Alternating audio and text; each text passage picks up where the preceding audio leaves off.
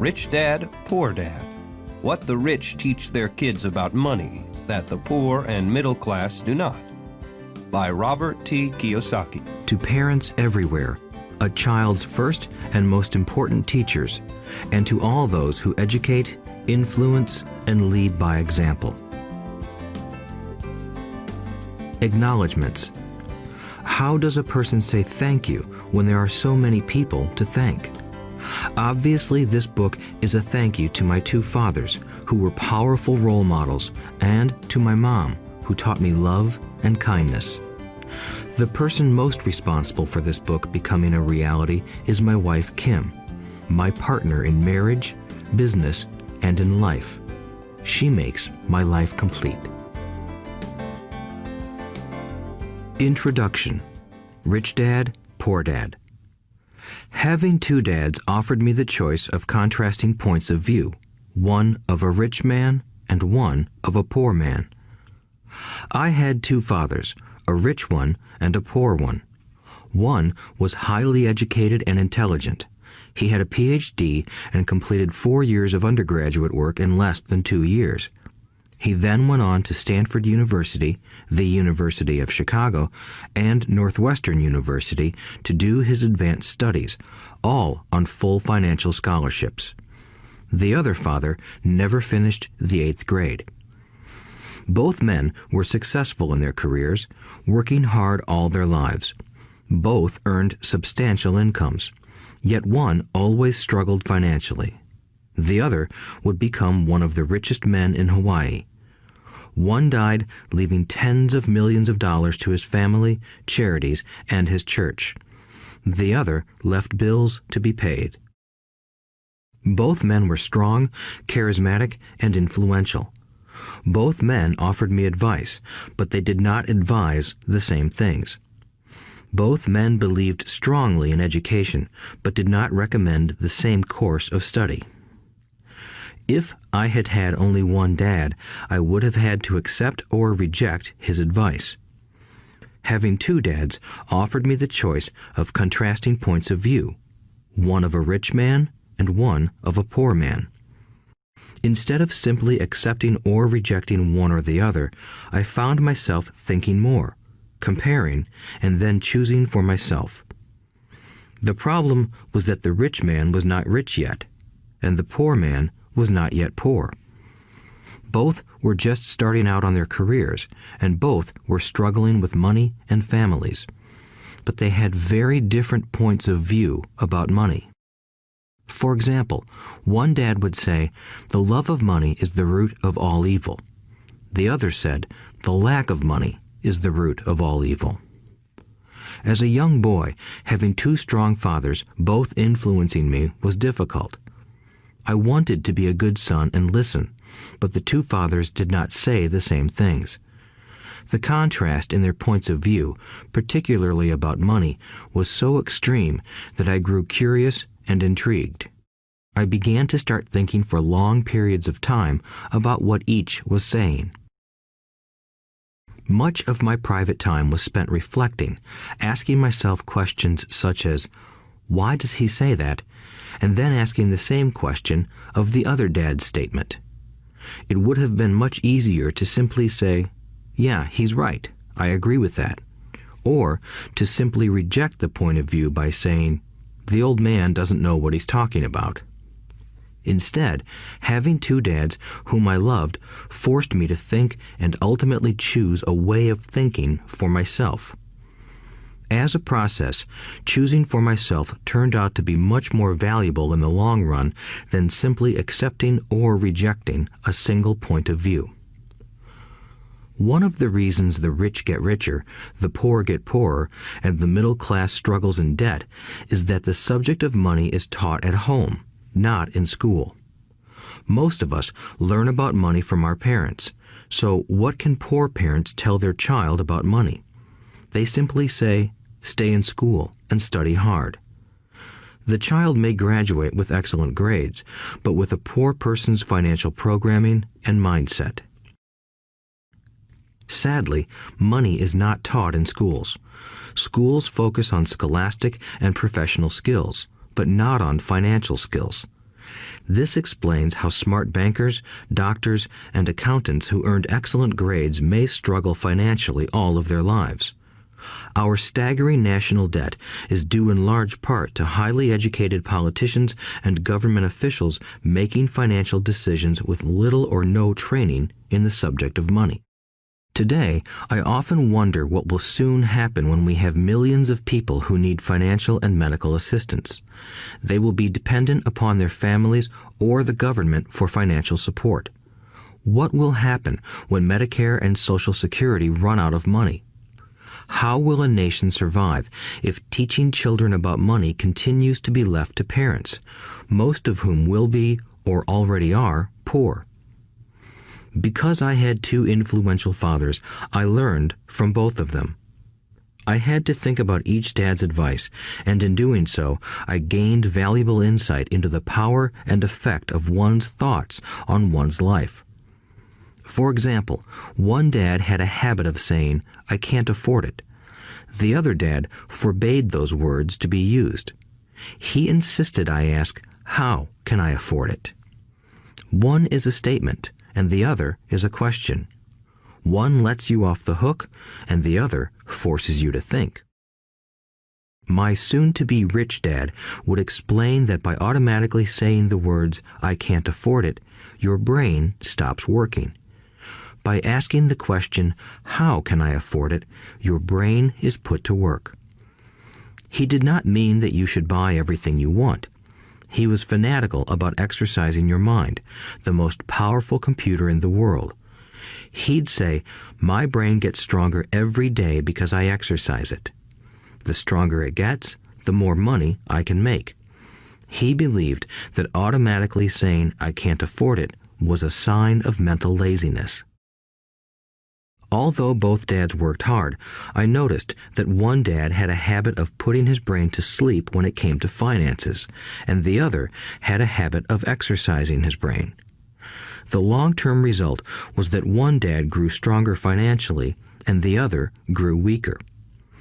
It is not much different from a person who goes to the gym to exercise on a regular basis versus someone who sits on the couch watching television. Proper physical exercise increases your chances for health, and proper mental exercise increases your chances for wealth. My two dads had opposing attitudes, and that affected the way they thought. One dad thought that the rich should pay more in taxes to take care of those less fortunate.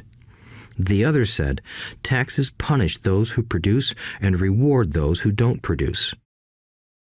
One dad recommended, study hard so you can find a good company to work for. The other recommended, study hard so you can find a good company to buy. One dad said, the reason I'm not rich is because I have you kids. The other said, the reason I must be rich is because I have you kids. One encouraged talking about money and business at the dinner table, while the other forbade the subject of money to be discussed over a meal. One said, when it comes to money, play it safe, don't take risks. The other said, learn to manage risk. One believed, our home is our largest investment and our greatest asset. The other believed, my house is a liability, and if your house is your largest investment, you're in trouble. Both dads paid their bills on time, yet one paid his bills first while the other paid his bills last. One dad believed in a company or the government taking care of you and your needs. He was always concerned about pay raises, retirement plans, medical benefits, sick leave, vacation days, and other perks. He was impressed with two of his uncles who joined the military and earned a retirement and entitlement package for life after 20 years of active service. He loved the idea of medical benefits and PX privileges the military provided its retirees. He also loved the tenure system available through the university.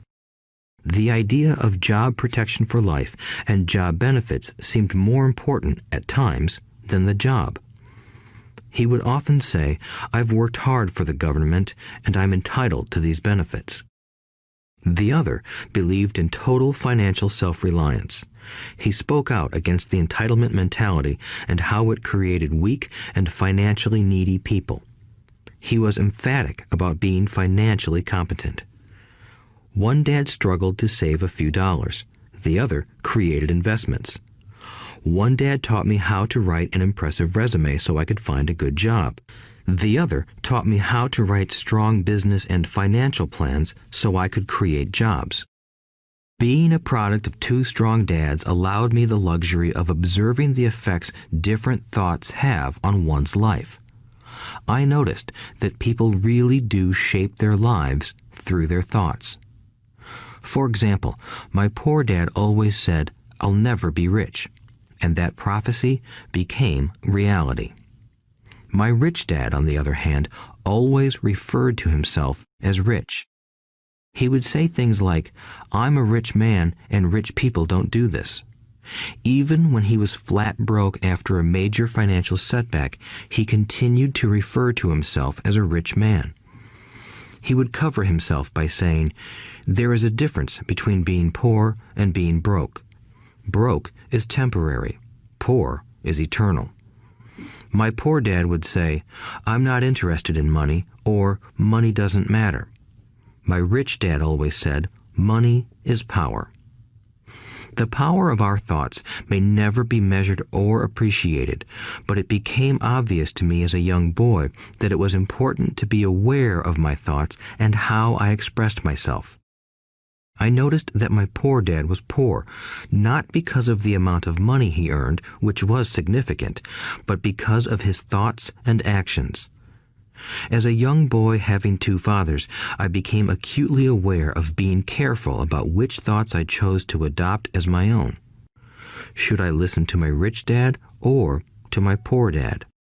Although both men had tremendous respect for education and learning, they disagreed about what they thought was important to learn.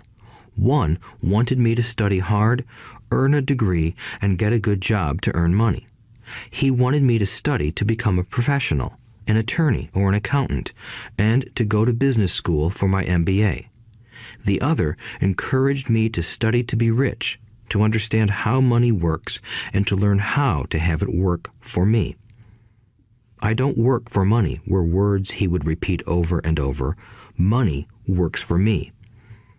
At the age of 9, I decided to listen to and learn from my rich dad about money. In doing so, I chose not to listen to my poor dad, even though he was the one with all the college degrees. A lesson from Robert Frost. Robert Frost is my favorite poet. Although I love many of his poems, my favorite is "The Road Not Taken." I use its lesson almost daily. The road not taken. Two roads diverged in a yellow wood, and sorry I could not travel both. And be one traveler long I stood, and looked down one as far as I could, to where it bent in the undergrowth, then took the other as just as fair, and having perhaps the better claim, because it was grassy and wanted wear. Though as for that the passing there had worn them really about the same, and both that morning equally lay in leaves no step had trodden black. Oh, I kept the first for another day, yet knowing how way leads on to way, I doubted if I should ever come back. I shall be telling this with a sigh, somewhere ages and ages hence. Two roads diverged in a wood, and I took the one less traveled by, and that has made all the difference. And that has made all the difference. Over the years, I have often reflected upon Robert Frost's poem. Choosing not to listen to my highly educated dad's advice and attitude about money was a painful decision, but it was a decision that shaped the rest of my life. Once I made up my mind about whom to listen to, my education about money began. My rich dad taught me over a period of 30 years until I was 39 years old. He stopped once he realized that I knew and fully understood what he had been trying to drum into my often thick skull. Money is one form of power, but what is more powerful is financial education. Money comes and goes, but if you have the education about how money works, you gain power over it and can begin building wealth. The reason positive thinking alone does not work is because most people went to school and never learned how money works, so they spend their lives working for money. Because I was only 9 years old when I started, the lessons my rich dad taught me were simple, and when it was all said and done, there were only 6 main lessons repeated over 30 years. This audiobook is about those 6 lessons, put as simply as possible, just as simply as my rich dad put forth those lessons to me. The lessons are meant not to be answers, but guideposts that will assist you and your children to grow wealthier no matter what happens in a world of increasing change and uncertainty. Chapter 1. Lesson 1. The rich don't work for money. The poor and the middle class work for money. The rich have money work for them. Dad, can you tell me how to get rich? My dad put down the evening paper. Why do you want to get rich, son? Because today Jimmy's mom drove up in their new Cadillac and they were going to their beach house for the weekend. He took 3 of his friends, but Mike and I weren't invited. They told us we weren't invited because we were poor kids. They did? My dad asked incredulously. Yeah, they did, I replied in a hurt tone. My dad silently shook his head, pushed his glasses up the bridge of his nose, and went back to reading the paper. I stood waiting for an answer. The year was 1956. I was 9 years old. By some twist of fate, I attended the same public school where the rich people sent their kids. We were primarily a sugar plantation town. The managers of the plantation and the other affluent people, such as doctors, business owners, and bankers, sent their children to this elementary school. After grade 6, their children were generally sent off to private schools. Because my family lived on one side of the street, I went to this school. Had I lived on the other side of the street, I would have gone to a different school with kids from families more like mine. After grade 6, these kids and I would go on to the public intermediate and high school. There was no private school for them or for me. My dad finally put down the paper. I could tell he was thinking. Well, son, he began slowly, if you want to be rich, you have to learn to make money. How do I make money? I asked. Well, use your head, son, he said, smiling.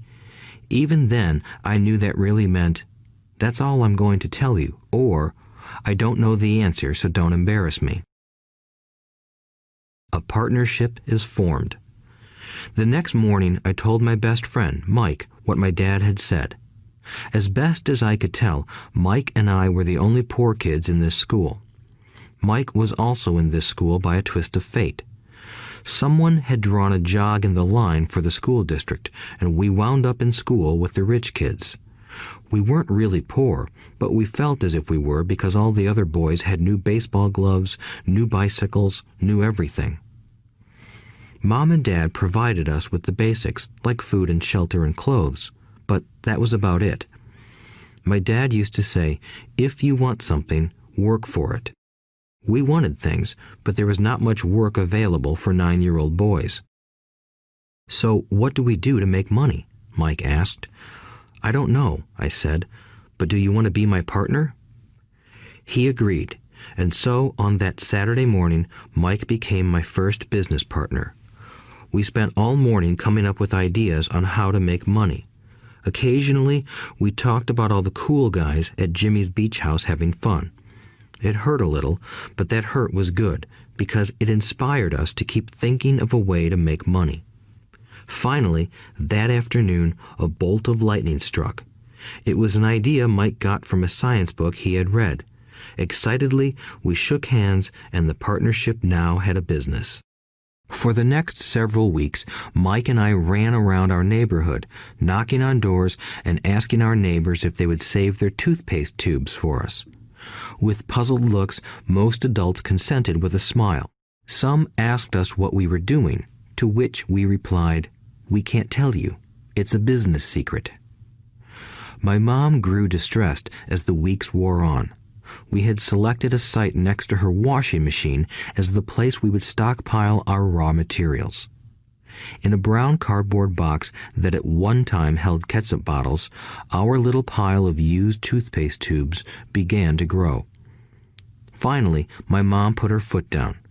The sight of her neighbor's messy, crumpled used toothpaste tubes had gotten to her.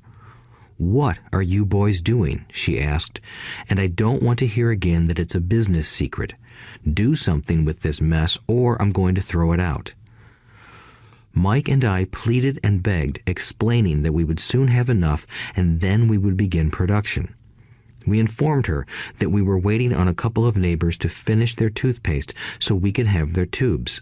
Mom granted us a 1-week extension. The date to begin production was moved up, and the pressure was on.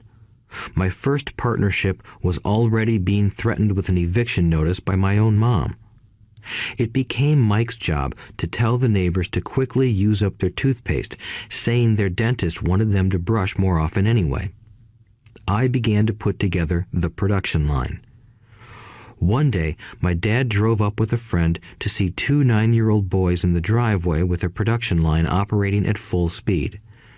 There was fine white powder everywhere. On a long table were small milk cartons from school, and our family's hibachi grill was glowing with red-hot coals at maximum heat. Dad walked up cautiously, having to park the car at the base of the driveway since the production line blocked the carport. As he and his friend got closer, they saw a steel pot sitting on top of the coals in which the toothpaste tubes were being melted down. In those days, toothpaste did not come in plastic tubes. The tubes were made of lead, so once the paint was burned off, the tubes were dropped in the small steel pot. They melted until they became liquid, and with my mom's pot holders, we poured the lead through a small hole in the top of the milk cartons. The milk cartons were filled with plaster of Paris. White powder was everywhere.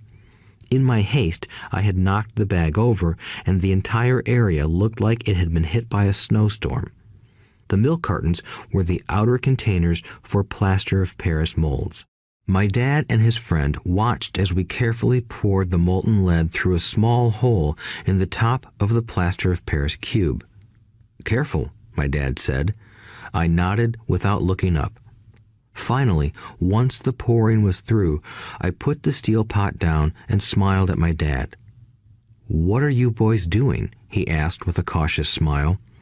"We're doing what you told me to do. We're going to be rich," I said. "Yup," said Mike, grinning and nodding his head. "We're partners." "And what is in those plaster molds?" my dad asked. "Watch," I said. "This should be a good batch." With a small hammer, I tapped at the seal that divided the cube in half. Cautiously, I pulled up the top half of the plaster mold, and a lead nickel fell out. "Oh my God," my dad said, "you're casting nickels out of lead." "That's right," Mike said. "We're doing as you told us to do. We're making money."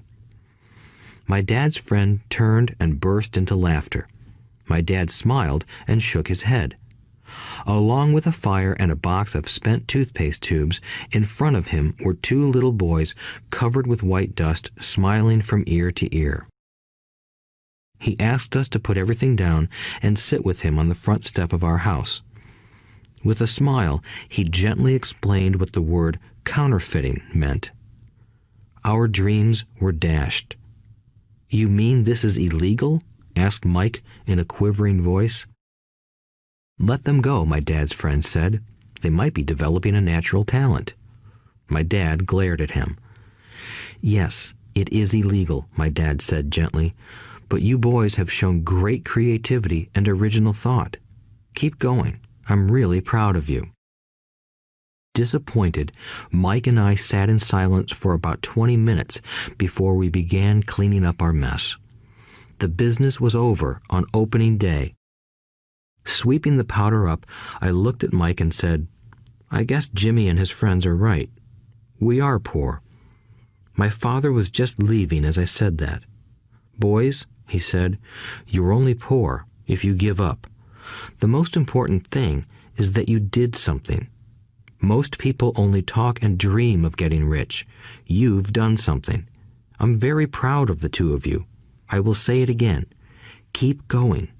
Don't quit. Mike and I stood there in silence. They were nice words, but we still did not know what to do. "So how come you're not rich, Dad?" I asked. "Because I chose to be a school teacher. School teachers really don't think about being rich. We just like to teach. I wish I could help you, but I really don't know how to make money." Mike and I turned and continued our cleanup. "I know," said my dad. "If you boys want to learn how to be rich, don't ask me. Talk to your dad, Mike." "My dad?" asked Mike with a scrunched-up face. "Yeah, your dad," repeated my dad with a smile. "Your dad and I have the same banker, and he raves about your father. He's told me several times that your father is brilliant when it comes to making money." "My dad?" Mike asked again in disbelief. "Then how come we don't have a nice car and a nice house like the rich kids at school?" "A nice car and a nice house don't necessarily mean you're rich or you know how to make money," my dad replied. "Jimmy's dad works for the sugar plantation. He's not much different from me. He works for a company and I work for the government. The company buys the car for him.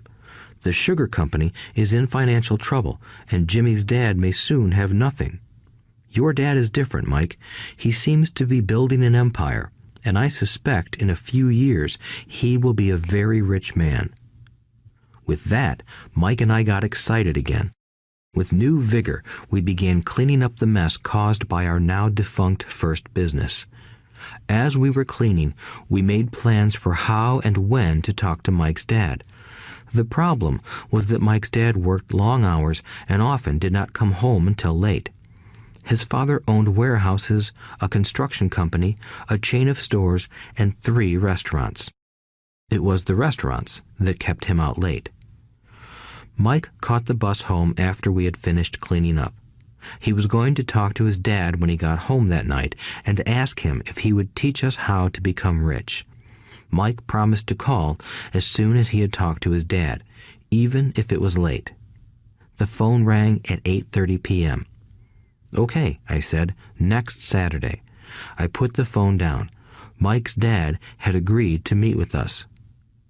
On Saturday, I caught the 7:30 a.m. bus to the poor side of town. The lessons begin. Mike and I met with his dad that morning at 8 o'clock. He was already busy, having been at work for more than an hour. His construction supervisor was just leaving in his pickup truck as I walked up to his simple, small, and tidy home. Mike met me at the door.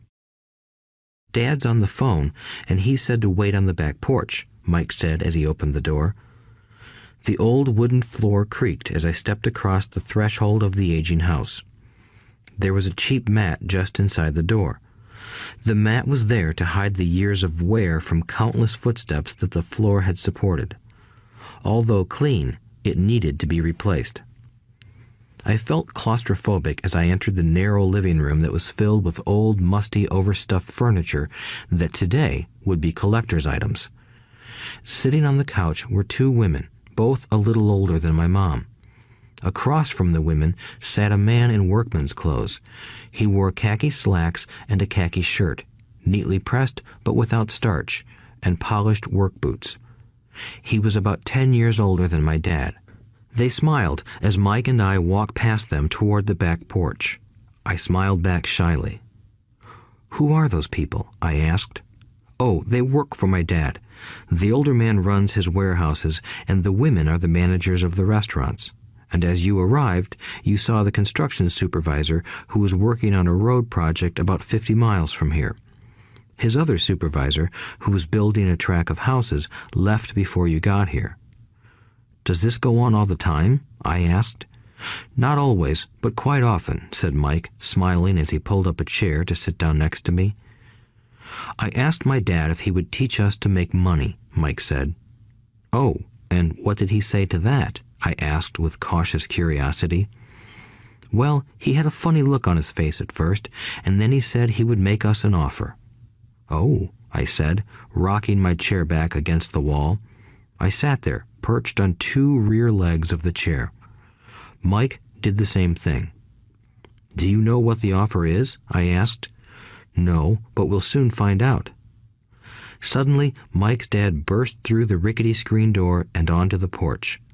Mike and I jumped to our feet, not out of respect, but because we were startled. "Ready, boys?" he asked as he pulled up a chair to sit down with us. We nodded our heads as we pulled our chairs away from the wall to sit in front of him. He was a big man, about 6 feet tall and 200 pounds. My dad was taller, about the same weight, and 5 years older than Mike's dad. They sort of looked alike, though not of the same ethnic makeup. Maybe their energy was similar. "Mike says you want to learn to make money. Is that correct, Robert?" I nodded my head quickly, but with a little trepidation. He had a lot of power behind his words and smile. "Okay, here's my offer. I'll teach you, but I won't do it classroom style. You work for me, I'll teach you. You don't work for me, I won't teach you. I can teach you faster if you work, and I'm wasting my time if you just want to sit and listen like you do in school. That's my offer. Take it or leave it." May I ask a question first?" I asked. "No. Take it or leave it. I've got too much work to do to waste my time. If you can't make up your mind decisively, then you'll never learn to make money anyway.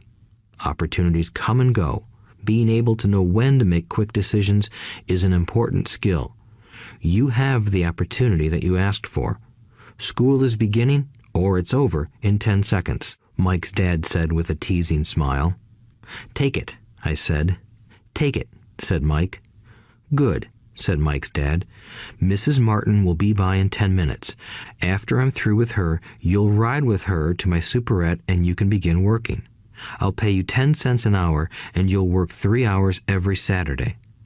"But I have a softball game today," I said. Mike's dad lowered his voice to a stern tone. "Take it or leave it," he said. "I'll take it," I replied, choosing to work and learn instead of playing. 30 cents later. By 9 a.m. that day, Mike and I were working for Mrs. Martin. She was a kind and patient woman. She always said that Mike and I reminded her of her 2 grown sons. Although kind, she believed in hard work and kept us moving. We spent 3 hours taking canned goods off the shelves, brushing each can with a feather duster to get the dust off, and then restacking them neatly. It was excruciatingly boring work. Mike's dad, whom I called my rich dad, owned 9 of these little superettes, each with a large parking lot. They were the early version of the 7-Eleven convenience stores, little neighborhood grocery stores where people bought items such as milk, bread, butter, and cigarettes. The problem was that this was Hawaii before air conditioning was widely used, and the stores could not close their doors because of the heat. On 2 sides of the store, the doors had to be wide open to the road and parking lot. Every time a car drove by or pulled into the parking lot, dust would swirl and settle in the store. We knew we had a job as long as there was no air conditioning. For 3 weeks, Mike and I reported to Mrs. Martin and worked our 3 hours. By noon, our work was over, and she dropped 3 little dimes in each of our hands. Now, even at the age of 9 in the mid-1950s, 30 cents was not too exciting. Comic books cost 10 cents back then, so I usually spent my money on comic books and went home. By Wednesday of the 4th week, I was ready to quit. I had agreed to work only because I wanted to learn to make money from Mike's dad, and now I was a slave for 10 cents an hour. On top of that, I had not seen Mike's dad since that first Saturday. "I'm quitting," I told Mike at lunchtime. School was boring, and now I did not even have my Saturdays to look forward to. But it was the 30 cents that really got to me. This time, Mike smiled. "What are you laughing at?" I asked with anger and frustration. "Dad said this would happen. He said to meet with him when you were ready to quit." "What?" I said indignantly. "He's been waiting for me to get fed up?" Sort of, Mike said. Dad's kind of different. He doesn't teach like your dad. Your mom and dad lecture a lot. My dad is quiet and a man of few words. You just wait till this Saturday. I'll tell him you're ready. You mean I've been set up? No, not really. But maybe. Dad will explain on Saturday. Waiting in line on Saturday. I was ready to face Mike's dad. Even my real dad was angry with him. My real dad, the one I called the poor one, thought that my rich dad was violating child labor laws and should be investigated. My educated poor dad told me to demand what I deserve, at least 25 cents an hour. My poor dad told me that if I did not get a raise, I was to quit immediately. You don't need that damn job anyway, said my poor dad with indignation. At 8 o'clock Saturday morning, I walked through the door of Mike's house when Mike's dad opened it. Take a seat and wait in line, he said as I entered. He turned and disappeared into his little office next to a bedroom. I looked around the room and didn't see Mike anywhere. Feeling awkward, I cautiously sat down next to the same two women who were there 4 weeks earlier. They smiled and slid down the couch to make room for me. 45 minutes went by, and I was steaming. The two women had met with him and left 30 minutes earlier. An older gentleman was in there for 20 minutes and was also gone. The house was empty, and here I sat in a musty, dark living room on a beautiful, sunny Hawaiian day, waiting to talk to a cheapskate who exploited children. I could hear him rustling around the office, talking on the phone, and ignoring me. I was ready to walk out, but for some reason I stayed. Finally, 15 minutes later, at exactly 9 o'clock, Rich Dad walked out of his office, said nothing, and signaled with his hand for me to enter. I understand you want a raise or you're going to quit, Rich Dad said as he swiveled in his office chair. Well, you're not keeping your end of the bargain, I blurted out, nearly in tears. It was really frightening for me to confront a grown-up. You said that you would teach me if I worked for you. Well, I've worked for you. I've worked hard. I've given up my baseball games to work for you, but you haven't kept your word and you haven't taught me anything. You are a crook like everyone in town thinks you are. You're greedy. You want all the money and don't take care of your employees. You made me wait and don't show me any respect. I'm only a little boy, but I deserve to be treated better. Rich Dad rocked back in his swivel chair, hands up to his chin, and stared at me. Not bad, he said. In less than a month, you sound like most of my employees. What? I asked. Not understanding what he was saying, I continued with my grievance. I thought you were going to keep your end of the bargain and teach me. Instead, you want to torture me? That's cruel. That's really cruel. I am teaching you, Rich Dad said quietly.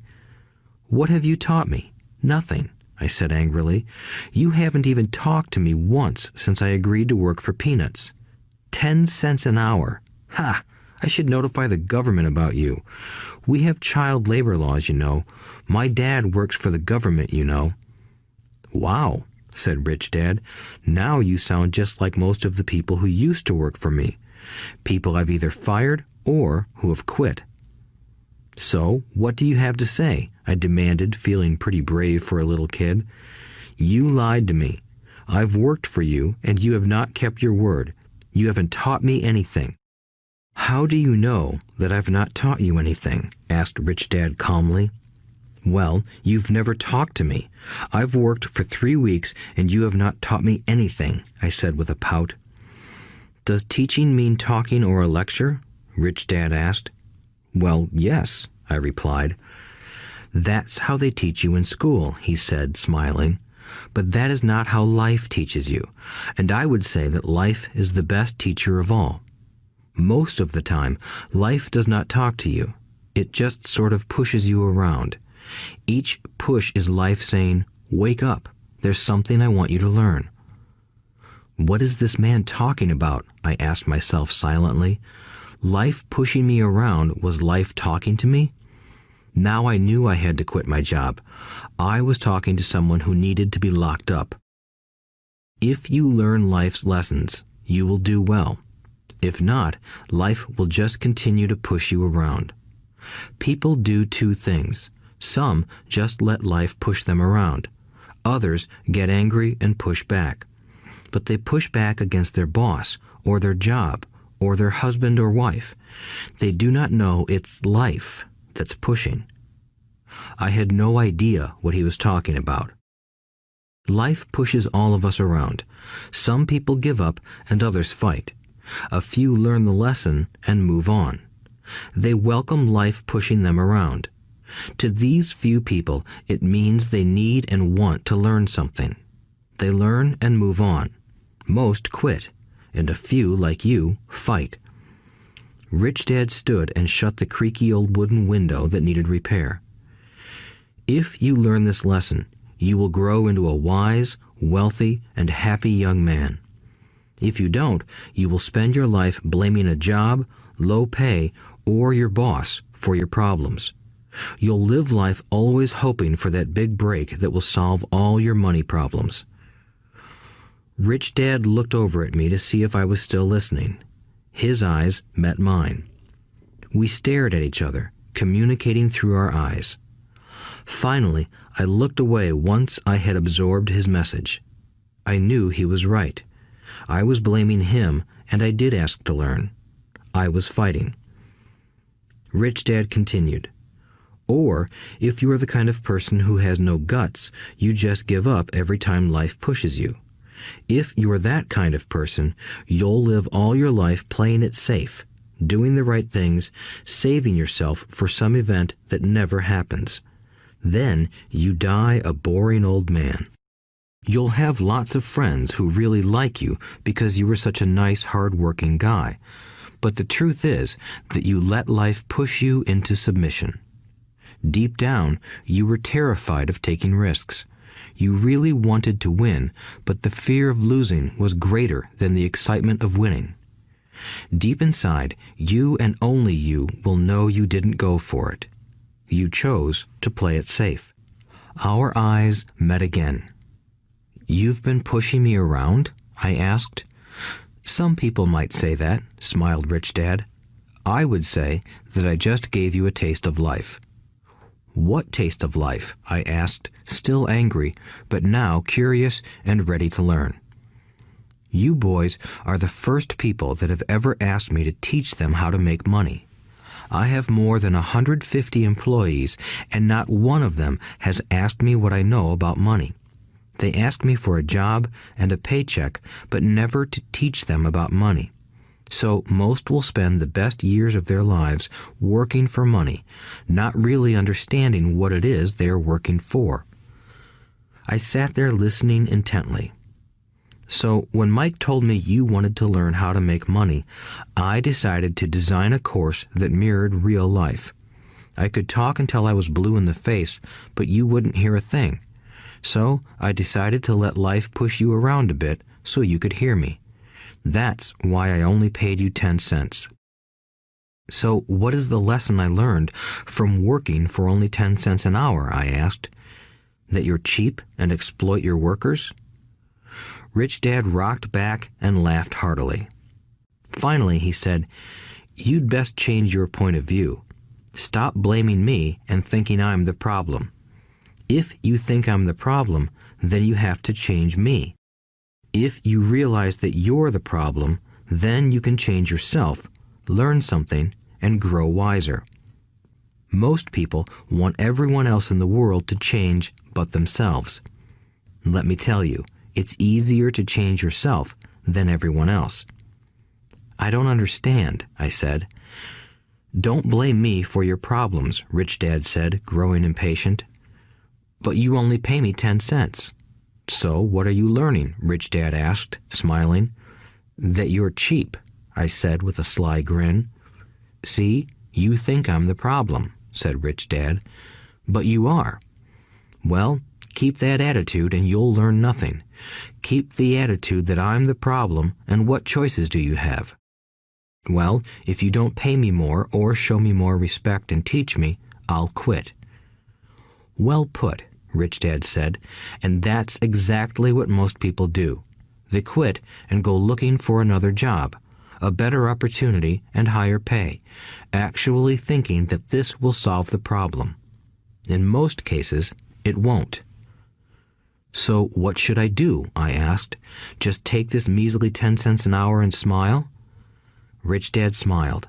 That's what the other people do. But that's all they do, waiting for a raise, thinking that more money will solve their problems. Most just accept it, and some take a second job working harder, but again, accepting a small paycheck. I sat staring at the floor, beginning to understand the lesson Rich Dad was presenting. I could sense it was a taste of life. Finally, I looked up and asked, "So what will solve the problem?" "This," he said, leaning forward in his chair and tapping me gently on the head. "This stuff between your ears."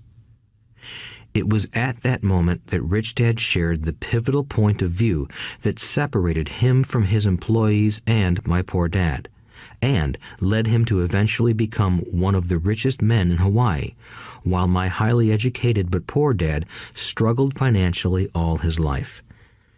It was a singular point of view that made all the difference over a lifetime. Rich Dad said this point of view over and over, which I call lesson number 1. The poor and the middle class work for money. The rich have money work for them. On that bright Saturday morning, I learned a completely different point of view from what I had been taught by my poor dad. At the age of 9, I understood that both dads wanted me to learn. Both dads encouraged me to study, but not the same things.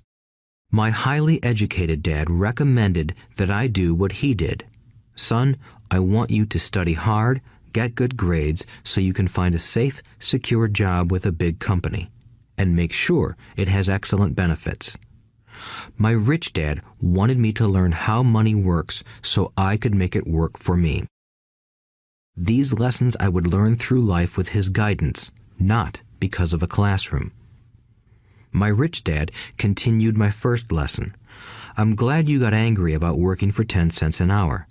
If you hadn't got angry and had simply accepted it, I would have to tell you that I could not teach you. You see, true learning takes energy, passion, and a burning desire. Anger is a big part of that formula, for passion is anger and love combined. When it comes to money, most people want to play it safe and feel secure, so passion does not direct them. Fear does." "So is that why they'll take jobs with low pay?" I asked. "Yes," said Rich Dad. "Some people say I exploit people because I don't pay as much as the sugar plantation or the government. I say the people exploit themselves. It's their fear, not mine." "But don't you feel you should pay them more?" I asked. "I don't have to. And besides, more money will not solve their problems. Just look at your dad. He makes a lot of money, and he still can't pay his bills. Most people, given more money, only get into more debt." "So that's why the 10 cents an hour," I said, smiling. "It's part of the lesson." "That's right," smiled Rich Dad. "You see, your dad went to school and got an excellent education so he could get a high-paying job. But he still has money problems because he never learned anything about money in school. On top of that, he believes in working for money." "And you don't?" I asked. "No, not really," said Rich Dad. "If you want to learn to work for money, then stay in school. That is a great place to learn to do that. But if you want to learn how to have money work for you, then I will teach you that. But only if you want to learn." "Wouldn't everyone want to learn that?" I asked. "No," said Rich Dad, "simply because it's easier to learn to work for money, especially if fear is your primary emotion when the subject of money is discussed." "I don't understand," I said with a frown. "Don't worry about that for now. Just know that it's fear that keeps most people working at a job. The fear of not paying their bills, the fear of being fired, the fear of not having enough money, and the fear of starting over. That's the price of studying to learn a profession or trade and then working for money. Most people become a slave to money and then get angry at their boss. Learning to have money work for you is a completely different course of study? I asked. Absolutely, Rich Dad answered. Absolutely. We sat in the silence on that beautiful Hawaiian Saturday morning. My friends had just started their Little League baseball game, but for some reason I was now thankful I had decided to work for 10 cents an hour. I sensed that I was about to learn something my friends wouldn't learn in school. Ready to learn? Asked Rich Dad. Absolutely, I said with a grin. I have kept my promise. I've been teaching you from afar, my Rich Dad said. At 9 years old, you've gotten a taste of what it feels like to work for money. Just multiply your last month by 50 years, and you will have an idea of what most people spend their life doing. I don't understand, I said. How did you feel waiting in line to see me, once to get hired and once to ask for more money? Terrible, I said. If you choose to work for money, that is what life will be like, said Rich Dad. And how did you feel when Mrs. Martin dropped 3 dimes in your hand for 3 hours of work? I felt like it wasn't enough. It seemed like nothing. I was disappointed, I said. And that is how most employees feel when they look at their paychecks, especially after all the tax and other deductions are taken out. At least you got 100%. You mean most workers don't get paid everything? I asked with amazement. Heavens no, said Rich Dad. The government always takes its share first. How do they do that? I asked. Taxes, said Rich Dad. You're taxed when you earn. You're taxed when you spend. You're taxed when you save. You're taxed when you die. Why do people let the government do that to them? The rich don't, said Rich Dad with a smile. The poor and the middle class do. I'll bet you that I earn more than your dad, yet he pays more in taxes. How can that be? I asked.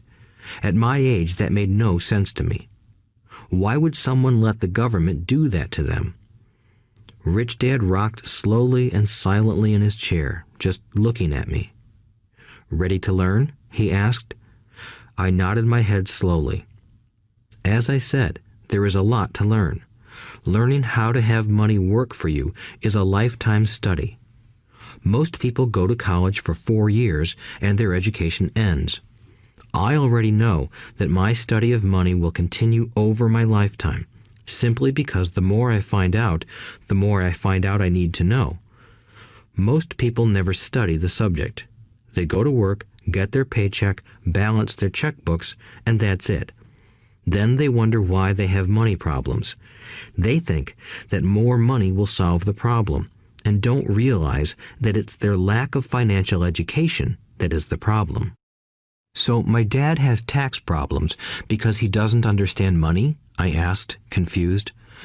Look, said Rich Dad, taxes are just one small section on learning how to have money work for you.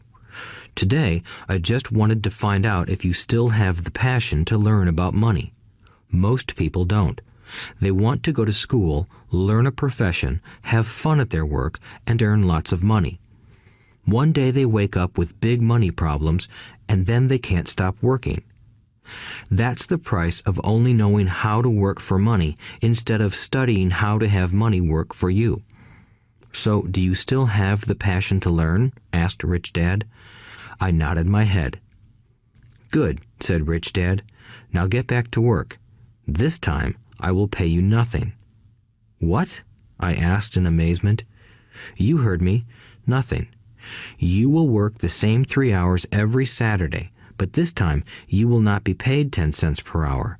You said you wanted to learn to not work for money, so I'm not going to pay you anything. I couldn't believe what I was hearing. I've already had this conversation with Mike, and he's already working, dusting and stacking canned goods for free. You better hurry and get back there. That's not fair, I shouted. You've got to pay something. You said you wanted to learn. If you don't learn this now, you'll grow up to be like the two women and the older man sitting in my living room, working for money and hoping I don't fire them. Or, like your dad, earning lots of money only to be in debt up to his eyeballs, hoping more money will solve the problem. If that's what you want, I'll go back to our original deal of 10 cents an hour. Or you can do what most adults do. Complain that there is not enough pay, quit, and go looking for another job. But what do I do? I asked. Rich Dad tapped me on the head. Use this, he said. If you use it well, you will soon thank me for giving you an opportunity, and you will grow into a rich man. I stood there, still not believing what a raw deal I was handed. I came to ask for a raise, and somehow I was instead working for nothing. Rich Dad tapped me on the head again and said, "Use this. Now, get out of here and get back to work." Lesson number 1. The rich don't work for money. I didn't tell my poor dad I wasn't being paid. He wouldn't have understood, and I didn't want to try to explain something I didn't understand myself. For 3 more weeks, Mike and I worked 3 hours every Saturday for nothing. The work didn't bother me, and the routine got easier. But it was the missed baseball games and not being able to afford to buy a few comic books that got to me. Rich Dad stopped by at noon on the 3rd week. We heard his truck pull up in the parking lot and sputter when the engine was turned off. He entered the store and greeted Mrs. Martin with a hug. After finding out how things were going in the store, he reached into the ice cream freezer, pulled out 2 bars, paid for them, and signaled to Mike and me. "Let's go for a walk, boys." We crossed the street, dodging a few cars, and walked across a large grassy field where a few adults were playing softball. Sitting down at a lone picnic table, he handed Mike and me the treats. "How's it going, boys?" "Okay," Mike said. I nodded in agreement. "Learn anything yet?" Rich Dad asked. Mike and I looked at each other, shrugged our shoulders, and shook our heads in unison. Avoiding one of life's biggest traps. Well, you boys had better start thinking. You're staring at one of life's biggest lessons. If you learn it, you'll enjoy a life of great freedom and security. If you don't, you'll wind up like Mrs. Martin and most of the people playing softball in this park.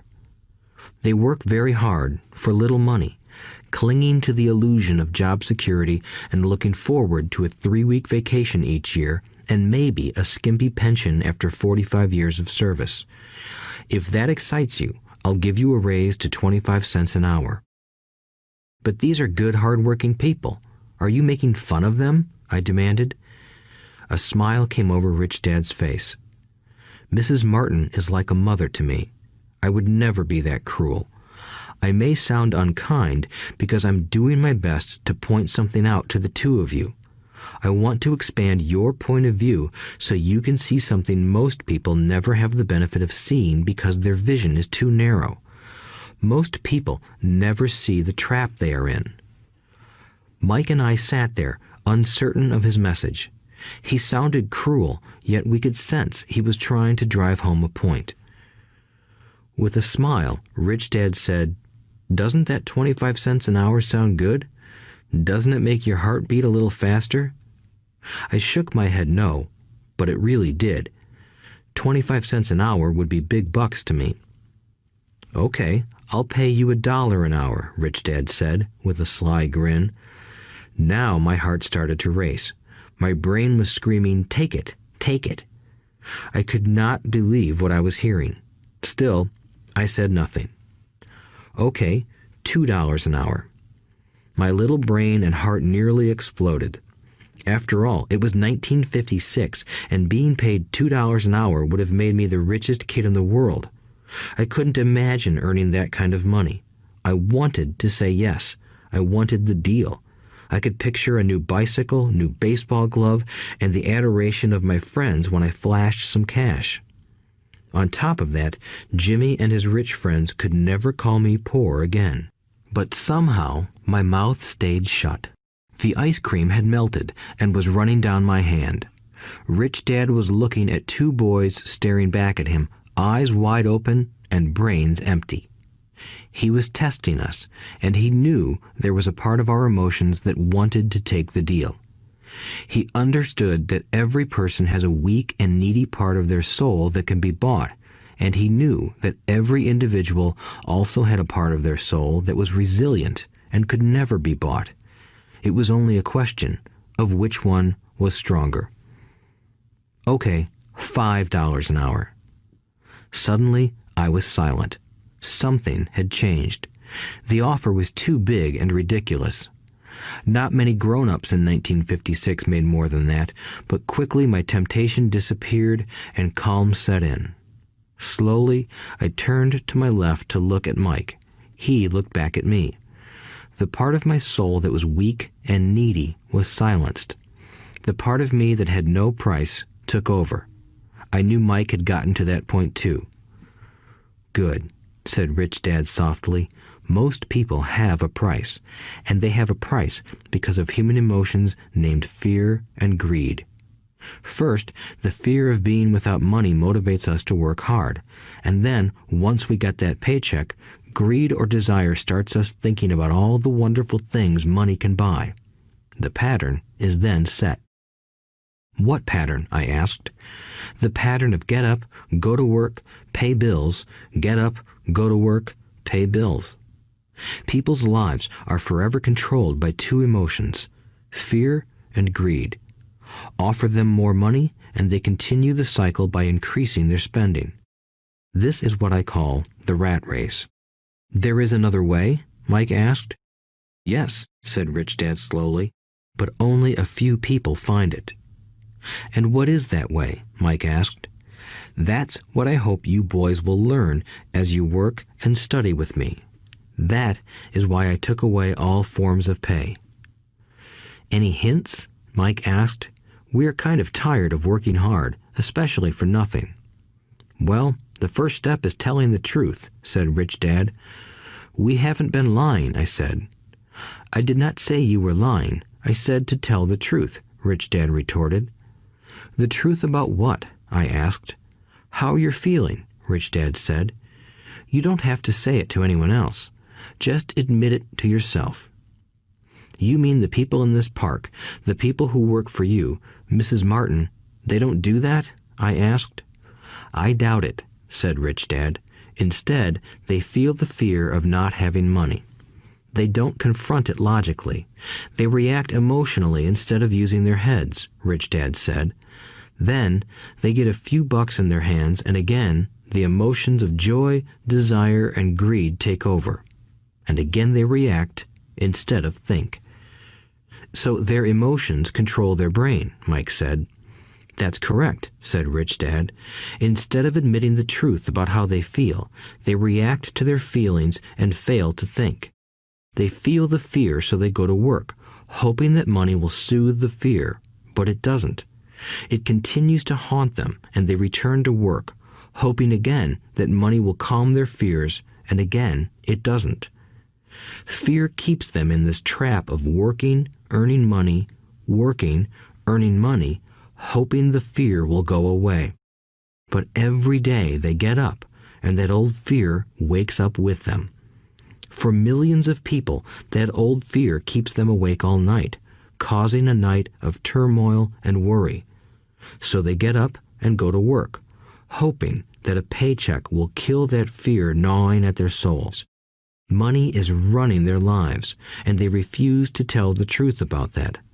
Money is in control of their emotions and their souls." Rich Dad sat quietly, letting his words sink in. Mike and I had heard what he said, but didn't understand fully what he was talking about.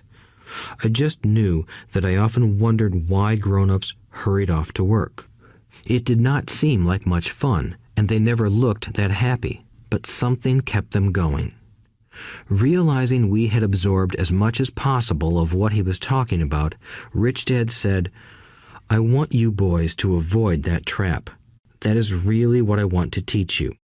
Not just to be rich, because being rich does not solve the problem." "It doesn't?" I asked, surprised. No, it doesn't. Let me explain the other emotion, desire. Some call it greed, but I prefer desire. It's perfectly normal to desire something better, prettier, more fun, or exciting. So people also work for money because of desire. They desire money for the joy they think it can buy.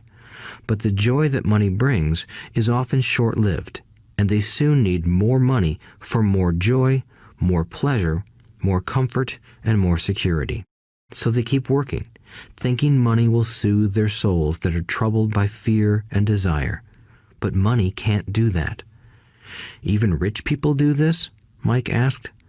Rich people included, said Rich Dad. In fact, the reason many rich people are rich isn't because of desire, but because of fear. They believe that money can eliminate the fear of being poor, so they amass tons of it, only to find the fear gets worse. Now they fear losing the money. I have friends who keep working even though they have plenty. I know people who have millions who are more afraid now than when they were poor. They're terrified of losing it all. The fears that drove them to get rich got worse. That weak and needy part of their soul is actually screaming louder. They don't want to lose the big houses, the cars, and the high life money has bought them.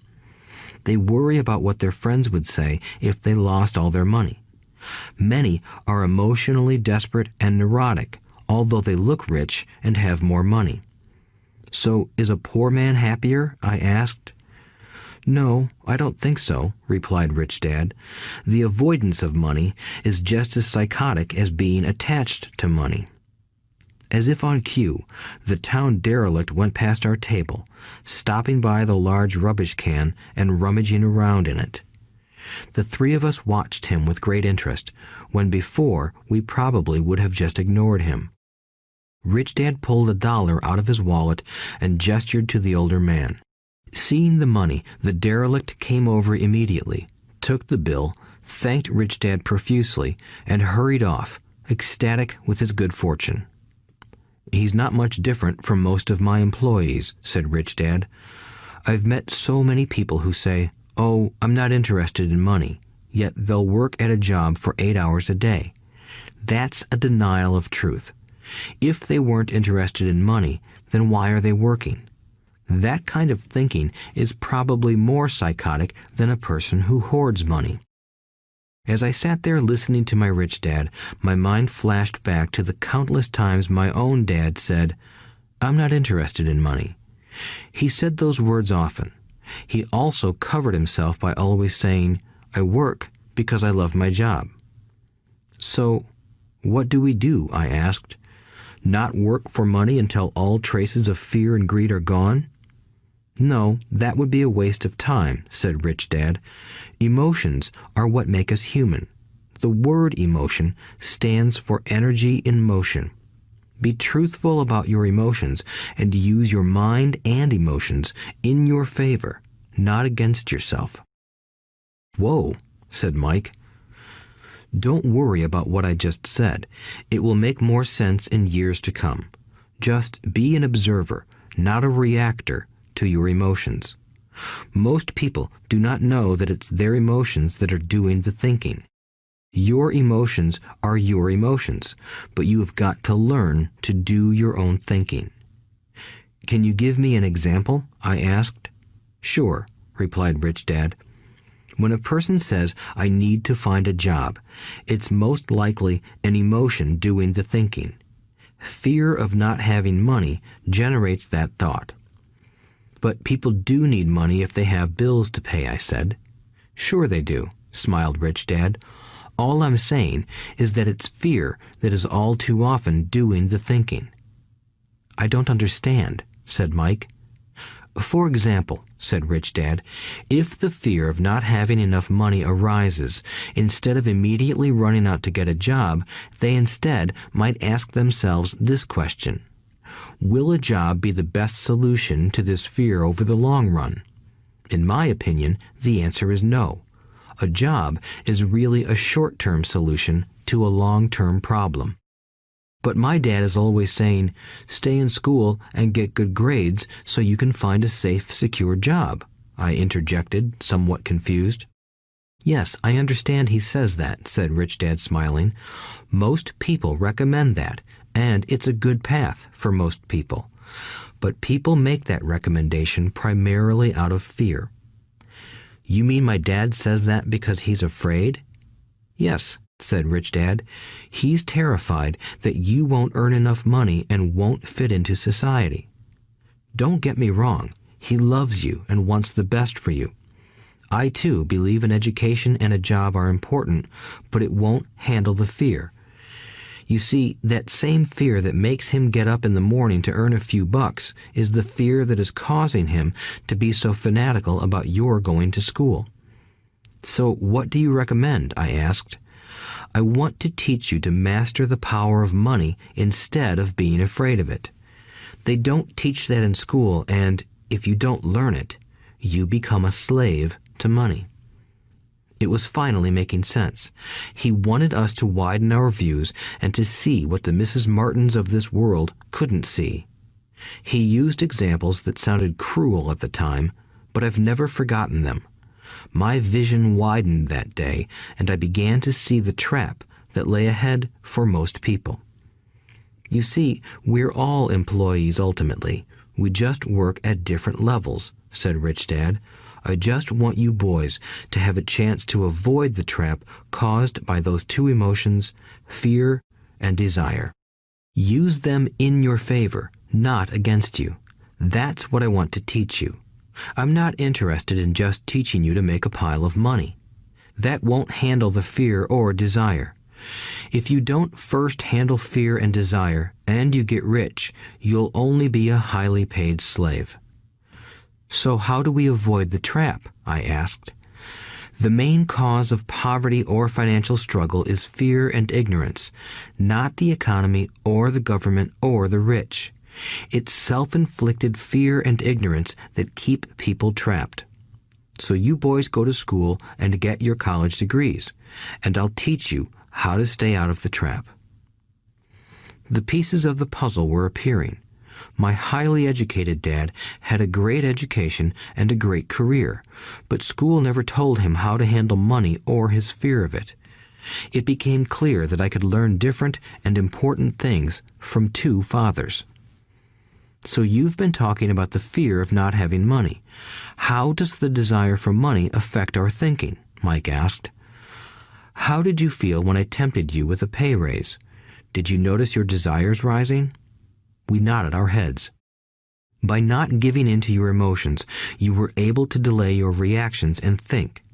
That is important. We will always have emotions of fear and greed. From here on in, it's imperative for you to use those emotions to your advantage, and for the long term to not let your emotions control your thinking. Most people use fear and greed against themselves. That's the start of ignorance. Most people live their lives chasing paychecks, pay raises, and job security because of the emotions of desire and fear, not really questioning where those emotion-driven thoughts are leading them. It's just like the picture of a donkey dragging a cart with its owner dangling a carrot just in front of its nose. The donkey's owner may be going where he wants to, but the donkey is chasing an illusion. Tomorrow, there will only be another carrot for the donkey. You mean the moment I pictured a new baseball glove, candy, and toys, that's like a carrot to a donkey? Mike asked. Yes, and as you get older, your toys get more expensive. A new car, a boat, and a big house to impress your friends, said Rich Dad with a smile. Fear pushes you out the door, and desire calls to you. That's the trap. So what's the answer? Mike asked. What intensifies fear and desire is ignorance. That is why rich people with lots of money often have more fear the richer they get. Money is the carrot, the illusion. If the donkey could see the whole picture, it might rethink its choice to chase the carrot. Rich Dad went on to explain that a human's life is a struggle between ignorance and illumination. He explained that once a person stops searching for information and self-knowledge, ignorance sets in. That struggle is a moment-to-moment decision to learn to open or close one's mind. Look, school is very important. You go to school to learn a skill or profession to become a contributing member of society. Every culture needs teachers, doctors, mechanics, artists, cooks, business people, police officers, firefighters, and soldiers. Schools train them so society can thrive and flourish, said Rich Dad. Unfortunately, for many people, school is the end, not the beginning. There was a long silence. Rich Dad was smiling. I didn't comprehend everything he said that day, but as with most great teachers, his words continued to teach for years. I've been a little cruel today, said Rich Dad, but I want you to always remember this talk. I want you to always think of Mrs. Martin, and I want you always to remember that donkey. Never forget that fear and desire can lead you into life's biggest trap if you are not aware of them controlling your thinking. To spend your life living in fear, never exploring your dreams, is cruel. To work hard for money, thinking that it will buy you things that will make you happy, is also cruel. To wake up in the middle of the night terrified about paying bills is a horrible way to live. To live a life dictated by the size of a paycheck is not really living a life. Thinking that a job makes you secure is lying to yourself. That's cruel, and that's the trap I want you to avoid. I've seen how money runs people's lives. Don't let that happen to you. Please, don't let money run your life. A softball rolled under our table. Rich Dad picked it up and threw it back. So what does ignorance have to do with greed and fear? I asked. Because it is ignorance about money that causes so much greed and fear, said Rich Dad. Let me give you some examples. A doctor, wanting more money to better provide for his family, raises his fees. By raising his fees, it makes healthcare more expensive for everyone. It hurts the poor people the most, so they have worse health than those with money. Because the doctors raise their fees, the attorneys raise their fees. Because the attorneys' fees have gone up, school teachers want a raise, which raises our taxes, and on and on and on. Soon, there will be such a horrifying gap between the rich and the poor that chaos will break out and another great civilization will collapse. History proves that great civilizations collapse when the gap between the haves and have-nots is too great. Sadly, America is on that same course because we haven't learned from history. We only memorize historical dates and names, not the lesson. Aren't prices supposed to go up? I asked. In an educated society with a well-run government, prices should actually come down. Of course, that is often only true in theory. Prices go up because of greed and fear caused by ignorance. If schools taught people about money, there would be more money and lower prices. But schools focus only on teaching people to work for money, not how to harness money's power. But don't we have business schools? Mike asked. And haven't you encouraged me to go for my MBA? Yes, said Rich Dad, but all too often business schools train employees to become sophisticated bean counters. Heaven forbid a bean counter takes over a business. All they do is look at the numbers, fire people, and kill the business. I know this because I hire bean counters. All they think about is cutting costs and raising prices, which cause more problems. Bean counting is important. I wish more people knew it, but it, too, is not the whole picture, added Rich Dad angrily. So, is there an answer? Asked Mike. Yes, said Rich Dad. Learn to use your emotions to think, not think with your emotions. When you boys mastered your emotions by agreeing to work for free, I knew there was hope. When you again resisted your emotions when I tempted you with more money, you were again learning to think in spite of being emotionally charged. That's the first step. Why is that step so important? I asked. Well, that's up to you to find out. If you want to learn, I'll take you boys into the briar patch, a place almost everyone else avoids. If you go with me, you'll let go of the idea of working for money and instead learn to have money work for you. And what will we get if we go with you? What if we agree to learn from you? What will we get? I asked. The same thing Brer Rabbit got, said Rich Dad, referring to the classic children's story. Is there a briar patch? I asked. Yes, said Rich Dad. The briar patch is our fear and greed. Confronting fear, weaknesses, and neediness by choosing our own thoughts is the way out. Choosing our thoughts? Mike asked, puzzled. Yes, choosing what we think rather than reacting to our emotions. Instead of just getting up and going to work because not having the money to pay your bills is scaring you, ask yourself, is working harder at this the best solution to this problem? Most people are too afraid to rationally think things through and instead run out the door to a job they hate. The tar baby is in control. That's what I mean by choosing your thoughts. And how do we do that? Mike asked. That's what I will teach you. I'll teach you to have a choice of thoughts rather than a knee-jerk reaction, like gulping down your morning coffee and running out the door. Remember what I said before. A job is only a short-term solution to a long-term problem. Most people have only one problem in mind, and it's short-term. It's the bills at the end of the month, the tar baby. Money controls their lives, or should I say the fear and ignorance about money controls it. So they do as their parents did. They get up every day and go work for money, not taking the time to ask the question, is there another way?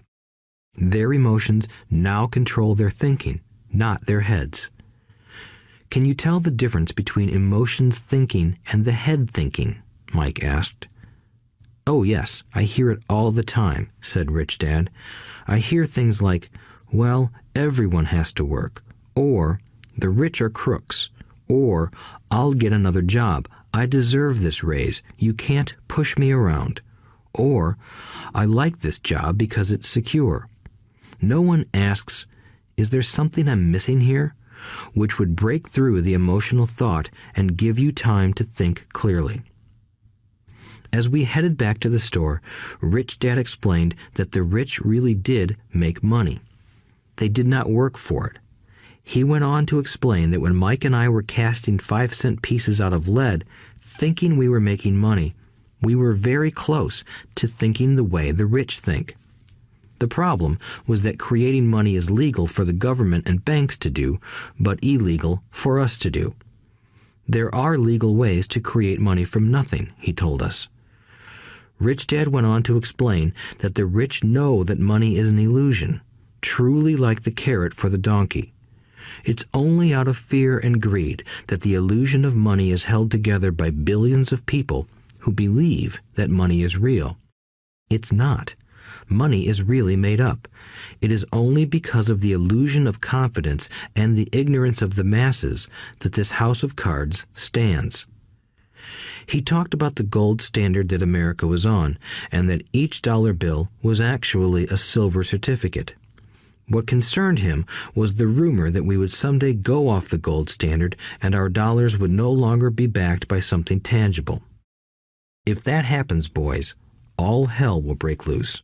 The poor, the middle class, and the ignorant will have their lives ruined simply because they will continue to believe that money is real and that the company they work for, or the government, will look after them.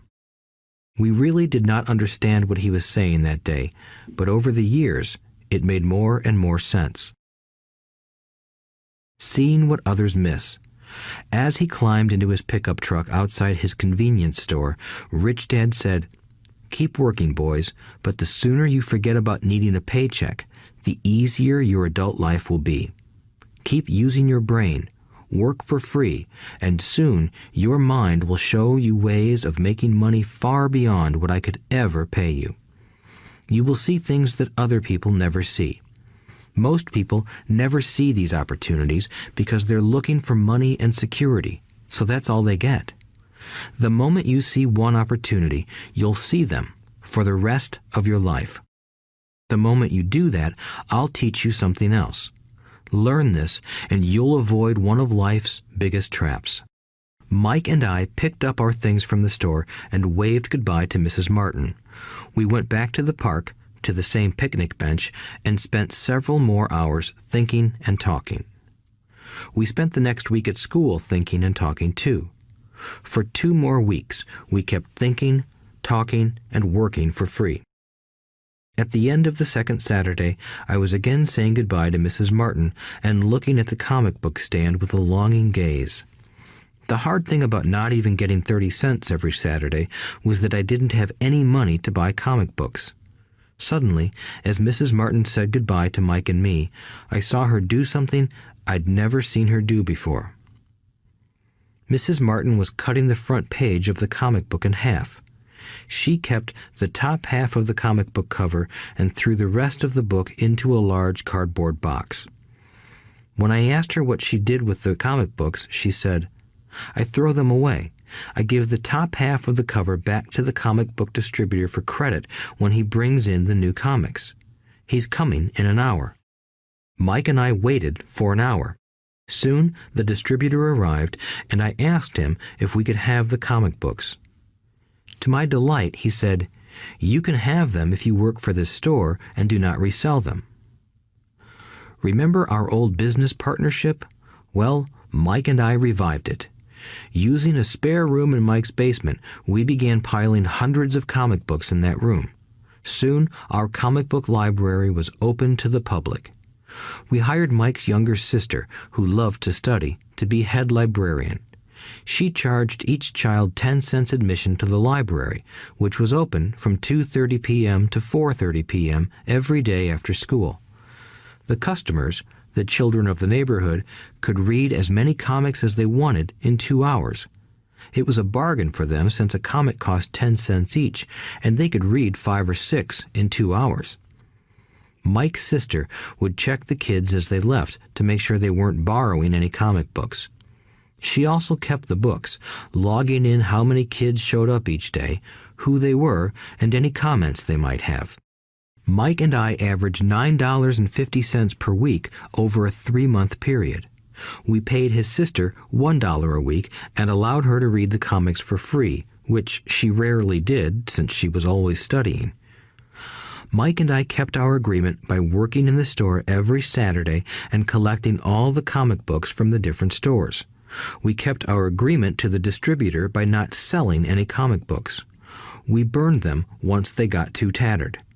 We tried opening a branch office, but we could never quite find someone as trustworthy and dedicated as Mike's sister. At an early age, we found out how hard it was to find good staff. 3 months after the library first opened, a fight broke out in the room.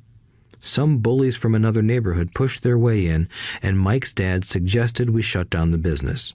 So our comic book business shut down, and we stopped working on Saturdays at the convenience store. But Rich Dad was excited because he had new things he wanted to teach us. He was happy because we had learned our first lessons so well. We learned to make money work for us. By not getting paid for our work at the store, we were forced to use our imaginations to identify an opportunity to make money. By starting our own business, the comic book library, we were in control of our own finances, not dependent on an employer. The best part was that our business generated money for us even when we weren't physically there. Our money worked for us.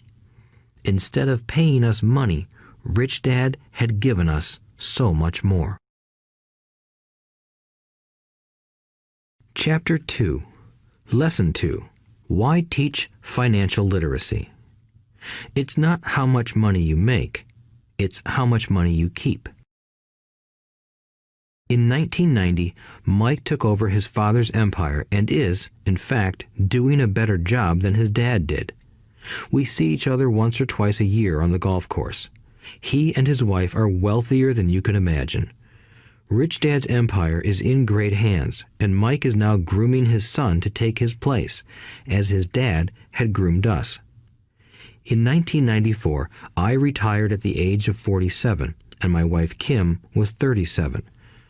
Retirement does not mean not working. For us, it means that, barring unforeseen cataclysmic changes, we can work or not work, and our wealth grows automatically, staying ahead of inflation. Our assets are large enough to grow by themselves. It's like planting a tree. You water it for years, and then one day it doesn't need you anymore. Its roots are implanted deep enough. Then the tree provides shade for your enjoyment. Mike chose to run the empire, and I chose to retire. Whenever I speak to groups of people, they often ask what I would recommend that they do. How do I get started? Is there a book you would recommend? What should I do to prepare my children? What is your secret to success? How do I make millions? Whenever I hear one of these questions, I'm reminded of the following story. The Richest Businessmen. In 1923, a group of our greatest leaders and richest businessmen held a meeting at the Edgewater Beach Hotel in Chicago. Among them were Charles Schwab, head of the largest independent steel company; Samuel Insull, president of the world's largest utility; Howard Hobson, head of the largest gas company; Ivar Kruger, president of International Match Company, one of the world's largest companies at that time; Leon Fraser, president of the Bank of International Settlements; Richard Whitney, president of the New York Stock Exchange; Arthur Cotton and Jesse Livermore, two of the biggest stock speculators; and Albert Fall, a member of President Harding's cabinet. 25 years later, 9 of these titans ended their lives as follows. Schwab died penniless after living for 5 years on borrowed money. Insull died broke in a foreign land, and Kruger and Cotton also died broke. Hobson went insane. Whitney and Albert Fall were released from prison, and Fraser and Livermore committed suicide. I doubt if anyone can say what really happened to these men. If you look at the date, 1923, it was just before the 1929 market crash and the Great Depression, which I suspect had a great impact on these men and their lives. The point is this. Today, we live in times of greater and faster change than these men did.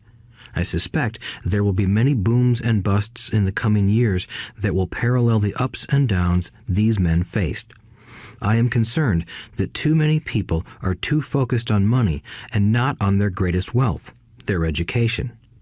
If people are prepared to be flexible, keep an open mind, and learn, they will grow richer and richer despite tough changes.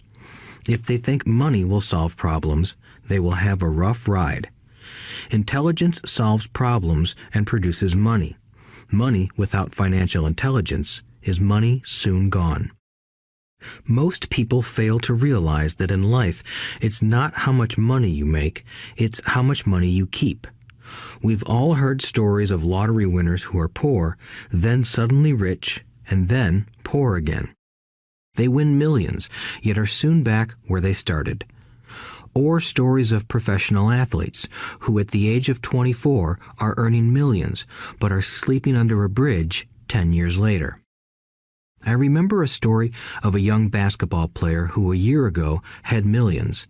Today, at just 29, he claims his friends, attorney, and accountant took his money and he was forced to work at a car wash for minimum wage. He was fired from the car wash because he refused to take off his championship ring as he was wiping off the cars. His story made national news, and he is appealing his termination, claiming hardship and discrimination. He claims that the ring is all he has left, and if it was stripped away, he'll crumble. I know so many people who became instant millionaires, and while I am glad some people have become richer and richer, I caution them that in the long run, it's not how much money you make, it's how much you keep and how many generations you keep it. So when people ask, "Where do I get started?" or tell me how to get rich quick, they often are greatly disappointed with my answer. I simply say to them what my rich dad said to me when I was a little kid. If you want to be rich, you need to be financially literate. That idea was drummed into my head every time we were together. As I said, my educated dad stressed the importance of reading books, while my rich dad stressed the need to master financial literacy. If you are going to build the Empire State Building, the first thing you need to do is dig a deep hole and pour a strong foundation. If you are going to build a home in the suburbs, all you need to do is pour a 6-inch slab of concrete. Most people, in their drive to get rich, are trying to build an Empire State Building on a 6-inch slab. Our school system, created in the agrarian age, still believes in homes with no foundation. Dirt floors are still the rage, so kids graduate from school with virtually no financial foundation. One day, sleepless and deep in debt in suburbia, living the American dream, they decide that the answer to their financial problems is to find a way to get rich quick. Construction on the skyscraper begins. It goes up quickly, and soon, instead of the Empire State Building, we have the Leaning Tower of Suburbia. The sleepless nights return. As for Mike and me in our adult years, both of our choices were possible because we were taught to pour a strong financial foundation when we were just kids. Accounting is possibly the most confusing, boring subject in the world, but if you want to be rich long term, it could be the most important subject. For Rich Dad, the question was how to take a boring and confusing subject and teach it to kids. The answer he found was to make it simple by teaching it in pictures. My rich dad poured a strong financial foundation for Mike and me. Since we were just kids, he created a simple way to teach us. For years, he only drew pictures and used few words. Mike and I understood the simple drawings, the jargon, the movement of money, and then in later years, Rich Dad began adding numbers. Today, Mike has gone on to master much more complex and sophisticated accounting analysis because he had to in order to run his empire. I am not as sophisticated because my empire is smaller, yet we come from the same simple foundation. Over the following pages, we will discuss those same simple line drawings Mike's dad created for us. Though basic, those drawings helped guide two little boys in building great sums of wealth on a solid and deep foundation. Rule number 1. You must know the difference between an asset and a liability, and buy assets. If you want to be rich, this is all you need to know. It is rule number 1. It is the only rule. This may sound absurdly simple, but most people have no idea how profound this rule is. Most people struggle financially because they do not know the difference between an asset and a liability. Rich people acquire assets. The poor and middle class acquire liabilities that they think are assets, said Rich Dad. When Rich Dad explained this to Mike and me, we thought he was kidding. Here we were, nearly teenagers, and waiting for the secret to getting rich. And this was his answer. It was so simple that we stopped for a long time to think about it. "What is an asset?" asked Mike. "Don't worry right now," said Rich Dad. "Just let the idea sink in. If you can comprehend the simplicity, your life will have a plan and be financially easy. It is simple. That is why the idea is missed." "You mean all we need to know is what an asset is, acquire them, and we'll be rich?" I asked. Rich Dad nodded his head. "It's that simple." "If it's that simple, how come everyone is not rich?" I asked. Rich Dad smiled. "Because people do not know the difference between an asset and a liability." I remember asking, how could adults be so misguided? If it is that simple, if it is that important, why would everyone not want to find out? It took Rich Dad only a few minutes to explain what assets and liabilities were. As an adult, I have difficulty explaining it to other adults. The simplicity of the idea escapes them because they have been educated differently. They were taught by other educated professionals, such as bankers, accountants, real estate agents, financial planners, and so forth. The difficulty comes in asking adults to unlearn or become children again. An intelligent adult often feels it is demeaning to pay attention to simplistic definitions. Rich Dad believed in the KISS principle. Keep it simple, stupid, or keep it super simple. So he kept it simple for us, and that made our financial foundation strong. So what causes the confusion? How could something so simple be so screwed up? Why would someone buy an asset that was really a liability? The answer is found in basic education. We focus on the word literacy and not financial literacy. What defines something to be an asset or a liability are not words. In fact, if you really want to be confused, look up the words asset and liability in the dictionary. I know the definition may sound good to a trained accountant, but for the average person, it makes no sense. But we adults are often too proud to admit that something does not make sense. To us young boys, Rich Dad said, "What defines an asset are not words, but numbers. And if you can't read the numbers, you can't tell an asset from a hole in the ground." In accounting, Rich Dad would say, it's not the numbers, but what the numbers are telling you. It's just like words. It's not the words, but the story the words are telling you. If you want to be rich, you've got to read and understand numbers. If I heard that once, I heard it 1,000 times from my rich dad. And I also heard the rich acquire assets and the poor and middle class acquire liabilities. Here is how to tell the difference between an asset and a liability. Most accountants and financial professionals do not agree with the definitions, but these simple drawings were the start of strong financial foundations for two young boys. An asset is something that puts money in my pocket. A liability is something that takes money out of my pocket. This is really all you need to know. If you want to be rich, simply spend your life buying assets. If you want to be poor or middle class, spend your life buying liabilities. Illiteracy, both in words and numbers, is the foundation of financial struggle. If people are having difficulties financially, there is something that they don't understand, either in words or numbers. The rich are rich because they are more literate in different areas than people who struggle financially.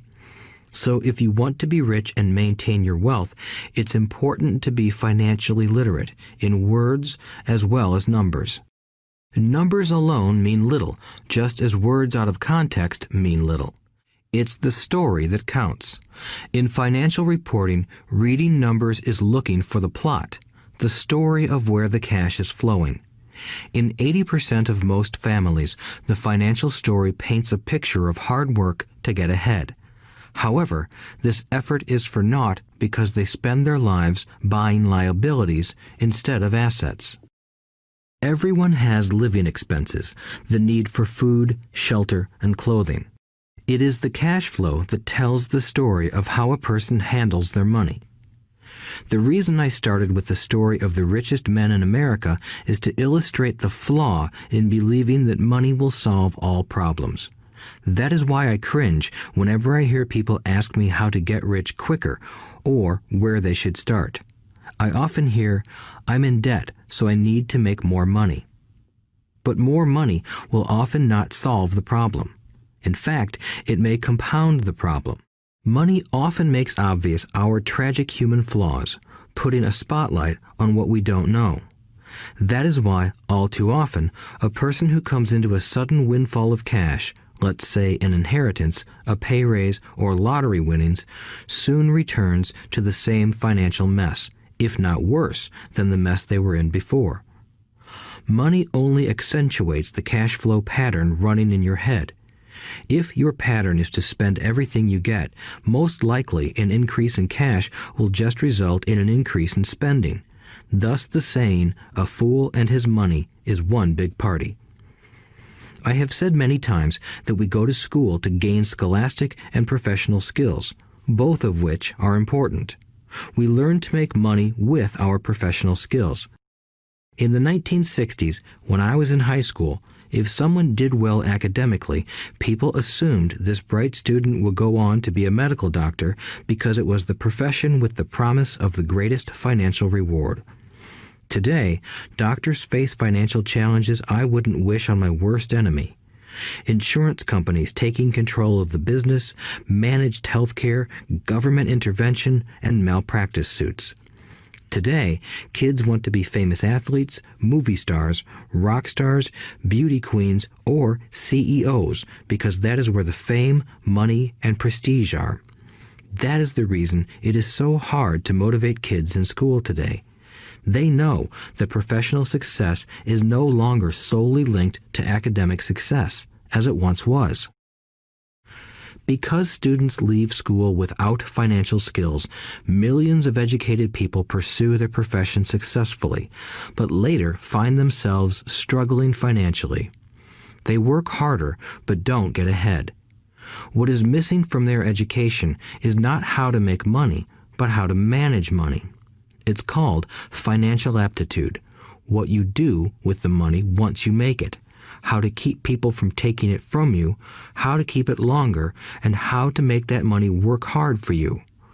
Most people don't understand why they struggle financially because they don't understand cash flow. A person can be highly educated, professionally successful, and financially illiterate. These people often work harder than they need to because they learned how to work hard, but not how to have their money work hard for them. The story of how the quest for a financial dream turns into a financial nightmare. The classic story of hardworking people has set a pattern. Recently married, the happy, highly educated young couple moves into one of their cramped, rented apartments. Immediately, they realize that they are saving money because two can live as cheaply as one. The problem is the apartment is cramped. They decide to save money to buy their dream home so they can have kids. They now have two incomes, and they begin to focus on their careers. Their incomes begin to increase. As their incomes go up, their expenses go up as well. The number one expense for most people is taxes. Many people think it's income tax, but for most Americans, their highest tax is Social Security. As an employee, it appears as if the Social Security tax combined with the Medicare tax rate is roughly 7.5%, but it's really 15% since the employer must match the Social Security amount. In essence, it is money the employer can't pay you. On top of that, you still have to pay income tax on the amount deducted from your wages for Social Security tax. Income you never received because it went directly to Social Security through withholding. Going back to the young couple, as a result of their incomes increasing, they decide to buy the house of their dreams. Once in their house, they have a new tax called property tax. Then they buy a new car, new furniture, and new appliances to match their new house. All of a sudden, they wake up and their liabilities column is full of mortgage and credit card debt. Their liabilities go up. They're now trapped in the rat race. Pretty soon, a baby comes along and they work harder. The process repeats itself. Higher incomes cause higher taxes, also called bracket creep. A credit card comes in the mail. They use it. It maxes out. A loan company calls and says their greatest asset, their home, has appreciated in value. Because their credit is so good, the company offers a bill consolidation loan and tells them the intelligent thing to do is clear off the high-interest consumer debt by paying off their credit card. And besides, interest on their home is a tax deduction. They go for it and pay off those high-interest credit cards. They breathe a sigh of relief. Their credit cards are paid off. They've now folded their consumer debt into their home mortgage. Their payments go down because they extend their debt over 30 years. It is the smart thing to do. Their neighbor calls to invite them to go shopping. The Memorial Day sale is on. They promise themselves they'll just window shop, but they take a credit card, just in case. I run into this young couple all the time. Their names change, but their financial dilemma is the same. They come to one of my talks to hear what I have to say. They ask me, "Can you tell us how to make more money?" They don't understand that their trouble is really how they choose to spend the money they do have. It is caused by financial illiteracy and not understanding the difference between an asset and a liability. More money seldom solves someone's money problems. Intelligence solves problems. There is a saying a friend of mine says over and over to people in debt. If you find you have dug yourself into a hole, stop digging. As a child, my dad often told us that the Japanese were aware of 3 powers: the power of the sword, the jewel, and the mirror. The sword symbolizes the power of weapons. America has spent trillions of dollars on weapons, and because of this is a powerful military presence in the world. The jewel symbolizes the power of money. There is some degree of truth to the saying, "Remember the golden rule. He who has the gold makes the rules." The mirror symbolizes the power of self-knowledge. This self-knowledge, according to Japanese legend, was the most treasured of the 3. All too often, the poor and middle class allow the power of money to control them. By simply getting up and working harder, failing to ask themselves if what they do makes sense, they shoot themselves in the foot as they leave for work every morning. By not fully understanding money, the vast majority of people allow its awesome power to control them. If they used the power of the mirror, they would have asked themselves, "Does this make sense?" All too often, instead of trusting their inner wisdom, that genius inside, most people follow the crowd. They do things because everybody else does them. They conform rather than question. Often, they mindlessly repeat what they have been told. Diversify. Your home is an asset. Your home is your biggest investment. You get a tax break for going into greater debt. Get a safe job. Don't make mistakes. Don't take risks. It is said that the fear of public speaking is a fear greater than death for most people. According to psychiatrists, the fear of public speaking is caused by the fear of ostracism, the fear of standing out, the fear of criticism, the fear of ridicule, and the fear of being an outcast. The fear of being different prevents most people from seeking new ways to solve their problems.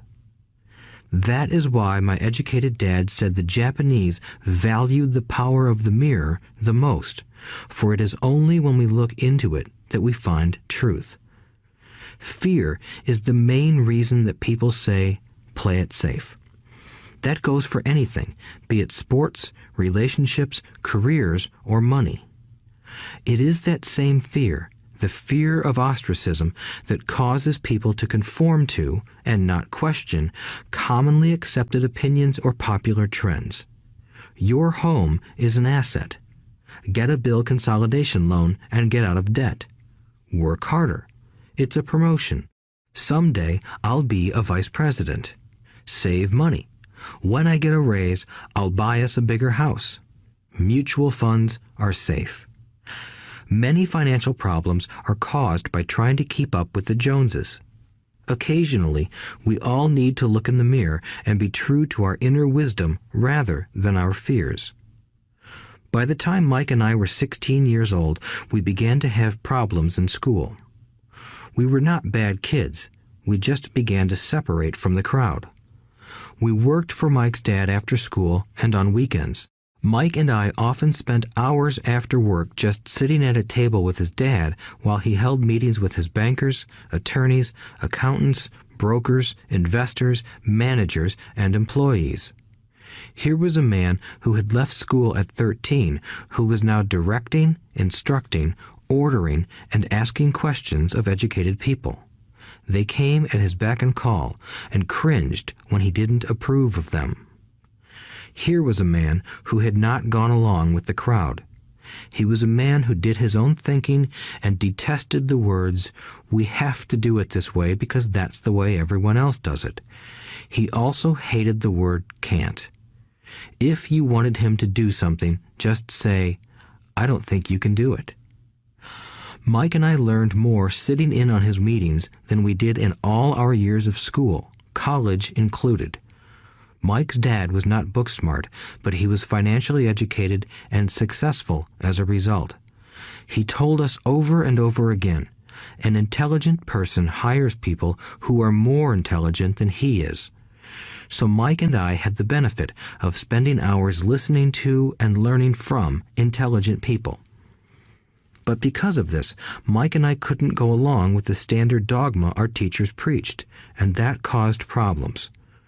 Whenever the teacher said, "If you don't get good grades, you won't do well in the real world," Mike and I just raised our eyebrows. When we were told to follow set procedures and not deviate from the rules, we could see how school discouraged creativity. We started to understand why our rich dad told us that schools were designed to produce good employees instead of employers.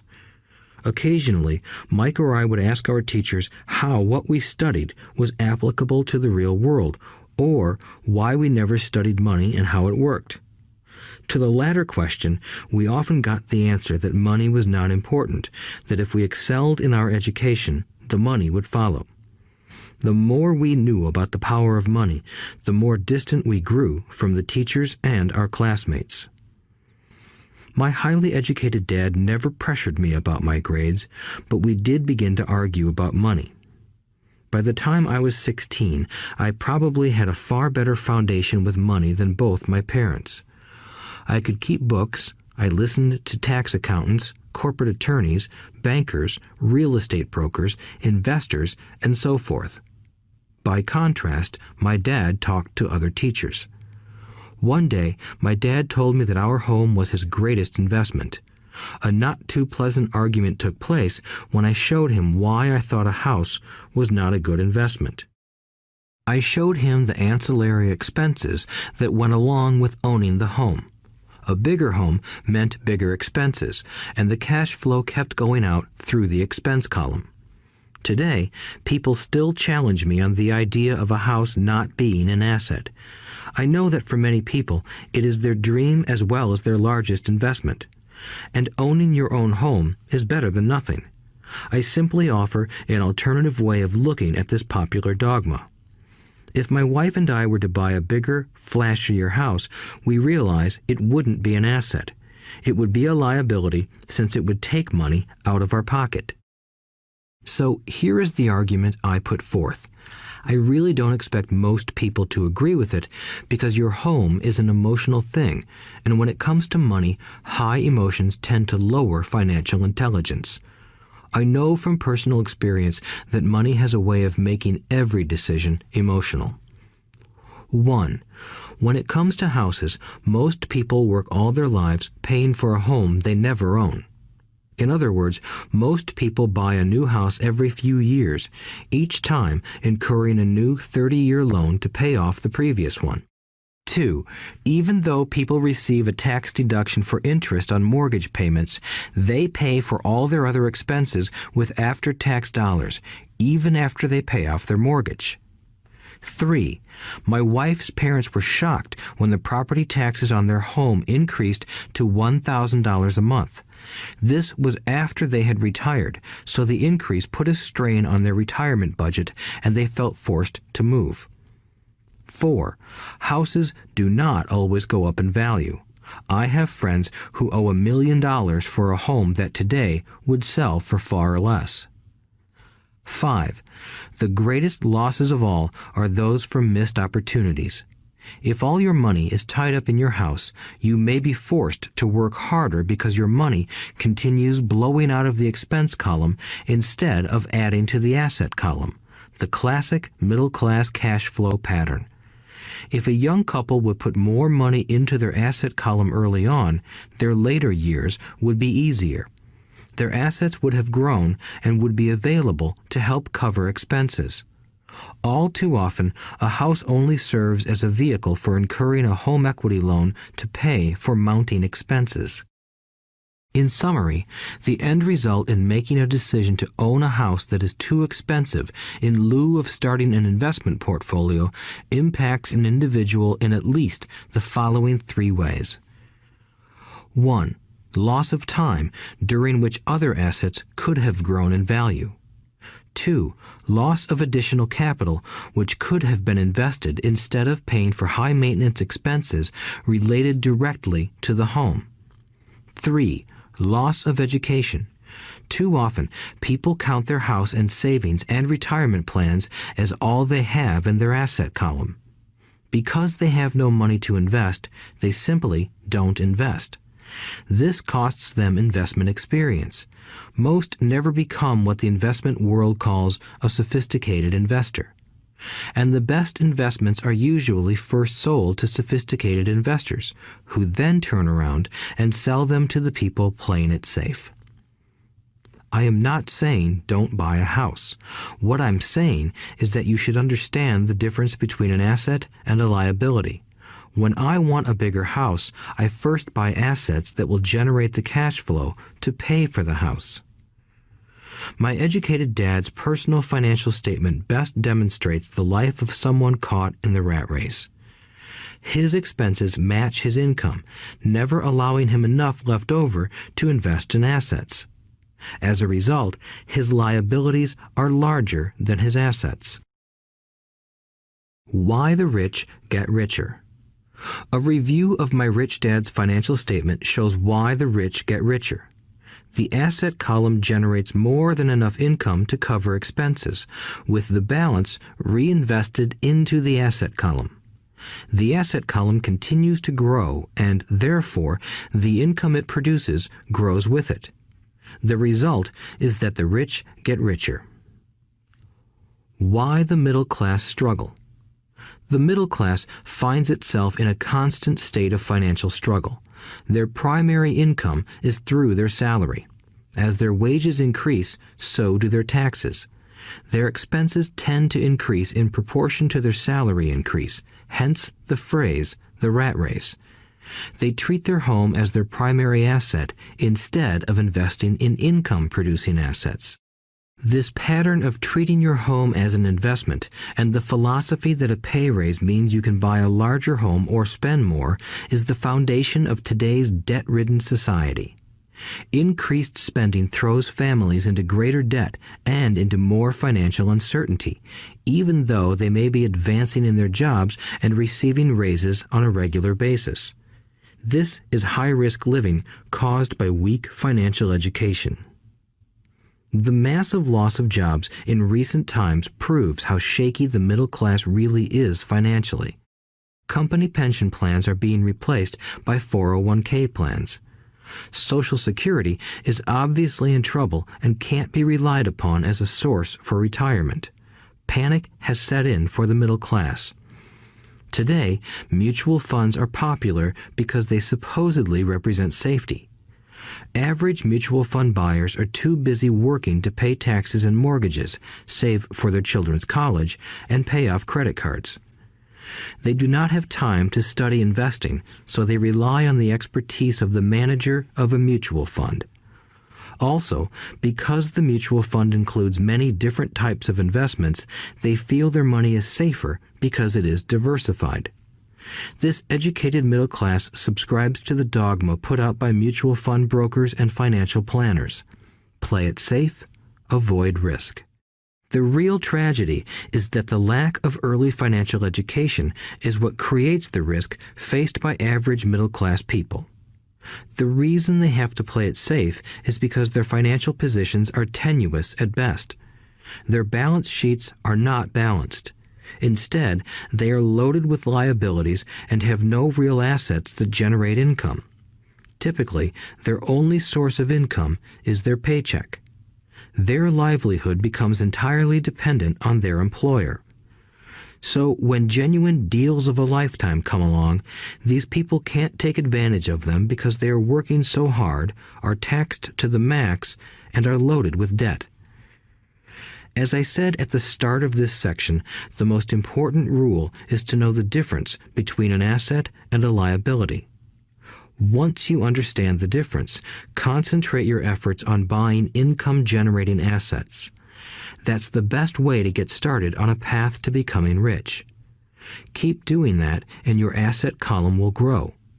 Keep liabilities and expenses down so more money is available to continue pouring into the asset column. Soon, the asset base will be so deep that you can afford to look at more speculative investments. Investments that may have returns of 100% to infinity. $5,000 investments that are soon turned into $1 million or more. Investments that the middle class calls too risky. The investment is not risky for the financially literate. As an employee who is also a homeowner, your working efforts are generally as follows. 1. You work for the company. Employees make their business owner or the shareholders rich, not themselves. Your efforts and success will help provide for the owner's success and retirement. 2. You work for the government. The government takes its share from your paycheck before you even see it. By working harder, you simply increase the amount of taxes taken by the government. Most people work from January to May just for the government. 3. You work for the bank. After taxes, your next largest expense is usually your mortgage and credit card debt. The problem with simply working harder is that each of these 3 levels takes a greater share of your increased efforts.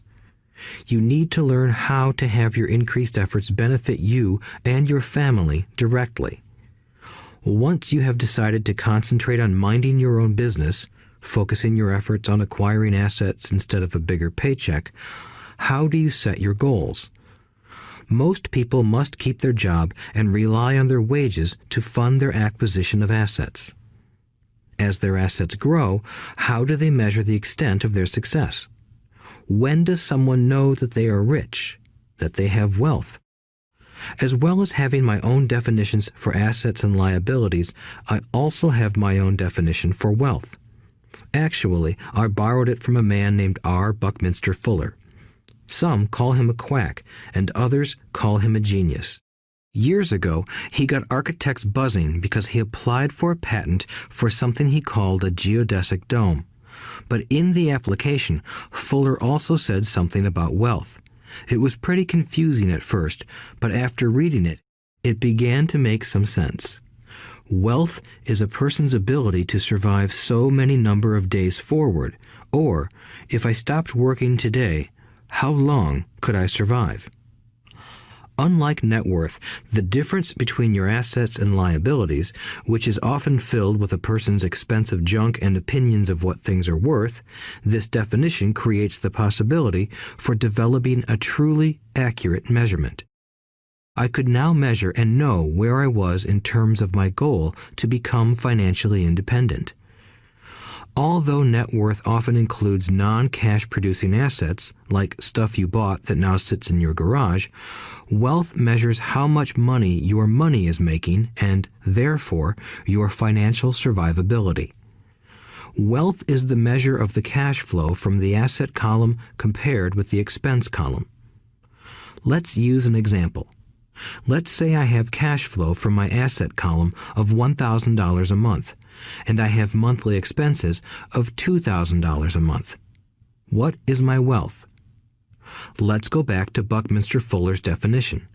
Using his definition, how many days forward can I survive? Assuming a 30-day month, I have enough cash flow for half a month. When I achieve $2,000 a month cash flow from my assets, then I will be wealthy. So, while I'm not yet rich, I am wealthy. I now have income generated from assets each month that fully cover my monthly expenses.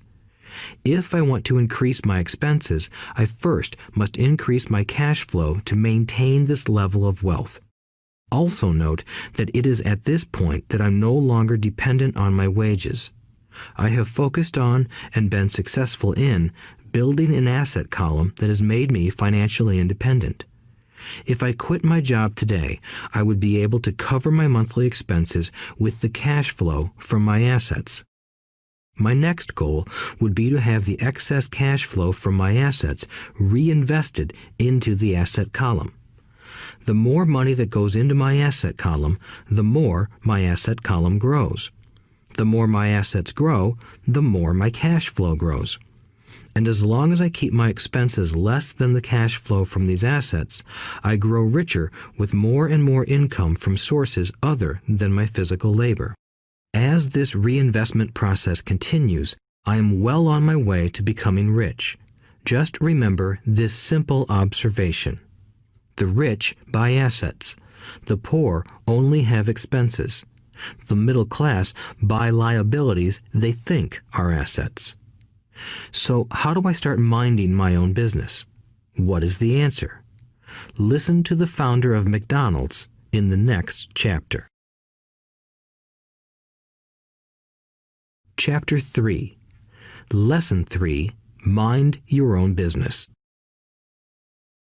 The rich focus on their asset columns while everyone else focuses on their income statements. In 1974, Ray Kroc, the founder of McDonald's, was asked to speak to the MBA class at the University of Texas at Austin. A friend of mine was a student in that MBA class. After a powerful and inspiring talk, the class adjourned and the students asked Ray if he would join them at their favorite hangout to have a few beers. Ray graciously accepted. "What business am I in?" Ray asked once the group had all their beers in hand. Everyone laughed, my friend said. Most of the MBA students thought Ray was just fooling around. No one answered, so Ray asked again. "What business do you think I'm in?" The students laughed again, and finally one brave soul yelled out, "Ray, who in the world doesn't know that you're in the hamburger business?" Ray chuckled. "That's what I thought you would say." He paused and then quickly added, "Ladies and gentlemen, I'm not in the hamburger business. My business is real estate." As my friend tells the story, Ray spent a good amount of time explaining his viewpoint. In his business plan, Ray knew that the primary business focus was to sell hamburger franchises, but what he never lost sight of was the location of each franchise. He knew that the land and its location were the most significant factors in the success of each franchise. Basically, the person who bought the franchise was also buying the real estate under the franchise for Ray Kroc's organization. Today, McDonald's is the largest single owner of real estate in the world, owning even more than the Catholic Church. McDonald's owns some of the most valuable intersections and street corners in America and around the globe. My friend considers this as one of the most important lessons in his life. Today, he owns car washes, but his business is the real estate under those car washes. The previous chapter presented that most people work for everyone but themselves. They work first for the owners of the company, then for the government through taxes, and finally for the bank that owns their mortgage. When I was a young boy, we did not have a McDonald's nearby. Yet my rich dad was responsible for teaching Mike and me the same lesson that Ray Kroc talked about at the University of Texas. It is secret number 3 of the rich. The secret is mind your own business.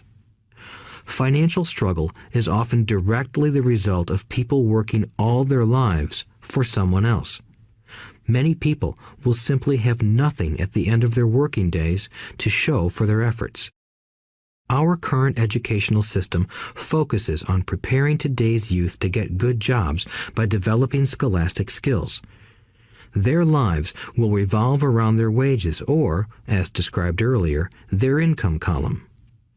Many will study further to become engineers, scientists, cooks, police officers, artists, writers, and so on. These professional skills allow them to enter the workforce and work for money. But there is a big difference between your profession and your business. Often I ask people, "What is your business?" And they will say, "Oh, I'm a banker." Then I ask them if they own the bank, and they usually respond, "No, I work there." In that instance, they have confused their profession with their business. Their profession may be a banker, but they still need their own business.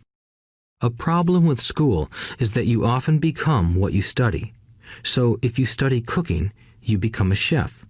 If you study the law, you become an attorney.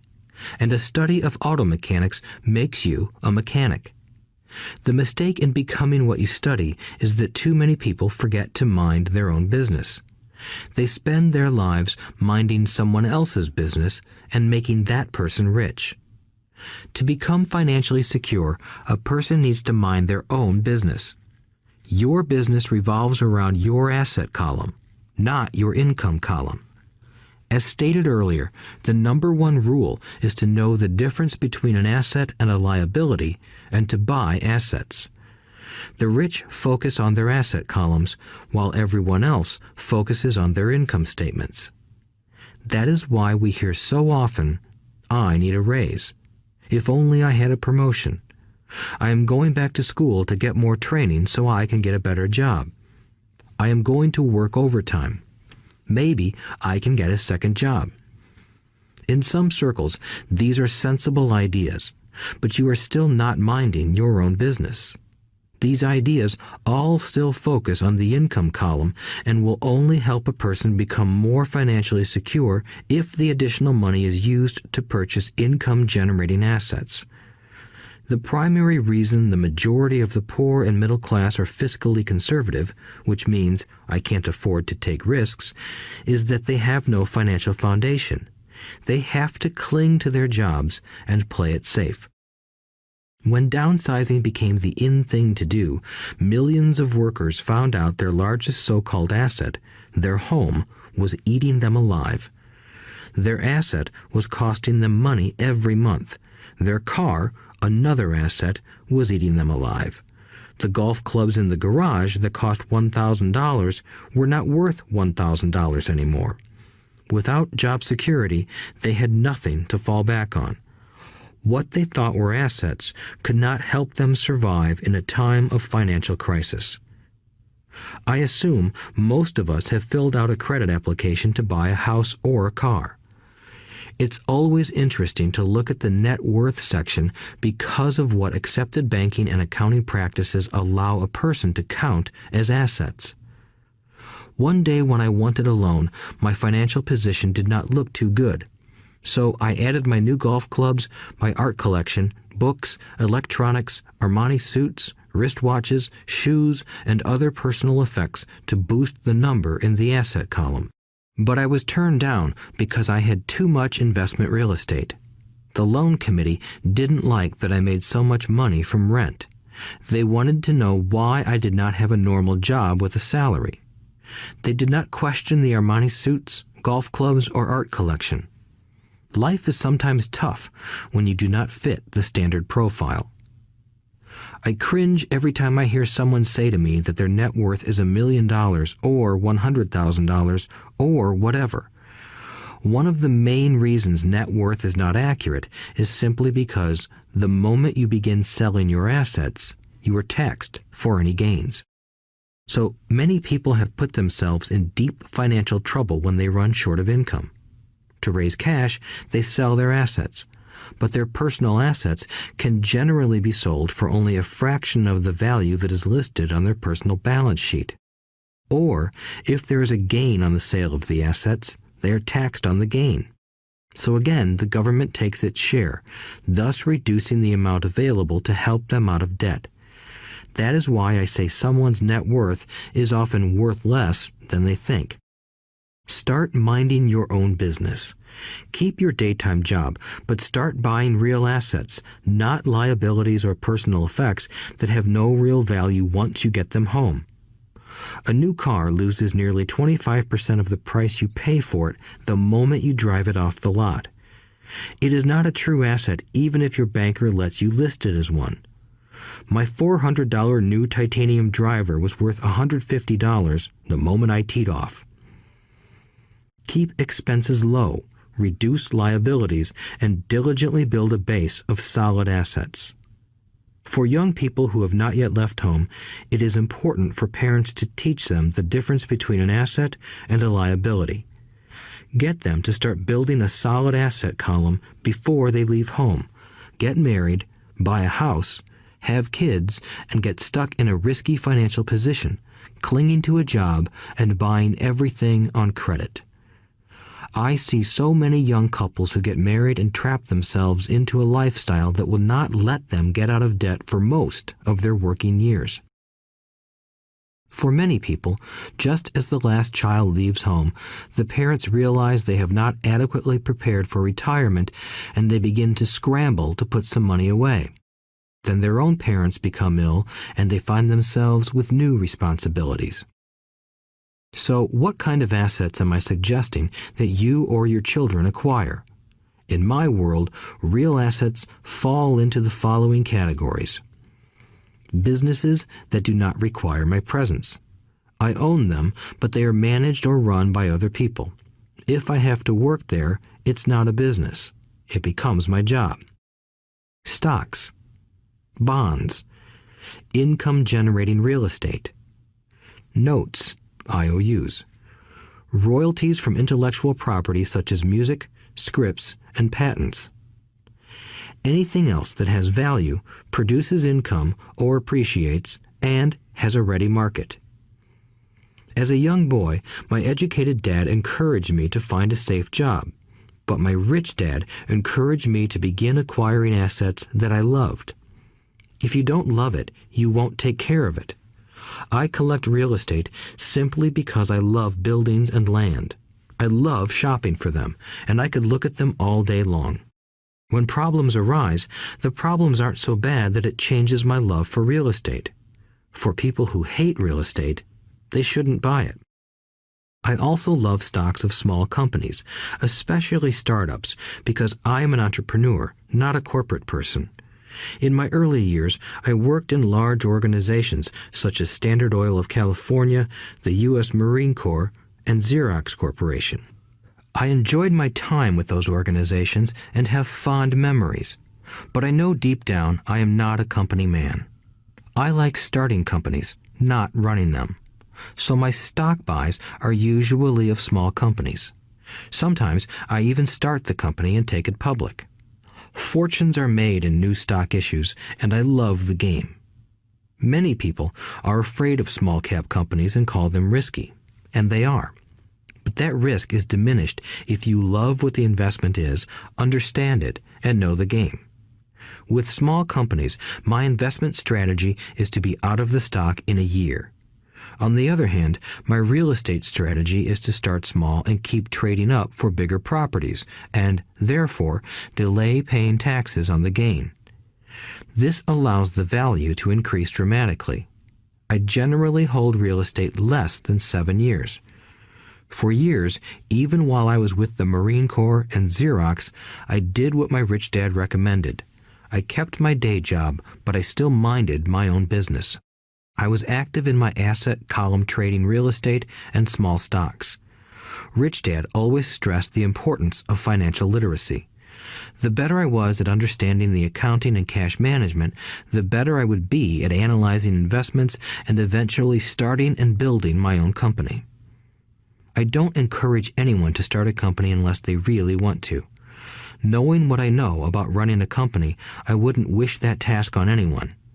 There are times when people can't find employment and starting a company seems like the best solution. But the odds are against success. 9 out of 10 companies fail in 5 years. Of those that survive the first 5 years, 9 out of every 10 of those eventually fail as well. So only if you really have the desire to own your own company do I recommend it. Otherwise, keep your day job and mind your own business. When I say mind your own business, I mean to build and keep your asset column strong. Once a dollar goes into it, never let it come out. Think of it this way. Once a dollar goes into your asset column, it becomes your employee. The best thing about money is that it works 24 hours a day and can work for generations. Keep your day job, Be a great hard-working employee, but keep building that asset column. As your cash flow grows, you can indulge in some luxuries. An important distinction is that rich people buy luxuries last, while the poor and middle class tend to buy luxuries first. The poor and the middle class often buy luxury items like big houses, diamonds, furs, jewelry, or boats because they want to look rich. They look rich, but in reality they just get deeper in debt on credit. The old money people, the long-term rich, build their asset column first. Then the income generated from the asset column buys their luxuries. The poor and middle class buy luxuries with their own sweat, blood, and children's inheritance. A true luxury is a reward for investing in and developing a real asset. For example, when my wife Kim and I had extra money coming from our apartment houses, she went out and bought her Mercedes. It didn't take any extra work or risk on her part because the apartment house bought the car. She did, however, have to wait 4 years while the real estate investment portfolio grew and began generating enough extra cash flow to pay for the car. But the luxury, the Mercedes, was a true reward because she proved she knew how to grow her asset column. That car now means a lot more to her than simply another pretty car. It means she used her financial intelligence to afford it. Instead, most people impulsively go out and buy a new car or some other luxury on credit. They may feel bored and just want a new toy. Buying a luxury on credit often causes a person to eventually resent that luxury because the debt becomes a financial burden. After you've taken the time and invested in and built your own business, you are now ready to learn the biggest secret of the rich, the secret that puts the rich way ahead of the pack. Chapter 4. Lesson 4.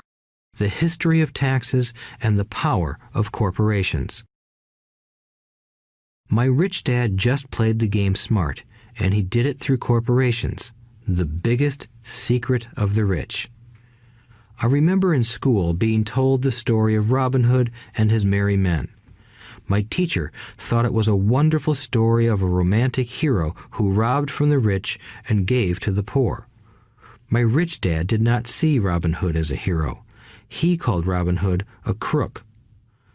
Robin Hood may be long gone, but his followers live on. I often still hear people say, "Why don't the rich pay for it?" Or, "The rich should pay more in taxes and give it to the poor." It is this Robin Hood fantasy, or taking from the rich to give to the poor, that has caused the most pain for the poor and the middle class. The reason the middle class is so heavily taxed is because of the Robin Hood ideal. The reality is that the rich are not taxed. It's the middle class who pays for the poor, especially the educated, upper-income middle class. Again, to understand fully how things happen, we need to look at the history of taxes. Although my highly educated dad was an expert on the history of education, my rich dad fashioned himself an expert on the history of taxes. Rich Dad explained to Mike and me that originally in England and America, there were no taxes. Occasionally, there were temporary taxes levied in order to pay for wars. The king or the president would put the word out and ask everyone to chip in. Taxes were levied in Britain for the fight against Napoleon from 1799 to 1816, and in America to pay for the Civil War from 1861 to 1865. In 1874, England made income tax a permanent levy on its citizens. In 1913, an income tax became permanent in the United States with the adoption of the 16th Amendment to the U.S. Constitution. At one time, Americans were anti-tax. It had been the tax on tea that led to the famous Tea Party in Boston Harbor, an incident that helped ignite the Revolutionary War. It took approximately 50 years in both England and the United States to sell the idea of a regular income tax. What these historical dates fail to reveal is that both of these taxes were initially levied against only the rich. It was this point that Rich Dad wanted Mike and me to understand. He explained that the idea of taxes was made popular and accepted by the majority by telling the poor and the middle class that taxes were created only to punish the rich. This is how the masses voted for the law, and it became constitutionally legal. Although it was intended to punish the rich, in reality it wound up punishing the very people who voted for it, the poor and middle class. Once government got a taste of money, its appetite grew, said Rich Dad. Your dad and I are exactly opposite. He's a government bureaucrat, and I am a capitalist. We get paid, and our success is measured on opposite behaviors. He gets paid to spend money and hire people. The more he spends and the more people he hires, the larger his organization becomes. In the government, a large organization is a respected organization. On the other hand, within my organization, the fewer people I hire and the less money I spend, the more I am respected by my investors. That's why I don't like government people. They have different objectives than most business people. As the government grows, more and more tax dollars are needed to support it. My educated dad sincerely believed that government should help people. He loved John F. Kennedy and especially the idea of the Peace Corps. He loved the idea so much that both he and my mom worked for the Peace Corps, training volunteers to go to Malaysia, Thailand, and the Philippines. He always strived for additional grants and budget increases so he could hire more people, both in his job with the Education Department and in the Peace Corps. From the time I was about 10 years old, I would hear from my rich dad that government workers were a pack of lazy thieves, and from my poor dad I would hear how the rich were greedy crooks who should be made to pay more taxes. Both sides had valid points. It was difficult to go to work for one of the biggest capitalists in town and come home to a father who was a prominent government leader. It was not easy to know which dad to believe. Yet, when you study the history of taxes, an interesting perspective emerges. As I said, the passage of taxes was only possible because the masses believed in the Robin Hood theory of economics. Take from the rich and give to everyone else. The problem was that the government's appetite for money was so great that taxes soon needed to be levied on the middle class, and from there it kept trickling down. However, the rich saw an opportunity because they don't play by the same set of rules. The rich knew about corporations, which became popular in the days of sailing ships. The rich created the corporation as a vehicle to limit their risk to the assets of each voyage. The rich put their money into a corporation to finance the voyage. The corporation would then hire a crew to sail to the New World to look for treasure. If the ship was lost, the crew lost their lives, but the loss to the rich would be limited only to the money they invested for that particular voyage. It is the knowledge of the legal corporate structure that really gives the rich a vast advantage over the poor and middle class. Having two fathers teaching me, one a socialist and the other a capitalist, I quickly began to realize that the philosophy of the capitalist made more financial sense to me. It seemed to me that the socialists ultimately penalized themselves due to their lack of financial education. No matter what the take from the rich crowd came up with, the rich always found a way to outsmart them. That is how taxes were eventually levied on the middle class.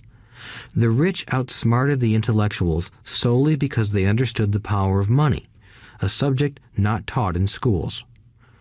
How did the rich outsmart the intellectuals? Once the take from the rich tax was passed, cash started flowing into government coffers. Initially, people were happy. Money was handed out to government workers and the rich. It went to government workers in the form of jobs and pensions, and it went to the rich via their factories receiving government contracts. The government received a large pool of money, but the problem was the fiscal management of that money. The government ideal is to avoid having excess money. If you fail to spend your allotted funds, you risk losing it in the next budget. You would certainly not be recognized for being efficient. Business people, on the other hand, are rewarded for having excess money and are applauded for their efficiency. As this cycle of growing government spending continued, the demand for money increased, and the tax the rich idea was adjusted to include lower income levels down to the very people who voted it in, the poor and the middle class. True capitalists used their financial knowledge to simply find an escape. They headed back to the protection of a corporation. But what many people who have never formed a corporation don't know is that a corporation is not really a thing. A corporation is merely a file folder with some legal documents in it, sitting in some attorney's office and registered with a state government agency. It's not a big building or a factory or a group of people. A corporation is merely a legal document that creates a legal body without a soul. Using it, the wealth of the rich was once again protected. It was popular because the income tax rate of a corporation is less than the individual income tax rates. In addition, certain expenses could be paid by a corporation with pre-tax dollars. This war between the haves and have-nots has raged for hundreds of years. The battle is waged whenever and wherever laws are made, and it will go on forever. The problem is that the people who lose are the uninformed, the ones who get up every day and diligently go to work and pay taxes. If they only understood the way the rich play the game, they could play it too. Then they would be on their way to their own financial independence. This is why I cringe every time I hear a parent advise their children to go to school so they can find a safe, secure job. An employee with a safe, secure job without financial aptitude has no escape. Average Americans today work 5 to 6 months for the government just to cover their taxes. In my opinion, that is simply too long. The harder you work, the more you pay the government. That is why I believe that the idea of take from the rich backfired on the very people who voted it in. Every time people try to punish the rich don't simply comply. They react. They have the money, power, and intent to change things. They don't just sit there and voluntarily pay more taxes. Instead, they search for ways to minimize their tax burden. They hire smart attorneys and accountants and persuade politicians to change laws or create legal loopholes. They use their resources to effect change. The tax code of the United States also allows other ways to reduce taxes. Most of these vehicles are available to anyone, but it is the rich who find them because they are minding their own business.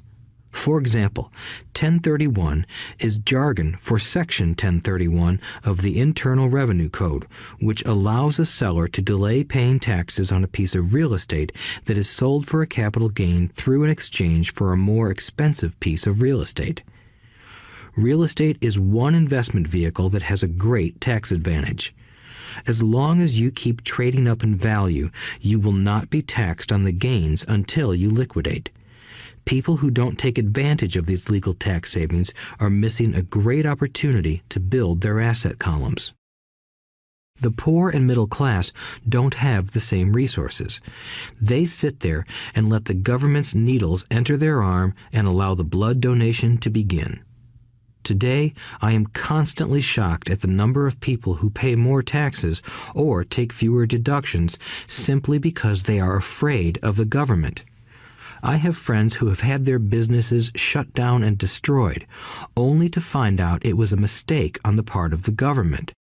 I realize all that, but the price of working from January to May is a high price to pay for that intimidation. My poor dad never fought back. My rich dad didn't either. He just played the game smarter, and he did it through corporations, the biggest secret of the rich. You may remember the first lesson I learned from my rich dad.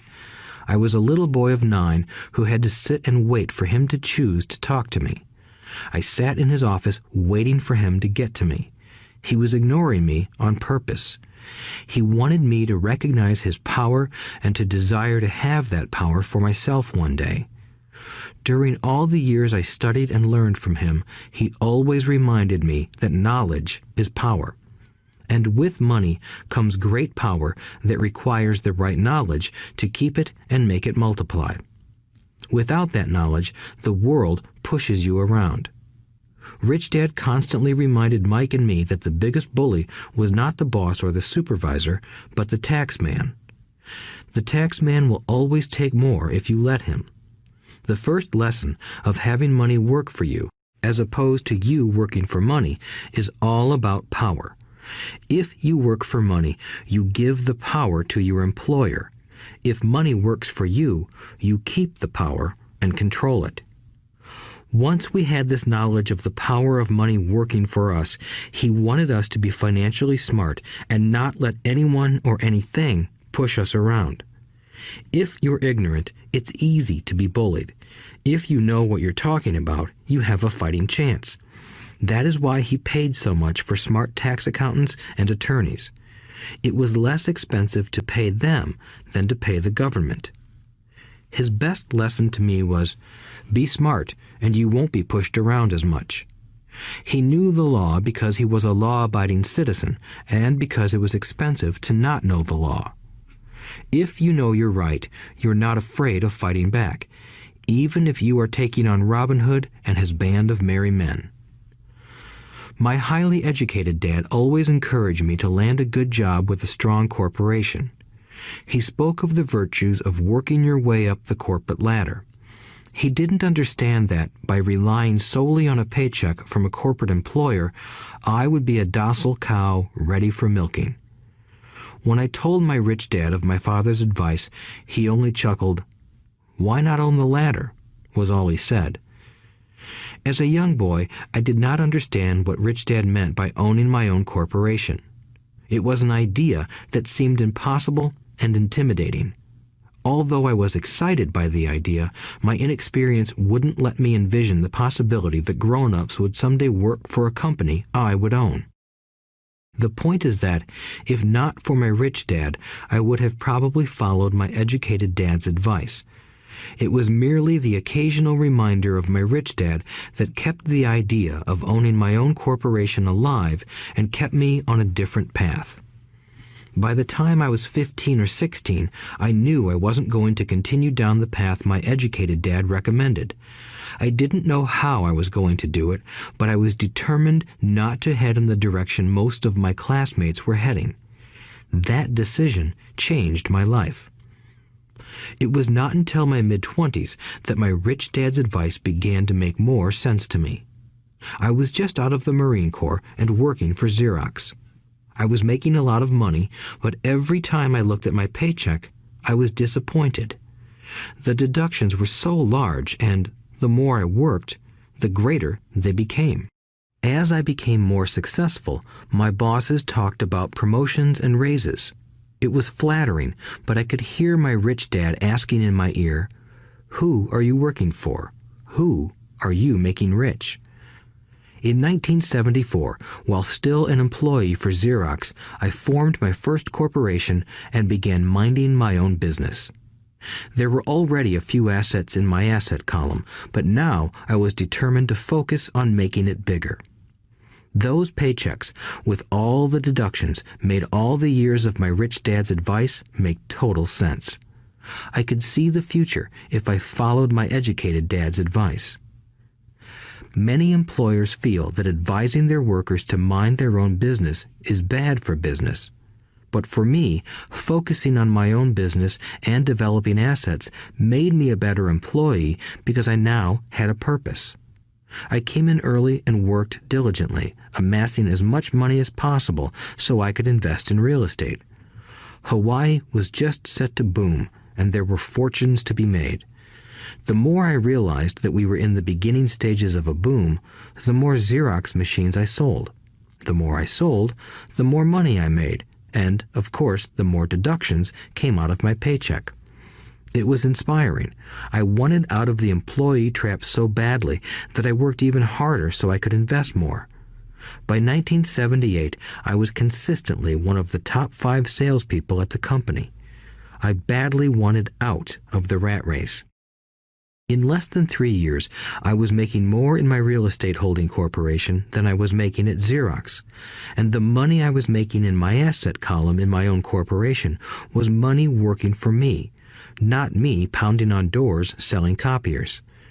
My rich dad's advice made much more sense. Soon, the cash flow from my properties were so strong that my company bought me my first Porsche.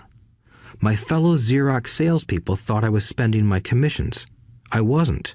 I was investing my commissions in assets. My money was working hard to make more money. Each dollar in my asset column was a great employee, working hard to make more employees and buy the boss a new Porsche with before-tax dollars. I began to work harder for Xerox. The plan was working, and my Porsche was the proof. By using the lessons I learned from my rich dad, I was able to get out of the proverbial rat race at an early age. It was made possible because of the strong financial knowledge I had acquired through Rich Dad's lessons. Without this financial knowledge, which I call financial intelligence or financial IQ, my road to financial independence would have been much more difficult. I now teach others in the hope that I may share my knowledge with them. I remind people that financial IQ is made up of knowledge from 4 broad areas of expertise. 1. Accounting. Accounting is financial literacy or the ability to read numbers. This is a vital skill if you want to build an empire. The more money you are responsible for, the more accuracy is required, or the house comes tumbling down. This is the left brain side, or the details. Financial literacy is the ability to read and understand financial statements, which allows you to identify the strengths and weaknesses of any business. 2. Investing. Investing is the science of money making money. This involves strategies and formulas which use the creative right brain side. 3.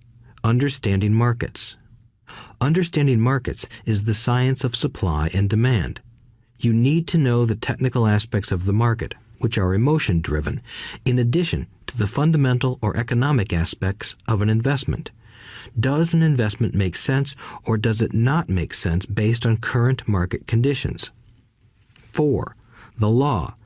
A corporation wrapped around the technical skills of accounting, investing, and markets can contribute to explosive growth. A person who understands the tax advantages and protections provided by a corporation can get rich so much faster than someone who is an employee or a small business sole proprietor. It's like the difference between someone walking and someone flying. The difference is profound when it comes to long-term wealth. Tax advantages. A corporation can do many things that an employee cannot, like pay expenses before paying taxes. That is a whole area of expertise that is very exciting. Employees earn and get taxed, and then try to live on what is left. A corporation earns, spends everything it can, and is taxed on anything that is left. It's one of the biggest legal tax loopholes that the rich use. They're easy to set up and are not expensive if you own investments that are producing good cash flow. For example, by owning your own corporation, your vacations can be board meetings in Hawaii.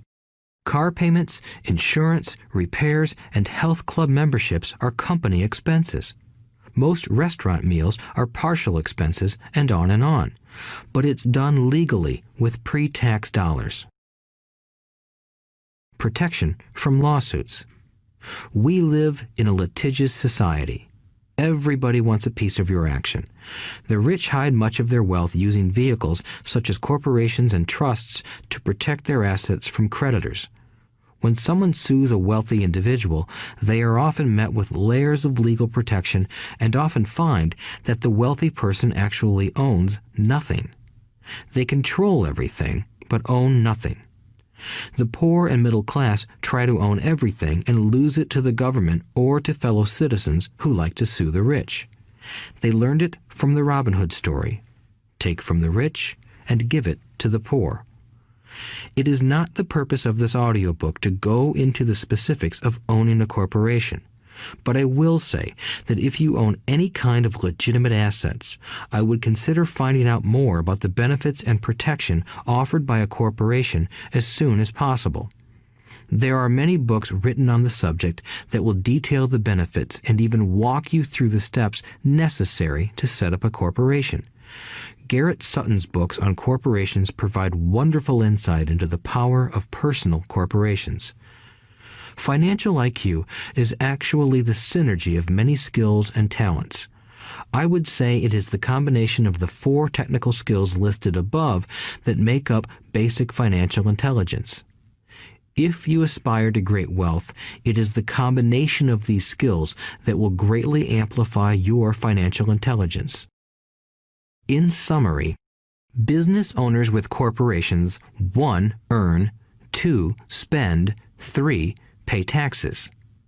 Employees who work for corporations 1. Earn, 2. Pay taxes, 3. Spend.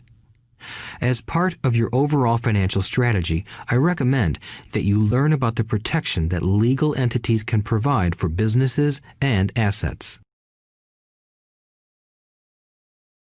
Chapter 5. Lesson 5. The rich invent money.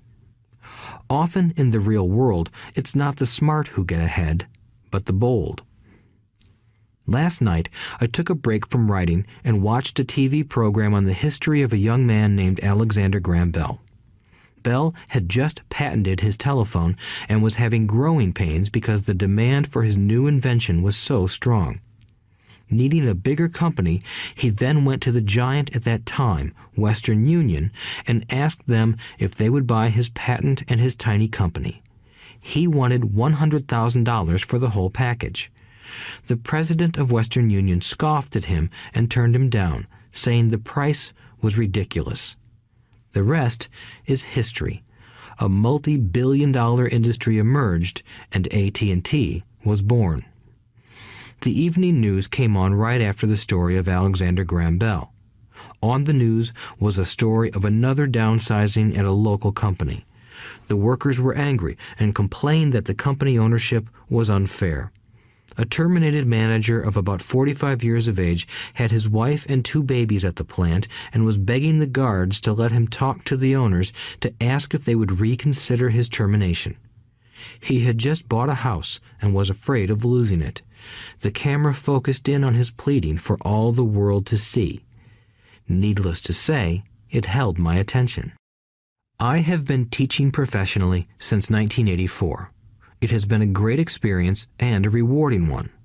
It is also a disturbing profession, for I have taught thousands of individuals, and I see one thing in common in all of us, myself included. We all have tremendous potential, and we all are blessed with gifts. Yet the one thing that holds all of us back is some degree of self-doubt. It is not so much the lack of technical information that holds us back, but more the lack of self-confidence. Some are more affected than others. Once we leave school, most of us know that it is not so much a matter of college degrees or good grades that count. In the real world, outside of academics, something more than just grades is required. I have heard it called many things: guts, chutzpah, balls, audacity, bravado, cunning, daring, tenacity, and brilliance.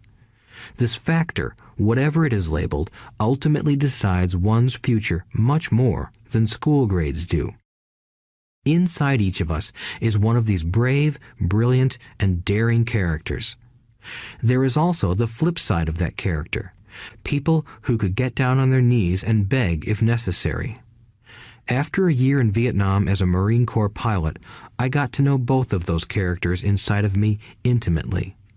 One is not better than the other. Yet, as a teacher, I recognized that it was excessive fear and self-doubt that were the greatest detractors of personal genius. It broke my heart to see students know the answers, yet lack the courage to act on the answer. Often in the real world, it's not the smart who get ahead, but the bold. In my personal experience, your financial genius requires both technical knowledge as well as courage. If fear is too strong, the genius is suppressed. In my classes, I strongly urge students to learn to take risks, to be bold, and to let their genius convert that fear into power and brilliance. It works for some and just terrifies others. I have come to realize that for most people, when it comes to the subject of money, they would rather play it safe. I have had to field questions such as, why take risks? Why should I bother developing my financial IQ? Why should I become financially literate? And I answer, just to have more options. There are huge changes up ahead. In the coming years, there will be more people just like the young inventor Alexander Graham Bell. There will be 100 people like Bill Gates and hugely successful companies like Microsoft created every year all over the world. And there will also be many more bankruptcies, layoffs, and downsizings. So why bother developing your financial IQ? No one can answer that but you. Yet I can tell you why I myself do it. I do it because it is the most exciting time to be alive. I'd rather be welcoming change than dreading change. I'd rather be excited about making millions than worrying about not getting a raise. This period we are in now is a most exciting time, unprecedented in our world's history. Generations from now, people will look back at this period of time and remark at what an exciting era it must have been. It was the death of the old and birth of the new. It was full of turmoil, and it was exciting. So why bother developing your financial IQ? Because if you do, you will prosper greatly. And if you don't, this period of time will be a frightening one. It will be a time of watching some people move boldly forward while others cling to worn-out life preservers. Land was wealth 300 years ago, so the person who owned the land owned the wealth. Later, wealth was in factories and production, and America rose to dominance. The industrialist owned the wealth. Today, wealth is in information, and the person who has the most timely information owns the wealth. The problem is that information flies around the world at the speed of light. The new wealth cannot be contained by boundaries and borders as land and factories were. The changes will be faster and more dramatic. There will be a dramatic increase in the number of new multimillionaires. There also will be those who are left behind. I find so many people struggling today, often working harder, simply because they cling to old ideas. They want things to be the way they were, and they resist change. I know people who are losing their jobs or their houses, and they blame technology or the economy or their boss. Sadly, they fail to realize that they might be the problem. Old ideas are their biggest liability. It is a liability simply because they fail to realize that while that idea or way of doing something was an asset yesterday, yesterday is gone. One afternoon, I was teaching how to invest using a board game I had invented, Cash Flow, as a teaching tool. A friend had brought someone along to attend the class. This friend of a friend was recently divorced, had been badly burned in the divorce settlement, and was now searching for some answers. Her friend thought the class might help. The game was designed to help people learn how money works. In playing the game, they learn about the interaction of the income statement with the balance sheet. They learn how cash flows between the two and how the road to wealth is through striving to increase your monthly cash flow from the asset column to the point that it exceeds your monthly expenses. Once you accomplish this, you are able to get out of the rat race and out onto the fast track. As I have said, some people hate the game, some love it, and others miss the point. This woman missed a valuable opportunity to learn something. In the opening round, she drew a doodad card with the boat on it. At first, she was happy. "Oh, I've got a boat." Then, as her friend tried to explain how the numbers worked on her income statement and balance sheet, she got frustrated because she had never liked math. The rest of her table waited while her friend continued explaining the relationship between the income statement, balance sheet, and monthly cash flow. Suddenly, when she realized how the numbers worked, it dawned on her that her boat was eating her alive. Later on in the game, she was also downsized and had a child. It was a horrible game for her. After the class, her friend came by and told me that she was upset. She had come to the class to learn about investing and did not like the idea that it took so long to play a silly game. Her friend attempted to tell her to look within herself to see if the game reflected her in any way. With that suggestion, the woman demanded her money back. She said that the very idea that a game could be a reflection of her was ridiculous.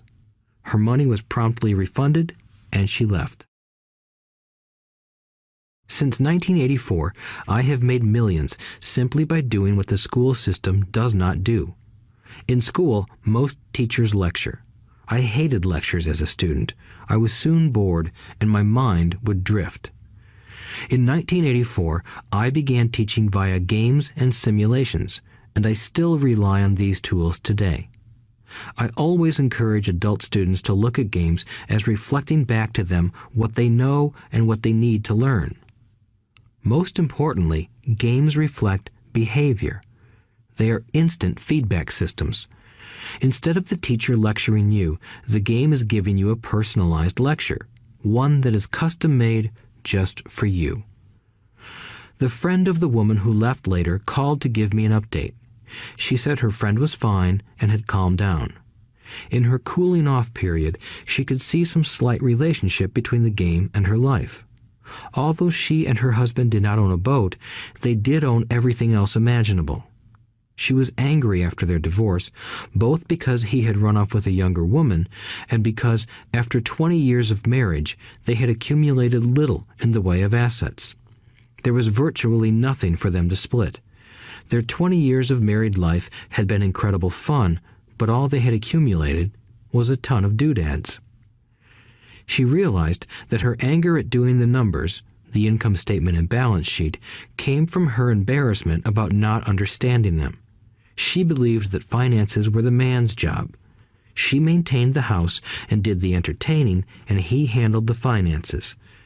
She was now quite certain that in the last 5 years of their marriage, he had hidden money from her. She was angry at herself for not being more aware of where the money was going, as well as for not knowing about the other woman.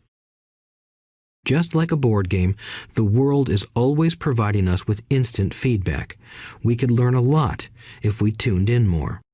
One day, not long ago, I complained to my wife that the cleaners must have shrunk my pants. My wife gently smiled and poked me in the stomach to inform me that the pants had not shrunk. Something else had expanded. Me.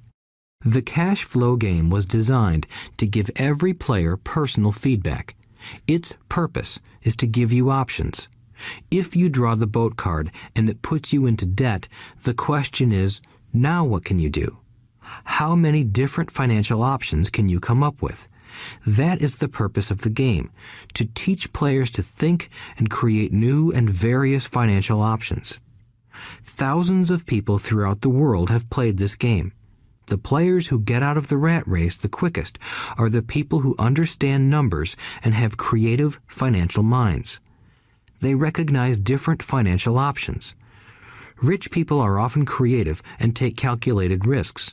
People who take the longest are people who are not familiar with numbers and often do not understand the power of investing.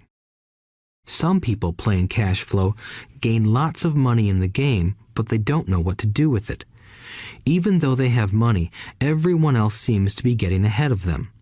And that is true in real life. There are a lot of people who have a lot of money and do not get ahead financially. Limiting your options is the same as hanging on to old ideas. I have a friend from high school who now works at 3 jobs. Years ago, he was the richest of all my classmates.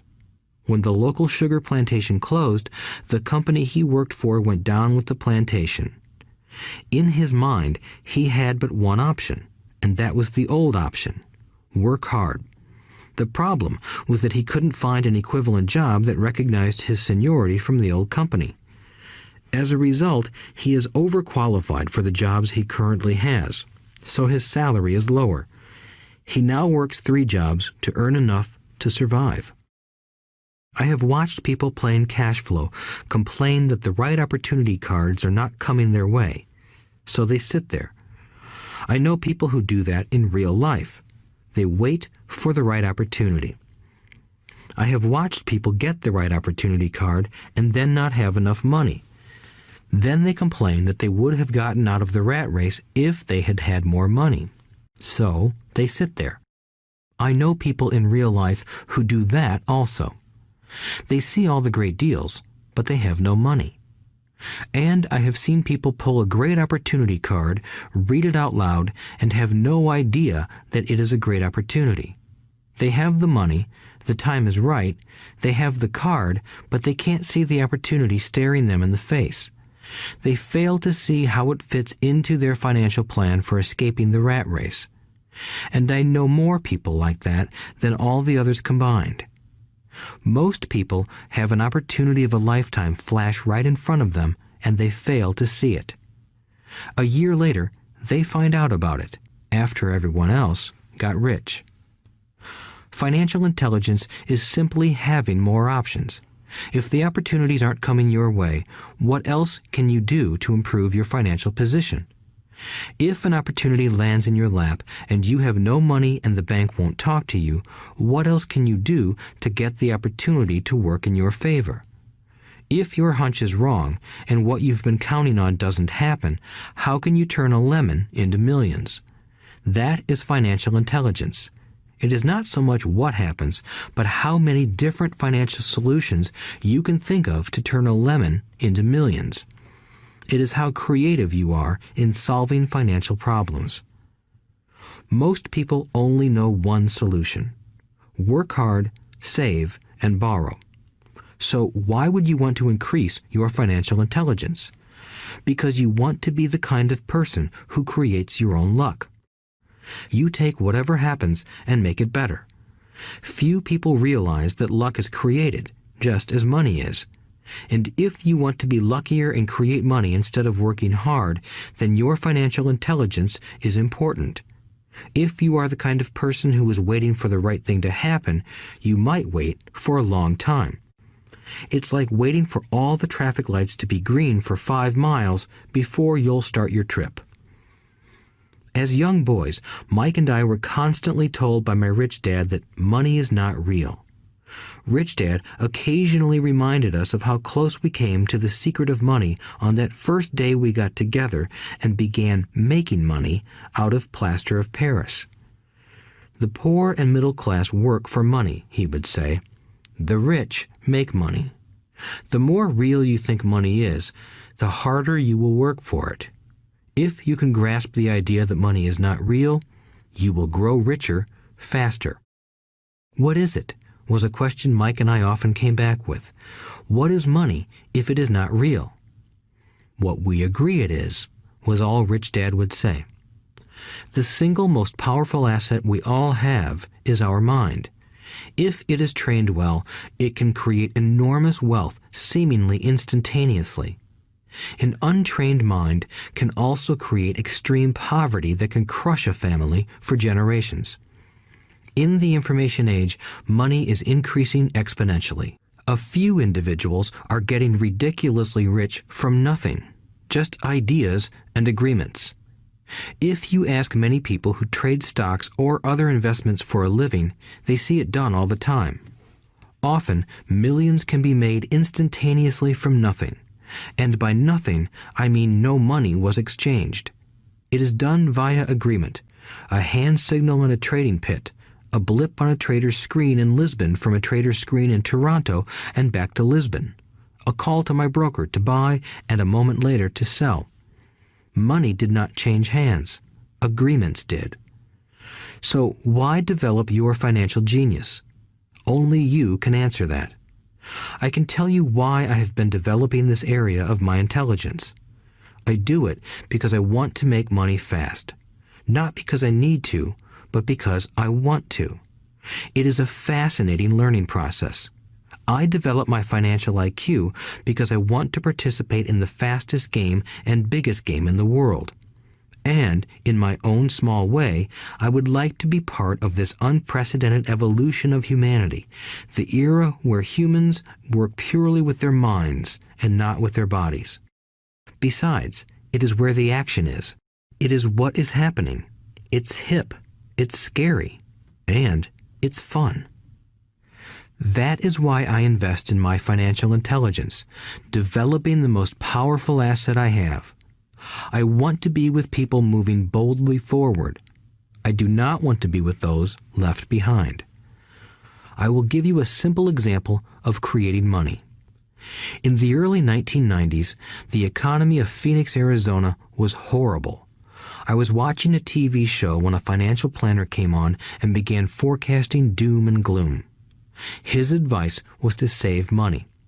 Put $100 away every month, he said. In 40 years, you will be a multimillionaire. Well, putting money away every month is a sound idea. It is one option, the option most people subscribe to. The problem is this. It blinds the person to what is really going on. It causes them to miss major opportunities for much more significant growth of their money. The world is passing them by. As I said, the economy was terrible at that time. For investors, this is the perfect market condition. A chunk of my money was in the stock market and in apartment houses. I was short of cash.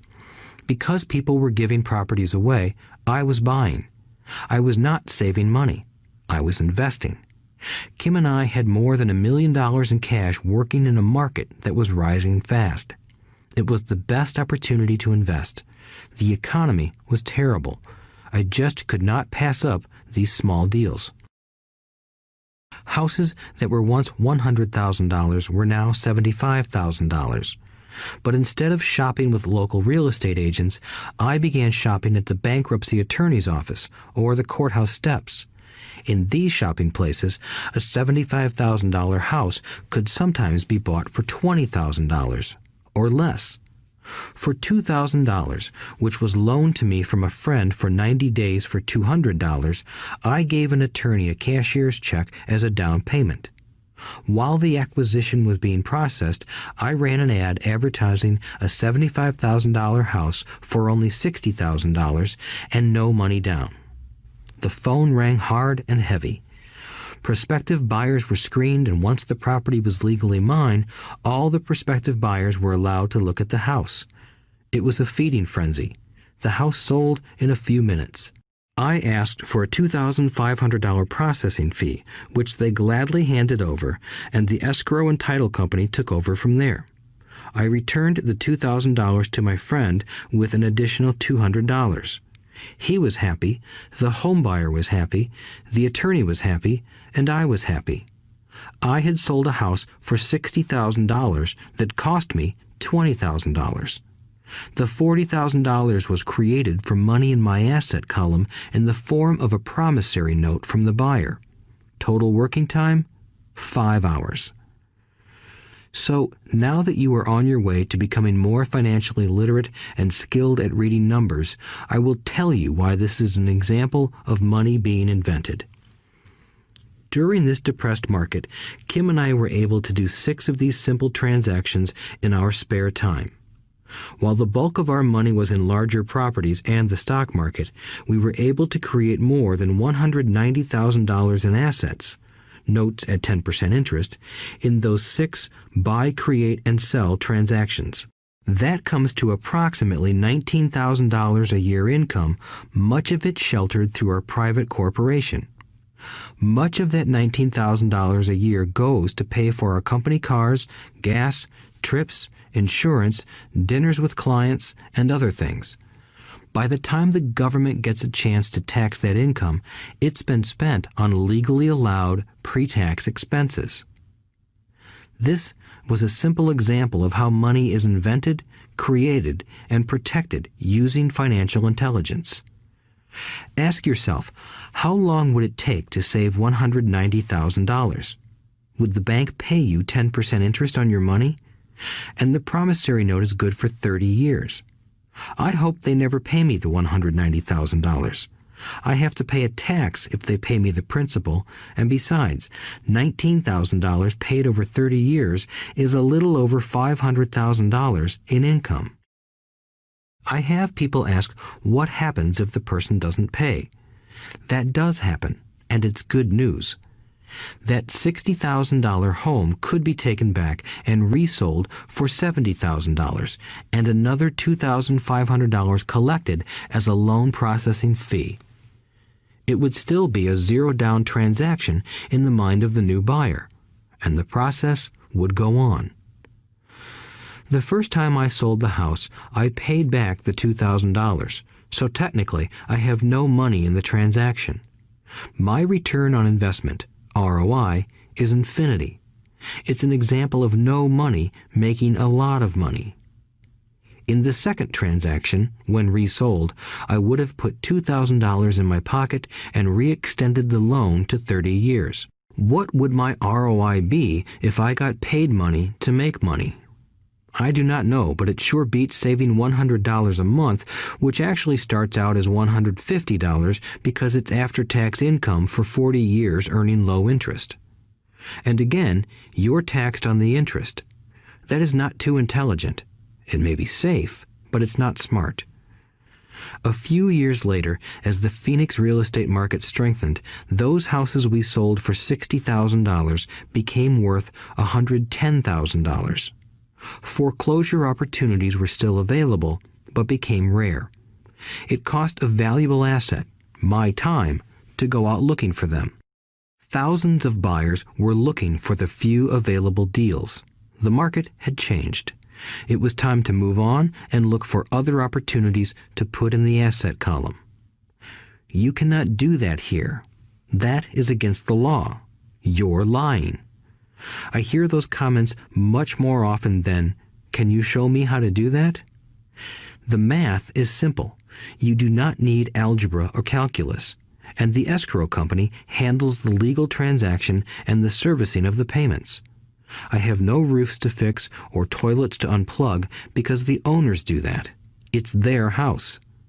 Occasionally, someone does not pay, and that is wonderful because there are late fees, or they move out and the property is sold again. The court system handles that. And it may not work in your area.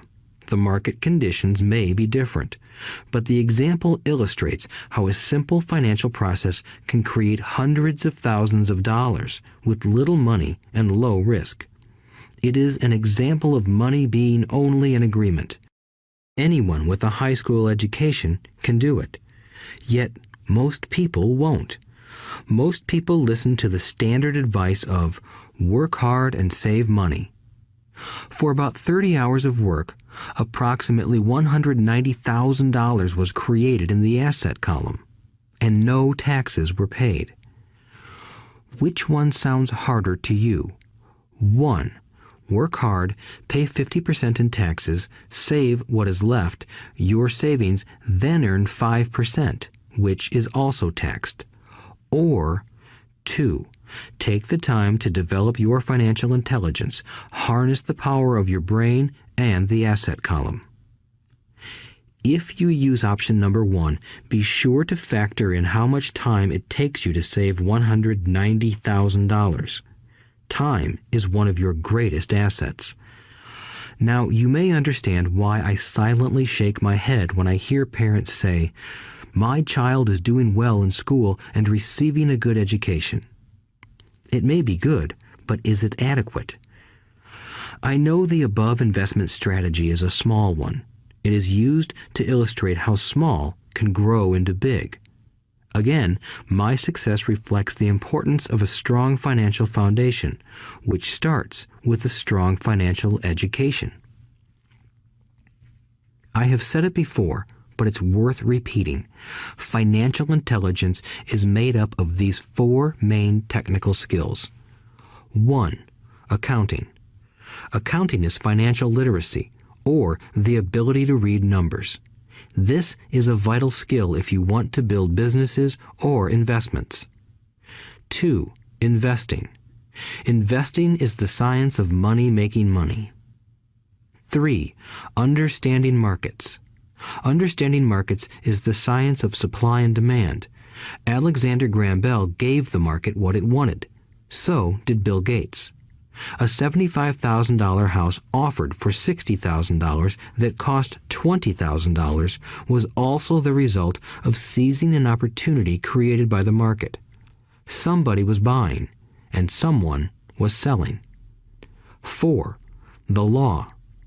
The law is the awareness of accounting, corporate, state, and federal regulations. I recommend playing by the rules. It is this basic foundation, or the combination of these skills, that is needed to be successful in the pursuit of wealth, whether it be through the buying of small homes, apartment buildings, companies, stocks, bonds, precious metals, baseball cards, or the like. A few years later, the real estate market rebounded and everyone else was getting in. The stock market was booming and everyone was getting in. The U.S. economy was getting back on its feet. I began selling and was now traveling to Peru, Norway, Malaysia, and the Philippines. The investment landscape had changed. We were no longer buying real estate. Now I just watch the values climb inside the asset column and will probably begin selling. I suspect that some of those 6 little house deals will sell and the $40,000 note will be converted to cash. I need to call my accountant to be prepared for cash and seek ways to shelter it. The point I would like to make is that investments come and go. The market goes up and comes down. Economies improve and crash. The world is always handing you opportunities of a lifetime, every day of your life, but all too often we fail to see them. But they are there. And the more the world changes and the more technology changes, the more opportunities there will be to allow you and your family to be financially secure for generations to come. So why bother developing your financial intelligence? Again, only you can answer that. I know why I continue to learn and develop. I do it because I know there are changes coming. I'd rather welcome change than cling to the past. I know there will be market booms and market crashes. I want to continually develop my financial intelligence because at each market change, some people will be on their knees begging for their jobs. Others, meanwhile, will take the lemons that life hands them, and we are all handed lemons occasionally, and turn them into millions. That's financial intelligence. I am often asked about the lemons I have turned into millions. I hesitate using many more examples of personal investments because I am afraid it comes across as bragging or tooting my own horn. That is not my intention. I use the examples only as numerical and chronological illustrations of actual and simple cases. I use the examples because I want you to know that it is easy. And the more familiar you become with the 4 pillars of financial intelligence, the easier it becomes. Personally, I use 2 main vehicles to achieve financial growth: real estate and small cap stocks. I use real estate as my foundation. Day in and day out, my properties provide cash flow and occasional spurts of growth and value. The small cap stocks are used for fast growth. I do not recommend anything that I do. The examples are just that, examples. If the opportunity is too complex and I do not understand the investment, I don't do it. Simple math and common sense are all you need to do well financially. There are 5 reasons for using examples. 1. To inspire people to learn more. 2. To let people know it is easy if the foundation is strong. 3. To show that anyone can achieve great wealth. 4. To show that there are millions of ways to achieve your goals. 5. To show that it's not rocket science. In 1989, I used to jog through a lovely neighborhood in Portland, Oregon. It was a suburb that had little gingerbread houses. They were small and cute. I almost expected to see Little Red Riding Hood skipping down the sidewalk on her way to Granny's. There were for sale signs everywhere. The timber market was terrible. The stock market had just crashed, and the economy was depressed. On one street, I noticed a for sale sign that was up longer than most. It looked old. Jogging past it one day, I ran into the owner, who looked troubled. "What are you asking for your house?" I asked. The owner turned and smiled weakly. "Make me an offer," he said. "It's been for sale for over a year. Nobody even comes by anymore to look at it." "I'll look," I said, and I bought the house a half hour later for $20,000 less than his asking price. It was a cute little 2-bedroom home with gingerbread trim on all the windows. It was light blue with gray accents and had been built in 1930. Inside, there was a beautiful rock fireplace, as well as 2 tiny bedrooms. It was a perfect rental house. I gave the owner $5,000 down for a $45,000 house that was really worth $65,000, except that no one wanted to buy it. The owner moved out in a week, happy to be free, and my first tenant moved in, a local college professor. After the mortgage, expenses, and management fees were paid, I put a little less than $40 in my pocket at the end of each month. Hardly exciting. A year later, the depressed Oregon real estate market had begun to pick up. California investors, flush with money from their still booming real estate market, were moving north and buying up Oregon and Washington. I sold that little house for $95,000 to a young couple from California who thought it was a bargain.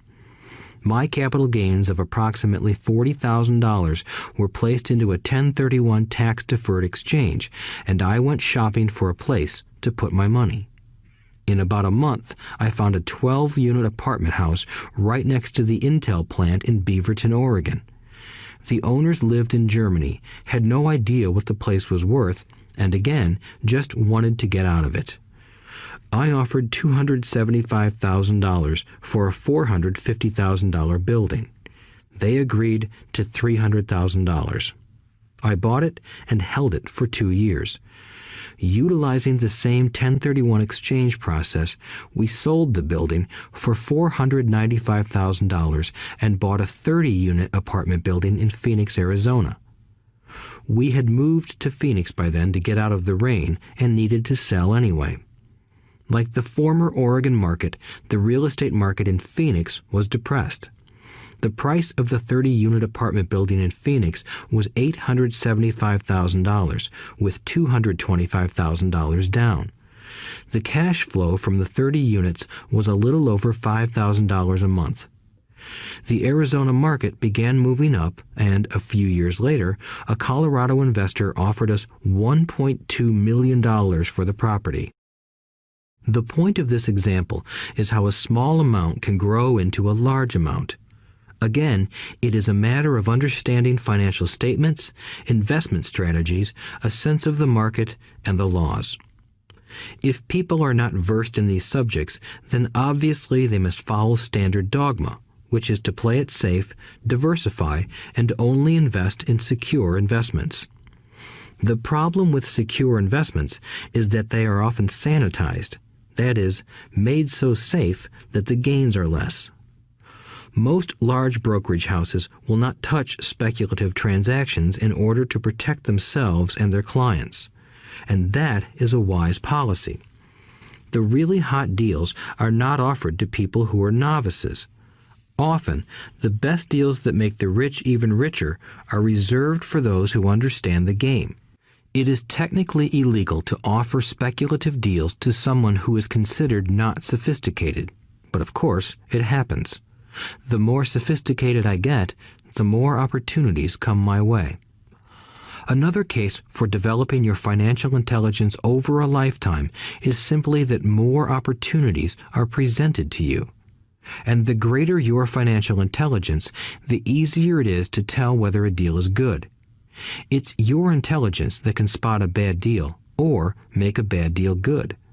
The more I learn, and there is a lot to learn, the more money I make simply because I gain experience and wisdom as the years go on. I have friends who are playing it safe, working hard at their profession and failing to gain financial wisdom, which does take time to develop. My overall philosophy is to plant seeds inside my asset column. That is my formula. I start small and plant seeds. Some grow, some don't. Inside our real estate corporation, we have property worth several $million. It is our own right, or real estate investment trust. The point I'm making is that most of those millions started out as little $5,000 to $10,000 investments. All of those down payments were fortunate to catch a fast-rising market and increase tax-free. We traded in and out several times over a number of years. We also own a stock portfolio, surrounded by a corporation that Kim and I call our personal mutual fund. We have friends who deal specifically with investors like us who have extra money each month to invest. We buy high-risk, speculative private companies that are just about to go public on a stock exchange in the United States or Canada. An example of how fast gains can be made are 100,000 shares purchased for 25 cents each before the company goes public. 6 months later, the company is listed, and the 100,000 shares now are worth $2 each. If the company is well managed, the price keeps going up, and the stock may go to $20 or more per share. There are years when our $25,000 has gone to $1 million in less than a year. It is not gambling if you know what you're doing. It is gambling if you're just throwing money into a deal and praying. The idea in anything is to use your technical knowledge, wisdom, and love of the game to cut the odds down, to lower the risk. Of course, there is always risk. It is financial intelligence that improves the odds. Thus, what is risky for one person is less risky to someone else. That is the primary reason I constantly encourage people to invest more in their financial education than in stocks, real estate, or other markets. The smarter you are, the better chance you have of beating the odds. The stock plays I personally invested in were extremely high risk for most people and absolutely not recommended. I have been playing that game since 1979 and have paid more than my share in dues. But if you will review why investments such as these are high risk for most people, you may be able to set your life up differently so that the ability to take $25,000 and turn it into $1 million in a year is low risk for you. As stated earlier, nothing I have written is a recommendation. It is only used as an example of what is simple and possible. What I do is small potatoes in the grand scheme of things. Yet, for the average individual, a passive income of more than $100,000 a year is nice and not hard to achieve. Depending on the market and how smart you are, it could be done in 5 to 10 years. If you keep your living expenses modest, $100,000 coming in as additional income is pleasant, regardless of whether you work. You can work if you like, or take time off if you choose, and use the government tax system in your favor rather than against you. My personal basis is real estate. I love real estate because it's stable and slow-moving. I keep the base solid. The cash flow is fairly steady and, if properly managed, has a good chance of increasing in value. The beauty of a solid base of real estate is that it allows me to take greater risks, as I do with speculative stocks. If I make great profits in the stock market, I pay my capital gains tax on the gain and then reinvest what's left in real estate, again further securing my asset foundation. A last word on real estate. I have traveled all over the world and taught investing. In every city, I hear people say you cannot buy real estate cheap. That is not my experience. Even in New York or Tokyo, or just on the outskirts of the city, prime bargains are overlooked by most people. In Singapore, with their high real estate prices, there are still bargains to be found within a short driving distance. So whenever I hear someone say, "You can't do that here," pointing at me, I remind them that maybe the real statement is, "I don't know how to do that here. Yet." Great opportunities are not seen with your eyes. They are seen with your mind. Most people never get wealthy simply because they are not trained financially to recognize opportunities right in front of them. I am often asked, how do I start? In the final chapter of this audiobook, I offer 10 steps that I followed on the road to my financial freedom. But always remember to have fun. When you learn the rules and the vocabulary of investing and begin to build your asset column, I think you'll find that it's as fun a game as you've ever played. Sometimes you win, and sometimes you learn. But have fun. Most people never win because they're more afraid of losing. That is why I found school so silly. In school, we learn that mistakes are bad, and we are punished for making them. Yet if you look at the way humans are designed to learn, we learn by making mistakes. We learn to walk by falling down. If we never fell down, we would never walk. The same is true for learning to ride a bike. I still have scars on my knees, but today I can ride a bike without thinking. The same is true for getting rich. Unfortunately, the main reason most people are not rich is because they are terrified of losing. Winners are not afraid of losing, but losers are. Failure is part of the process of success. People who avoid failure also avoid success.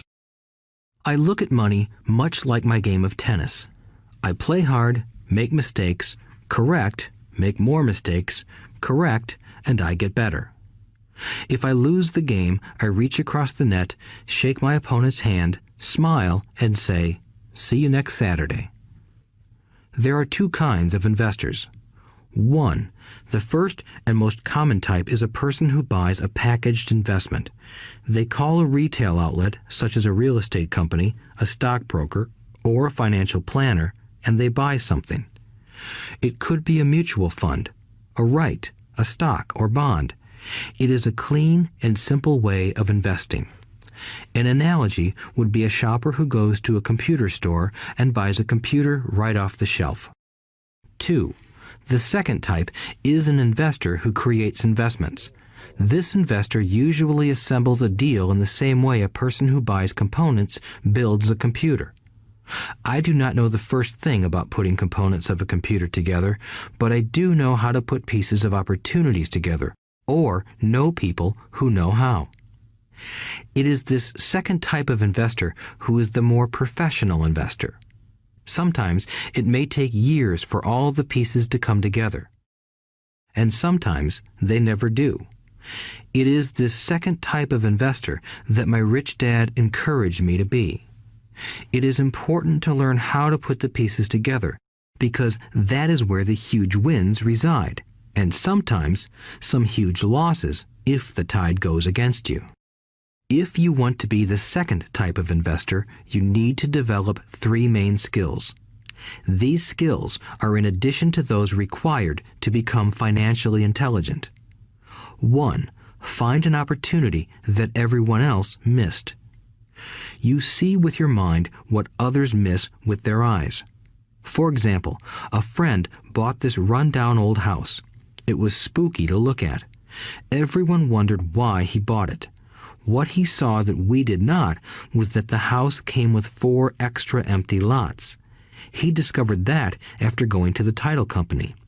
After buying the house, he tore the house down and sold the 5 lots to a builder for 3 times what he paid for the entire package. He made $75,000 for 2 months of work. It's not a lot of money, but it sure beats minimum wage, and it's not technically difficult. 2. Raise money. The average person only goes to the bank. This second type of investor needs to know how to raise capital, and there are many ways that don't require a bank. To get started, I learned how to buy houses without a bank.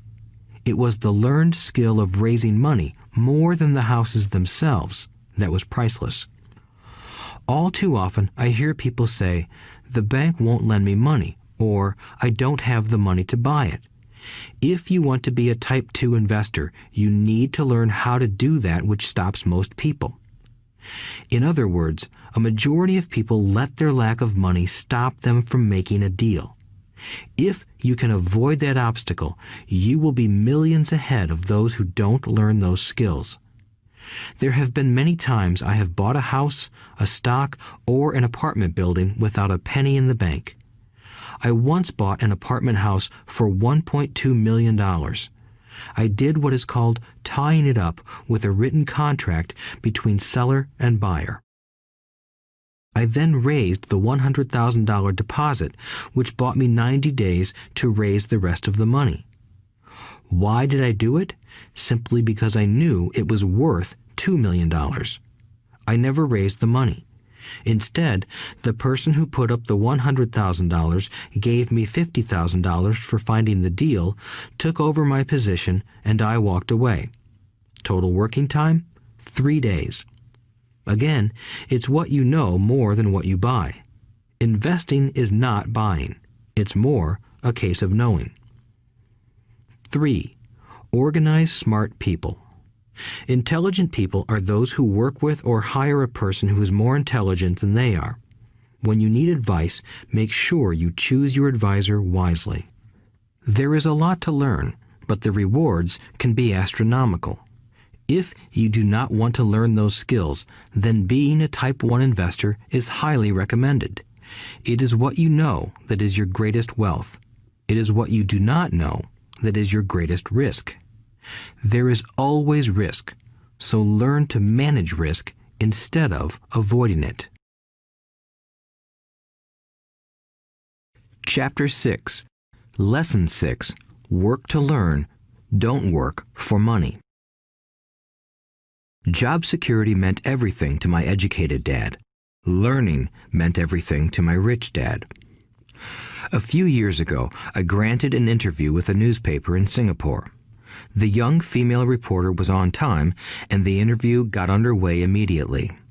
We sat in the lobby of a luxurious hotel, sipping coffee and discussing the purpose of my visit to Singapore. I was to share the platform with Zig Ziglar. He was speaking on motivation, and I was speaking on the secrets of the rich. Someday, I would like to be a best-selling author like you, she said. I had seen some of the articles she had written for the paper, and I was impressed. She had a tough, clear style of writing. Her articles held a reader's interest. You have a great style, I said in reply. What holds you back from achieving your dream? My work does not seem to go anywhere, she said quietly. Everyone says that my novels are excellent, but nothing happens. So I keep my job with the paper. At least it pays the bills. Do you have any suggestions? Yes, I do, I said brightly. A friend of mine here in Singapore runs a school that trains people to sell. He runs sales training courses for many of the top corporations here in Singapore, and I think attending one of his courses would greatly enhance your career. She stiffened.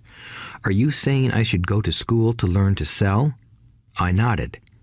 You aren't serious, are you? Again, I nodded. What is wrong with that? I was now backpedaling. She was offended by something, and now I was wishing I had not said anything. In my attempt to be helpful, I found myself defending my suggestion. I have a master's degree in English literature. Why would I go to school to learn to be a salesperson? I am a professional. I went to school to be trained in a profession so I would not have to be a salesperson. I hate salespeople. All they want is money. So tell me why I should study sales. She was packing her briefcase. The interview was over.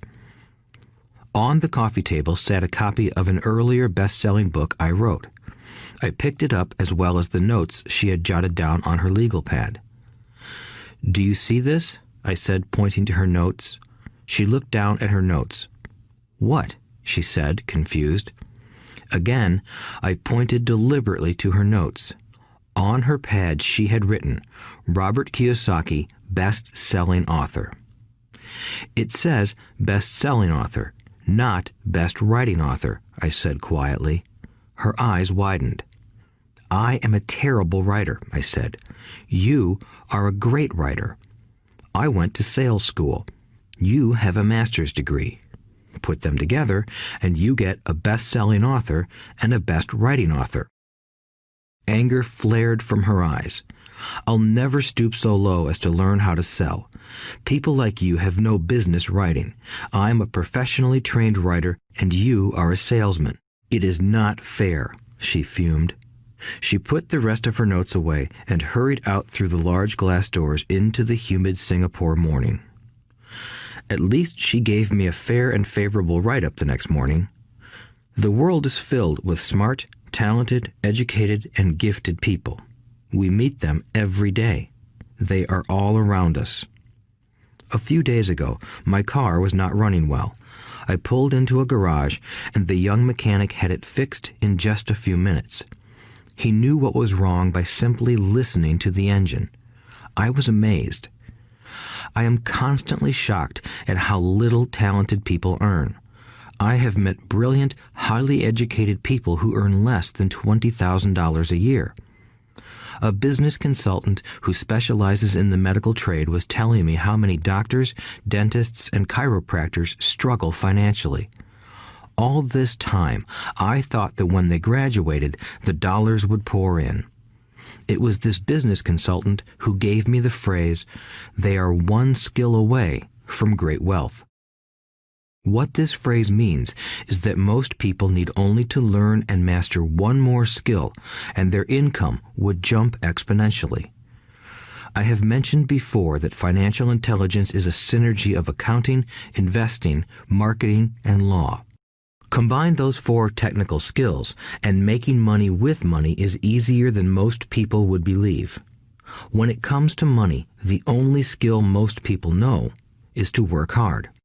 The classic example of a synergy of skills was that young writer for the newspaper. If she diligently learned the skills of sales and marketing, her income would jump dramatically. If I were her, I would take some courses in advertising copywriting as well as sales. Then, instead of working at the newspaper, I would seek a job at an advertising agency.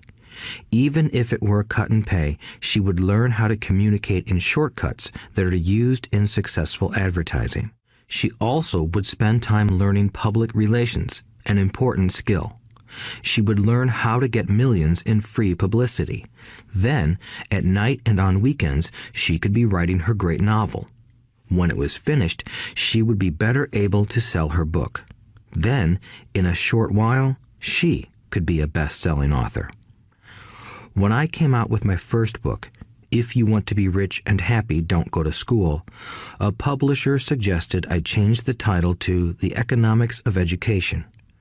I told the publisher that, with a title like that, I would sell 2 books, one to my family and one to my best friend. The problem is that they would expect it for free. The obnoxious title, If You Want to Be Rich and Happy, Don't Go to School, was chosen because we knew it would get tons of publicity. I am pro-education and believe in education reform. If I were not pro-education, why would I continue to press for changing our antiquated educational system? So I chose a title that would get me on more TV and radio shows simply because I was willing to be controversial. Many people thought I was a fruitcake, but the book sold and sold. When I graduated from the U.S. Merchant Marine Academy in 1969, my educated dad was happy. Standard Oil of California had hired me for its oil tanker fleet as a third mate. The pay was low compared with my classmates, but it was okay for a first real job after college. My starting pay was about $42,000 a year, including overtime, and I only had to work for 7 months. I had 5 months of vacation. If I had wanted to, I could have taken the run to Vietnam with a subsidiary shipping company and easily doubled my pay instead of taking 5 months of vacation. I had a great career ahead of me, yet I resigned after 6 months with the company and joined the Marine Corps to learn how to fly. My educated dad was devastated. Rich Dad congratulated me. In school and in the workplace, the popular opinion is the idea of specialization. That is, in order to make more money or get promoted, you need to specialize. That is why medical doctors immediately begin to seek a specialty such as orthopedics or pediatrics. The same is true for accountants, architects, lawyers, pilots, and others. My educated dad believed in the same dogma. That is why he was thrilled when he eventually achieved his doctorate. He often admitted that schools reward people who study more and more about less and less. Rich Dad encouraged me to do exactly the opposite. You want to know a little about a lot, was his suggestion. That is why for years I worked in different areas of his companies. For a while, I worked in his accounting department. Although I would probably never have been an accountant, he wanted me to learn via osmosis. Rich Dad knew I would pick up jargon and a sense of what is important and what is not. I also worked as a busboy and construction worker as well as in sales, reservations, and marketing. He was grooming Mike and me. That is why he insisted we sit in on the meetings with his bankers, lawyers, accountants, and brokers. He wanted us to know a little about every aspect of his empire. When I quit my high-paying job with Standard Oil, my educated dad had a heart-to-heart talk with me. He was bewildered. He could not understand my decision to resign from a career that offered high pay, great benefits, lots of time off, and opportunity for promotion. When he asked me one evening, "Why did you quit?" I could not explain it to him, though I tried hard to. My logic did not fit his logic. The big problem was that my logic was my rich dad's logic. Job security meant everything to my educated dad. Learning meant everything to my rich dad. Educated dad thought I went to school to learn to be a ship's officer. Rich dad knew that I went to school to study international trade. So as a student, I made cargo runs, navigating large freighters, oil tankers, and passenger ships to the Far East and the South Pacific. Rich Dad emphasized that I should stay in the Pacific instead of taking ships to Europe because he knew that the emerging nations were in Asia, not Europe. While most of my classmates, including Mike, were partying at their fraternity houses, I was studying trade, people, business styles, and cultures in Japan, Taiwan, Thailand, Singapore, Hong Kong, Vietnam, Korea, Tahiti, Samoa, and the Philippines. I was partying also, but it was not in any frat house. I grew up rapidly. Educated Dad just could not understand why I decided to quit and join the Marine Corps. I told him I wanted to learn to fly, but really I wanted to learn to lead troops. Rich Dad explained to me that the hardest part of running a company is managing people. He had spent 3 years in the Army. My educated dad was draft exempt. Rich Dad valued learning to lead men into dangerous situations. Leadership is what you need to learn next, he said. If you are not a good leader, you'll get shot in the back, just like they do in business. Returning from Vietnam in 1973, I resigned my commission, even though I loved flying. I found a job with Xerox Corporation. I joined it for one reason, and it was not for the benefits. I was a shy person, and the thought of selling was the most frightening subject in the world.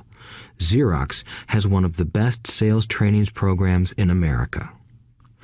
Rich Dad was proud of me. My educated dad was ashamed. Being an intellectual, he thought that salespeople were below him. I worked with Xerox for 4 years until I overcame my fear of knocking on doors and being rejected. Once I could consistently be in the top 5 in sales, I again resigned and moved on, leaving behind another great career with an excellent company. In 1977, I formed my first company. Rich Dad had groomed Mike and me to take over companies, so I now had to learn to form them and put them together. My first product, the nylon and Velcro wallet, was manufactured in the Far East and shipped to a warehouse in New York, near where I had gone to school. My formal education was complete, and it was time to test my wings. If I failed, I would go broke. Rich Dad thought it best to go broke before 30. You still have time to recover, was his advice. On the eve of my 30th birthday, my first shipment left Korea for New York. Today, I still do business internationally, and as my rich dad encouraged me to do, I keep seeking the emerging nations.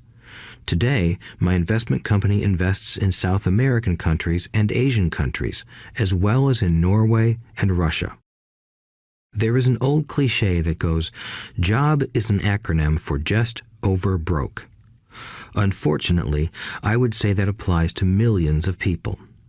Because school does not think financial intelligence is an intelligence, most workers live within their means. They work and they pay bills. There is another horrible management theory that goes, workers work hard enough to not be fired, and owners pay just enough so that workers won't quit.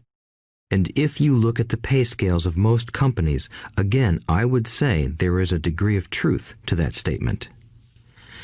The net result is that most workers never get ahead. They do what they've been taught to do, get a secure job. Most workers focus on working for pay and benefits that reward them in the short term, but are often disastrous in the long run. Instead, I recommend to young people to seek work for what they will learn more than what they will earn. Look down the road at what skills they want to acquire before choosing a specific profession and before getting trapped in the rat race. Once people are trapped in the lifelong process of bill paying, they become like those little hamsters running around in those metal wheels. Their little furry legs are spinning furiously, the wheel is turning furiously, but come tomorrow morning, they'll still be in the same cage. Great job. In the movie Jerry Maguire, starring Tom Cruise, there are many great one-liners. Probably the most memorable is, "Show me the money." But there is one line I thought most truthful. It comes from the scene where Tom Cruise is leaving the firm. He has just been fired, and he is asking the entire company, "Who wants to come with me?" And the whole place is silent and frozen. Only one woman speaks up and says, "I'd like to, but I'm due for a promotion in 3 months." That statement is probably the most truthful statement in the whole movie. It is the type of statement that people use to keep themselves busy, working away to pay bills. I know my educated dad looked forward to his pay raise every year, and every year he was disappointed. So he would go back to school to earn more qualifications so he could get another raise. Then, once again, there would be another disappointment. The question I often ask people is, where is this daily activity taking you? Just like the little hamster, I wonder if people look at where their hard work is taking them. What does the future hold? In his book, The Retirement Myth, Craig S. Carpel writes, "I visited the headquarters of a major national pension consulting firm and met with a managing director who specializes in designing lush retirement plans for top management. When I asked her what people who don't have corner offices will be able to expect in the way of pension income, she said with a confident smile, 'The silver bullet.'" "What," I asked, "is the silver bullet?" She shrugged and said, "If baby boomers discover they don't have enough money to live on when they're older, they can always blow their brains out." Carpel goes on to explain the difference between the old defined benefit retirement plans and the new 401k plans that are riskier. It is not a pretty picture for most people working today, and that is just for retirement. Add medical fees and long-term nursing home care, and the picture is frightening. Already, many hospitals in countries with socialized medicine need to make tough decisions such as who will live and who will die.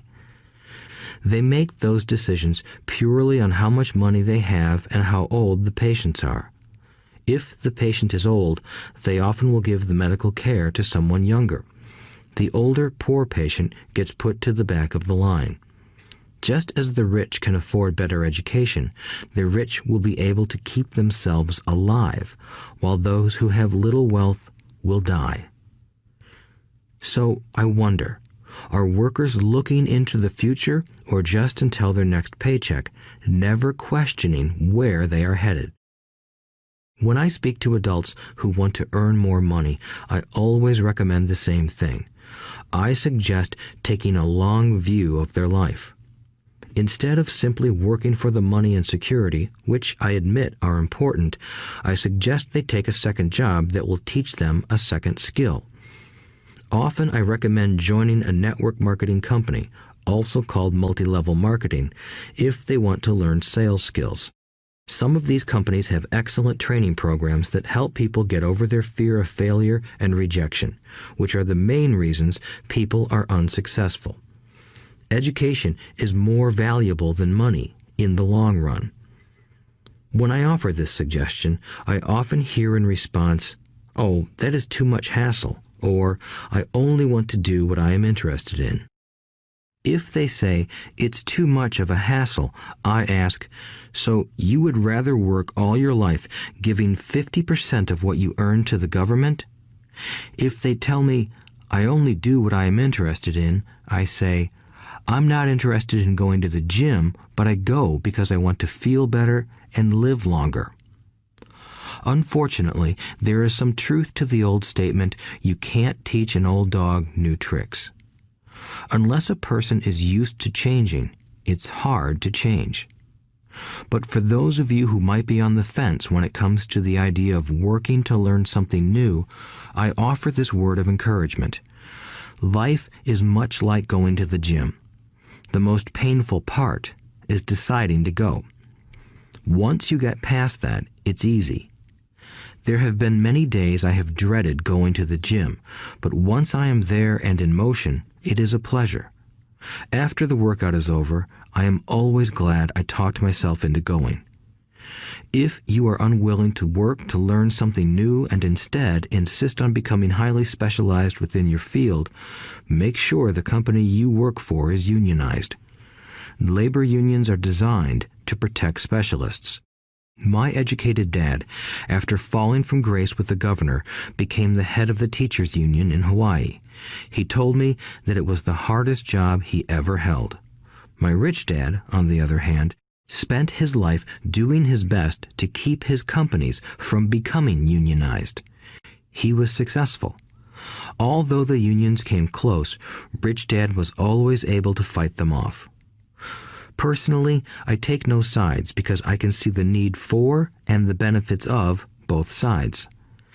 If you do as school recommends, become highly specialized, then seek union protection.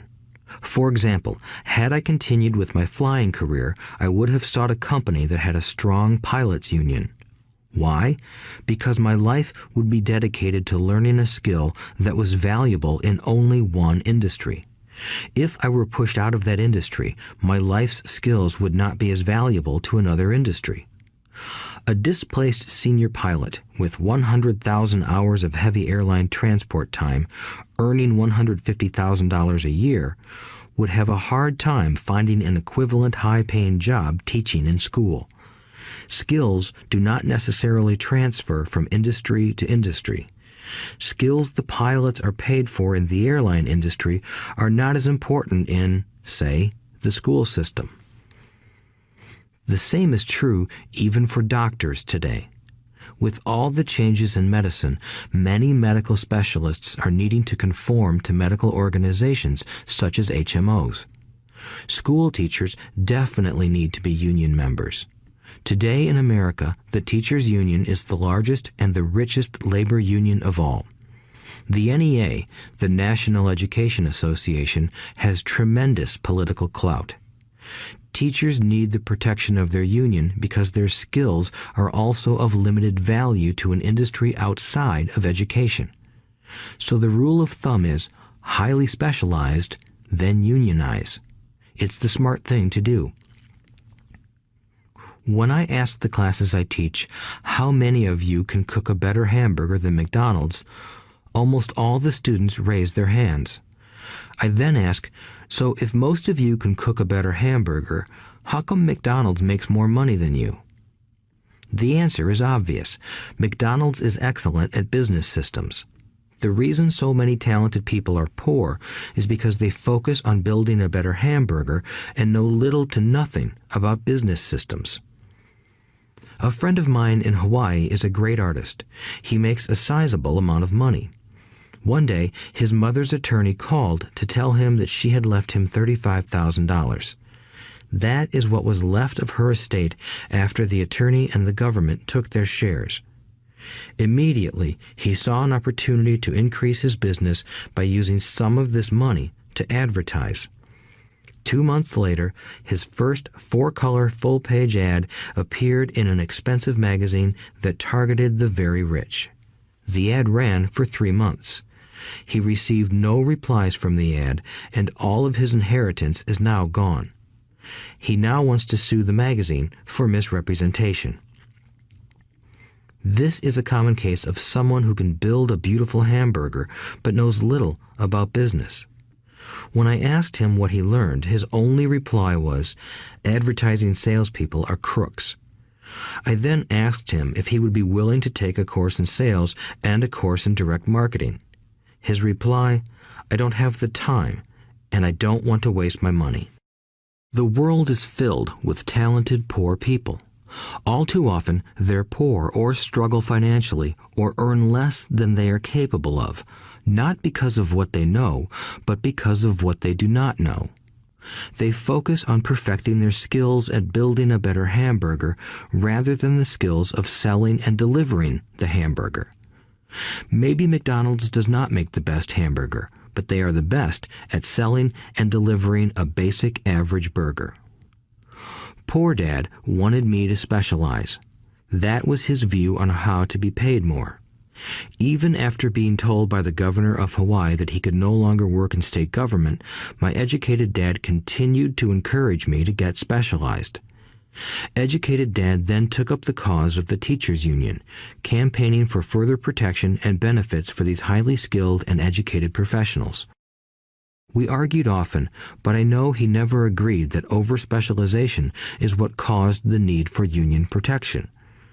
He never understood that the more specialized you become, the more you are trapped and dependent on that specialty. Rich Dad advised that Mike and I groom ourselves. Many corporations do the same thing. They find a young, bright student just out of business school and begin grooming that person to someday take over the company.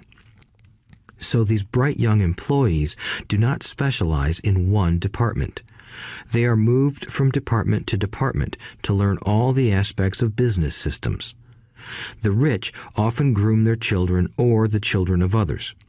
By doing so, their children gain an overall knowledge of the operations of the business and how the various departments interrelate. For the World War II generation, it was considered bad to skip from company to company. Today, it is considered smart. Since people will skip from company to company rather than seek greater specialization in skills, why not seek to learn more than to earn? In the short term, it may earn you less, but it will pay dividends in the long term. The main management skills needed for success are 1. Management of cash flow, 2. Management of systems, 3. Management of people. The most important specialized skills are sales and marketing. The ability to sell, to communicate to another human being, be it a customer, employee, boss, spouse, or child, is the base skill of personal success. Communication skills such as writing, speaking, and negotiating are crucial to a life of success. These are skills I work on constantly, attending courses or buying educational resources to expand my knowledge. As I have mentioned, my educated dad worked harder and harder the more competent he became. He also became more trapped the more specialized he got. Although his salary went up, his choices diminished. Soon after he was locked out of government work, he found out how vulnerable he really was professionally. It is like professional athletes who suddenly are injured or are too old to play. Their once high-paying position is gone, and they have limited skills to fall back on. I think that is why my educated dad sided so much with the unions after that. He realized how much a union would have benefited him. Rich Dad encouraged Mike and me to know a little about a lot. He encouraged us to work with people smarter than we were and to bring smart people together to work as a team. Today, it would be called a synergy of professional specialties. Today, I meet ex-school teachers earning hundreds of thousands of dollars a year. They earn that much because they have specialized skills in their field as well as other skills. They can teach as well as sell and market. I know of no other skills to be more important than selling and marketing. The skills of selling and marketing are difficult for most people, primarily due to their fear of rejection. The better you are at communicating, negotiating, and handling your fear of rejection, the easier life is. Just as I advise that newspaper writer who wanted to become a best-selling author, I advise anyone else today. Being technically specialized has its strengths as well as its weaknesses. I have friends who are geniuses, but they cannot communicate effectively with other human beings, and, as a result, their earnings are pitiful. I advise them to just spend a year learning to sell. Even if they earn nothing, their communication skills will improve, and that is priceless. In addition to being good learners, sellers, and marketers, we need to be good teachers as well as good students. To be truly rich, we need to be able to give as well as to receive. In cases of financial or professional struggle, there is often a lack of giving and receiving. I know many people who are poor because they are neither good students nor good teachers. Both of my dads were generous men. Both made it a practice to give first. Teaching was one of their ways of giving. The more they gave, the more they received. One glaring difference was in the giving of money. My rich dad gave lots of money away. He gave to his church, to charities, and to his foundation. He knew that to receive money, you had to give money. Giving money is the secret to most great wealthy families. That is why there are organizations like the Rockefeller Foundation and the Ford Foundation. These are organizations designed to take their wealth and increase it, as well as give it away in perpetuity. My educated dad always said, "When I have some extra money, I'll give it." The problem was that there was never any extra. So he worked harder to draw more money in rather than focus on the most important law of money. Give and you shall receive. Instead, he believed in receive and then you give. In conclusion, I became both dads. One part of me is a hardcore capitalist who loves the game of money making money. The other part is a socially responsible teacher who is deeply concerned with this ever-widening gap between the haves and have-nots. I personally hold the archaic educational system primarily responsible for this growing gap. Chapter 7. Overcoming Obstacles. The primary difference between a rich person and a poor person is how they manage fear. Once people have studied and become financially literate, they may still face roadblocks to becoming financially independent. There are 5 main reasons why financially literate people may still not develop abundant asset columns that could produce a large cash flow. The 5 reasons are: 1. Fear. 2. Cynicism. 3. Laziness. 4. Bad habits. 5. Arrogance. Overcoming fear. I have never met anyone who really likes losing money. And in all my years, I have never met a rich person who has never lost money. But I have met a lot of poor people who have never lost a dime. Investing, that is. The fear of losing money is real. Everyone has it, even the rich. But it's not having fear that is the problem. It's how you handle fear. It's how you handle losing. It's how you handle failure that makes the difference in one's life. The primary difference between a rich person and a poor person is how they manage that fear. It's okay to be fearful. It's okay to be a coward when it comes to money. You can still be rich. We're all heroes at something and cowards at something else. My friend's wife is an emergency room nurse. When she sees blood, she flies into action. When I mention investing, she runs away. When I see blood, I don't run. I pass out. My rich dad understood phobias about money. Some people are terrified of snakes. Some people are terrified about losing money. Both are phobias, he would say. So his solution to the phobia of losing money was this little rhyme. If you hate risk and worry, start early. If you start young, it's easier to be rich. I won't go into it here, but there is a staggering difference between a person who starts investing at age 20 versus age 30. The purchase of Manhattan Island is said to be one of the greatest bargains of all time. New York was purchased for $24 in trinkets and beads. Yet if that $24 had been invested at 8% annually, that $24 would have been worth more than $28 trillion by 1995. Manhattan could be repurchased with money left over to buy much of Los Angeles. But what if you don't have much time left or would like to retire early?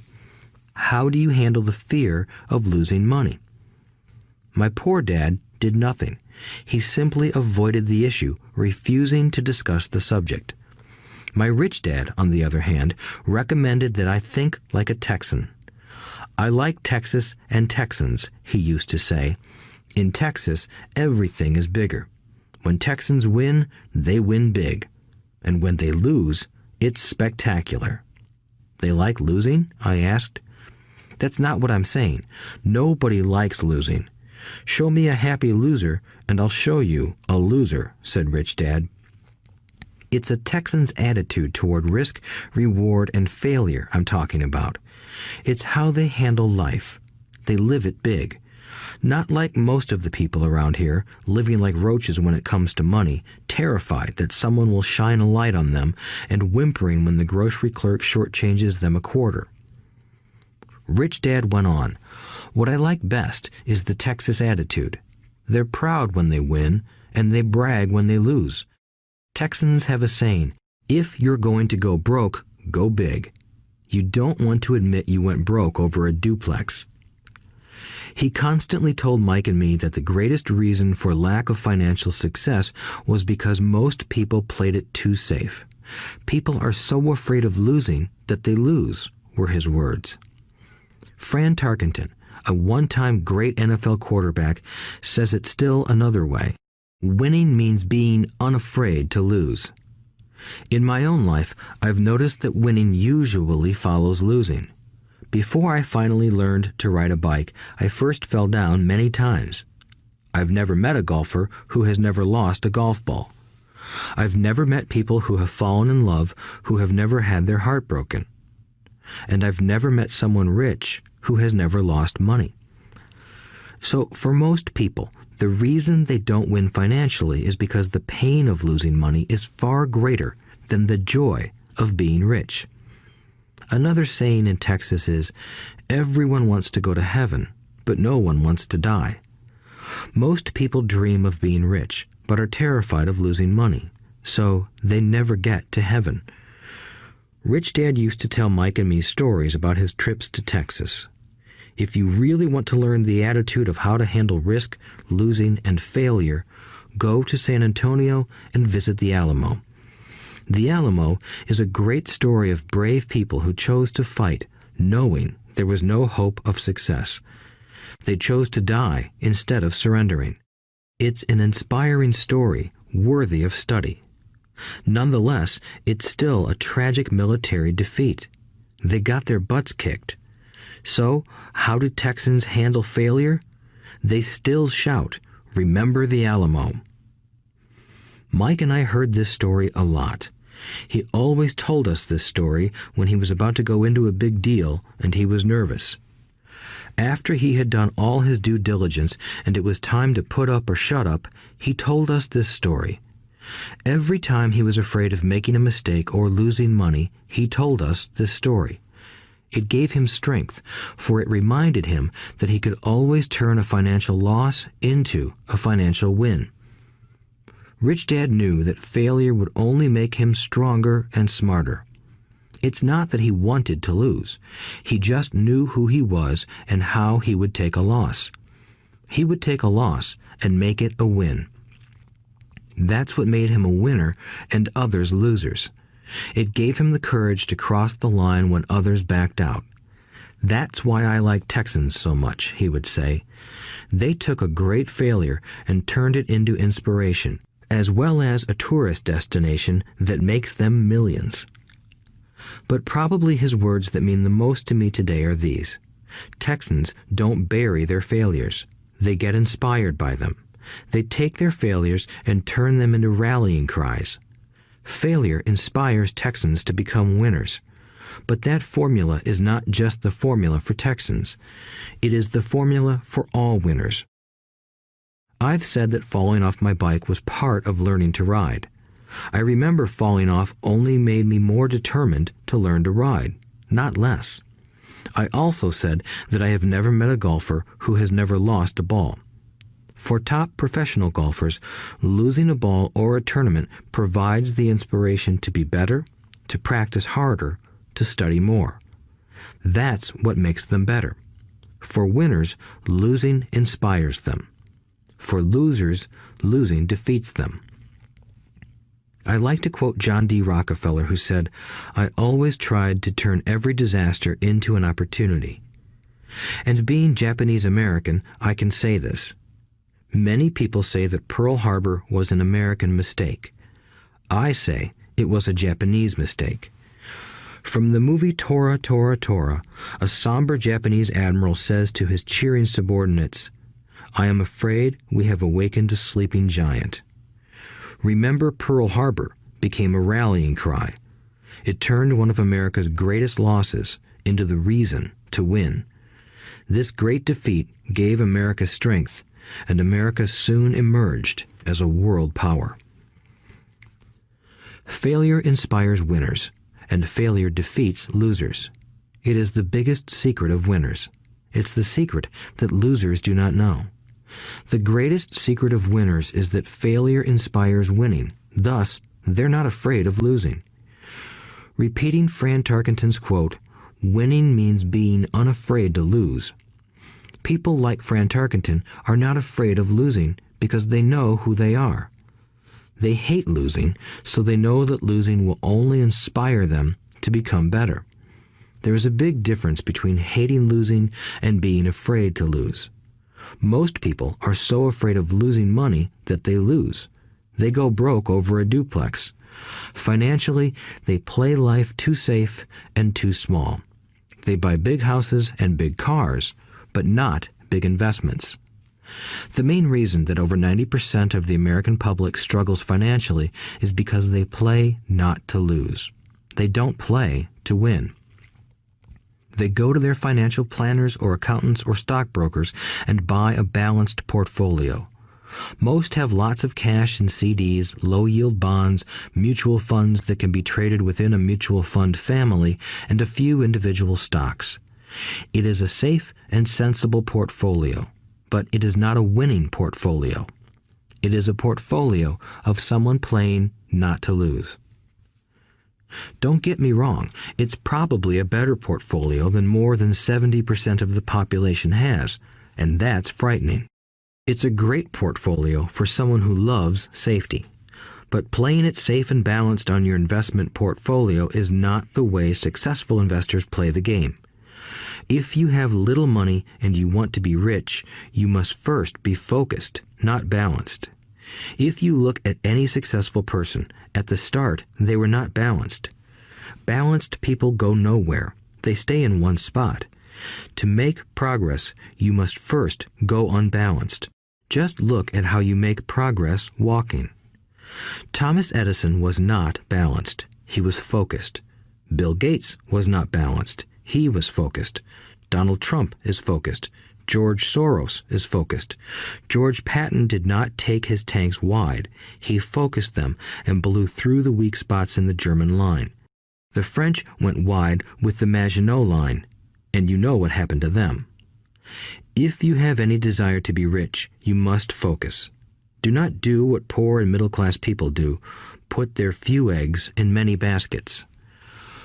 Put a lot of your eggs in a few baskets and focus. Follow one course until successful. If you hate losing, play it safe. If losing makes you weak, play it safe. Go with balanced investments. If you're over 25 years old and are terrified of taking risks, don't change. Play it safe, but start early. Start accumulating your nest egg early because it will take time. But if you have dreams of freedom, of getting out of the rat race, the first question to ask yourself is, how do I respond to failure? If failure inspires you to win, maybe you should go for it, but only maybe. If failure makes you weak or causes you to throw temper tantrums, like spoiled brats who call attorneys to file lawsuits every time something doesn't go their way, then play it safe. Keep your daytime job, or buy bonds or mutual funds. But remember, there is risk in those financial instruments also, even though they may appear safe. I say all this, mentioning Texas and Fran Tarkenton, because stacking the asset column is easy. It's really a low-aptitude game. It doesn't take much education. Fifth-grade math will do. But building your asset column is a game in which attitude plays a major role. It takes guts, patience, and a great attitude toward failure. Losers avoid failing, and failure turns losers into winners. Just remember the Alamo. Overcoming cynicism. The sky is falling. The sky is falling. Most of us know the story of Chicken Little, who ran around warning the barnyard of impending doom. We all know people who are that way. There's a Chicken Little inside each of us. As I stated earlier, the cynic is really a little chicken. We all get a little chicken when fear and doubt cloud our thoughts. All of us have doubts. I'm not smart. I'm not good enough. So-and-so is better than me.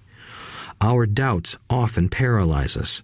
We play the what-if game. What if the economy crashes right after I invest? What if I lose control and I can't pay the money back? What if things don't go as I planned? Or we have friends or loved ones who will remind us of our shortcomings. They often say, "What makes you think you can do that? If it's such a good idea, how come someone else hasn't done it? That will never work. You don't know what you're talking about." These words of doubt often get so loud that we fail to act. A horrible feeling builds in our stomach. Sometimes we can't sleep. We fail to move forward. So we stay with what is safe, and opportunities pass us by. We watch life passing by as we sit immobilized with a cold knot in our body.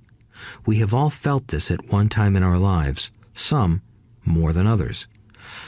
Peter Lynch of Fidelity Magellan Mutual Fund fame refers to warnings about the sky falling as noise, and we all hear it. Noise is either created inside our heads or comes from outside, often from friends, family, co-workers, and the media. Lynch recalls the time during the 1950s when the threat of nuclear war was so prevalent in the news that people began building fallout shelters and storing food and water. If they had invested that money wisely in the market, instead of building a fallout shelter, they'd probably be financially independent today. When violence breaks out in a city, gun sales go up all over the country. A person dies from rare hamburger meat in the state of Washington, and the Arizona Health Department orders restaurants to have all beef cooked well done. A drug company runs a TV commercial in February showing people catching the flu. Colds go up as well as sales of cold medicine. Most people are poor because when it comes to investing, the world is filled with Chicken Littles running around yelling, "The sky is falling, the sky is falling." And Chicken Littles are effective because every one of us is a little chicken. It often takes great courage to not let rumors and talk of doom and gloom affect your doubts and fears. But a savvy investor knows that the seemingly worst of times is actually the best of times to make money. When everyone else is too afraid to act, they pull the trigger and are rewarded. Some time ago, a friend named Richard came from Boston to visit Kim and me in Phoenix. He was impressed with what we had done through stocks and real estate. The Phoenix real estate prices were depressed. We spent 2 days showing him what we thought were excellent opportunities for cash flow and capital appreciation. Kim and I are not real estate agents. We are strictly investors. After identifying a unit in a resort community, we called an agent who sold it to him that afternoon. The price was a mere $42,000 for a 2-bedroom townhome. Similar units were going for $65,000. He had found a bargain. Excited, he bought it and returned to Boston. 2 weeks later, the agent called to say that our friend had backed out. I called immediately to find out why. All he said was that he talked to his neighbor, and his neighbor told him it was a bad deal. He was paying too much. I asked Richard if his neighbor was an investor. Richard said he was not. When I asked why he listened to him, Richard got defensive and simply said he wanted to keep looking. The real estate market in Phoenix turned, and a few years later, that little unit was renting for $1,000 a month, $2,500 in the peak winter months. The unit was worth $95,000. All Richard had to put down was $5,000, and he would have had a start at getting out of the rat race. Today, he still has done nothing. Richard's backing out did not surprise me. It's called buyer's remorse, and it affects all of us. The little chicken won, and a chance at freedom was lost. In another example, I hold a small portion of my assets in tax lien certificates instead of CDs. I earn 16% per year on my money, which certainly beats the interest rates banks offer on CDs. The certificates are secured by real estate and enforced by state law, which is also better than most banks. The formula they're bought on makes them safe. They just lack liquidity. So I look at them as 2 to 7 year CDs. Almost every time I tell someone that I hold my money this way, especially if they have money in CDs, they will tell me it's risky. They tell me why I should not do it. When I ask them where they get their information, they say from a friend or an investment magazine. They've never done it, and they're telling someone who's doing it why they shouldn't. The lowest yield I look for is 16%, but people who are filled with doubt are willing to accept a far lower return. Doubt is expensive. My point is that it's those doubts and cynicism that keep most people poor and playing it safe. The real world is simply waiting for you to get rich. Only a person's doubts keep them poor. As I said, getting out of the rat race is technically easy. It doesn't take much education, but those doubts are cripplers for most people. Cynics never win, said Rich Dad. Unchecked doubt and fear creates a cynic. Cynics criticize and winners analyze was another of his favorite sayings. Rich Dad explained that criticism blinded while analysis opened eyes. Analysis allowed winners to see that critics were blind and to see opportunities that everyone else missed. And finding what people miss is key to any success. Real estate is a powerful investment tool for anyone seeking financial independence or freedom. It is a unique investment tool. Yet every time I mention real estate as a vehicle, I often hear, "I don't want to fix toilets." That's what Peter Lynch calls noise. That's what my rich dad would say is the cynic talking, someone who criticizes and does not analyze, someone who lets their doubts and fears close their mind instead of open their eyes. So when someone says, "I don't want to fix toilets, I want to fire back," what makes you think I want to? They're saying a toilet is more important than what they want. I talk about freedom from the rat race, and they focus on toilets. That is the thought pattern that keeps most people poor. They criticize instead of analyze. I don't once hold the key to your success, Rich Dad would say, because I too do not want to fix toilets. I shop hard for a property manager who does fix toilets. And by finding a great property manager who runs houses or apartments, well, my cash flow goes up. But more importantly, a great property manager allows me to buy a lot more real estate since I don't have to fix toilets. A great property manager is key to success in real estate. Finding a good manager is more important to me than the real estate. A great property manager often hears of great deals before real estate agents do, which makes them even more valuable. That is what Rich Dad meant by, I don't once hold the key to your success. Because I do not want to fix toilets either, I figured out how to buy more real estate and expedite my getting out of the rat race. The people who continue to say, I don't want to fix toilets, often deny themselves the use of this powerful investment vehicle. Toilets are more important than their freedom. In the stock market, I often hear people say, I don't want to lose money. Well, what makes them think I or anyone else likes losing money? They don't make money because they choose to not lose money. Instead of analyzing, they close their minds to another powerful investment vehicle, the stock market. I was riding with a friend past our neighborhood gas station. He looked up and saw that the price of gas was going up and thus the price of oil. My friend is a worrywart, or a Chicken Little. To him, the sky is always going to fall, and it usually does, on him. When we got home, he showed me all the stats as to why the price of oil was going to go up over the next few years, statistics I had never seen before, even though I already owned substantial shares of an existing oil company. With that information, I immediately began looking for and found a new undervalued oil company that was about to find some oil deposits. My broker was excited about this new company, and I bought 15,000 shares for 65 cents per share.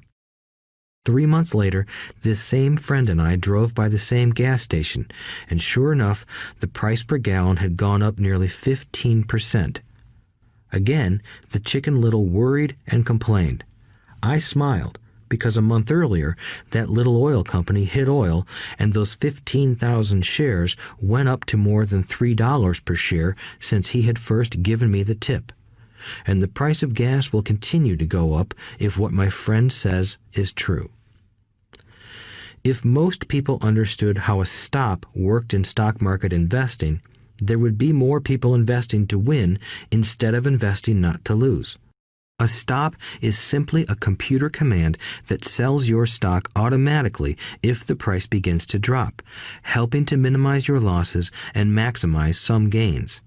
It's a great tool for those who are terrified of losing. So whenever I hear people focusing on their I don't wants rather than what they do want, I know the noise in their head must be loud. Chicken Little has taken over their brain and is yelling, the sky is falling and toilets are breaking. So they avoid their don't wants, but they pay a huge price. They may never get what they want in life. Instead of analyzing, their inner Chicken Little closes their mind. Rich Dad gave me a way of looking at Chicken Little. Just do what Colonel Sanders did. At the age of 66, he lost his business and began to live on his Social Security check. It wasn't enough. He went around the country selling his recipe for fried chicken. He was turned down 1,009 times before someone said yes, and he went on to become a multimillionaire at an age when most people are quitting. He was a brave and tenacious man, Rich Dad said of Harlan Sanders. So when you're in doubt and feeling a little afraid, just do what Colonel Sanders did to his little chicken. He fried it. Overcoming laziness. Busy people are often the most lazy. We have all heard stories of a businessman who works hard to earn money. He works hard to be a good provider for his wife and children. He spends long hours at the office and brings work home on weekends. One day he comes home to an empty house. His wife has left with the kids. He knew he and his wife had problems, but rather than work to make the relationship strong, he stayed busy at work. Dismayed, his performance at work slips and he loses his job. Today, I often meet people who are too busy to take care of their wealth, and there are people too busy to take care of their health. The cause is the same. They're busy, and they stay busy as a way of avoiding something they do not want to face. Nobody has to tell them. Deep down, they know. In fact, if you remind them, they often respond with anger or irritation. If they aren't busy at work or with the kids, they're often busy watching TV, fishing, playing golf, or shopping. Yet deep down, they know they are avoiding something important. That's the most common form of laziness. Laziness by staying busy. So, what is the cure for laziness? The answer is a little greed. For many of us, we were raised thinking of greed or desire as bad. Greedy people are bad people, my mom used to say, yet we all have inside of us this yearning to have nice, new, or exciting things. So, to keep that emotion of desire under control, often parents find ways of suppressing that desire with guilt. You only think about yourself. Don't you know you have brothers and sisters? Was one of my mom's favorites. You want me to buy you what? Was a favorite of my dad. Do you think we're made of money? Do you think money grows on trees? We're not rich people, you know. It wasn't so much the words, but the angry guilt trip that went with the words that got to me. Or the reverse guilt trip was the I'm sacrificing my life to buy this for you. I'm buying this for you because I never had this advantage when I was a kid. I have a neighbor who is stone broke but can't park his car in his garage. The garage is filled with toys for his kids. Those spoiled brats get everything they ask for. I don't want them to know the feeling of want are his everyday words. He has nothing set aside for their college or his retirement, but his kids have every toy ever made. He recently got a new credit card in the mail and took his kids to visit Las Vegas. I'm doing it for the kids, he said with great sacrifice. Rich Dad forbade the words, I can't afford it. In my real home, that's all I heard. Instead, Rich Dad required his children to say, how can I afford it? He believed that the words, I can't afford it, shut down your brain. It didn't have to think anymore. How can I afford it opened up the brain and forced it to think and search for answers. But most importantly, he felt the words, I can't afford it, were a lie, and the human spirit knows it. The human spirit is very, very powerful, he would say. It knows it can do anything. By having a lazy mind that says, I can't afford it, a war breaks out inside you. Your spirit is angry, and your lazy mind must defend its lie. The spirit is screaming, come on, let's go to the gym and work out. And the lazy mind says, but I'm tired. I worked really hard today. Or the human spirit says, I'm sick and tired of being poor. Let's get out there and get rich. To which the lazy mind says, rich people are greedy. Besides, it's too much bother. It's not safe. I might lose money. I'm working hard enough as it is. I've got too much to do at work anyway.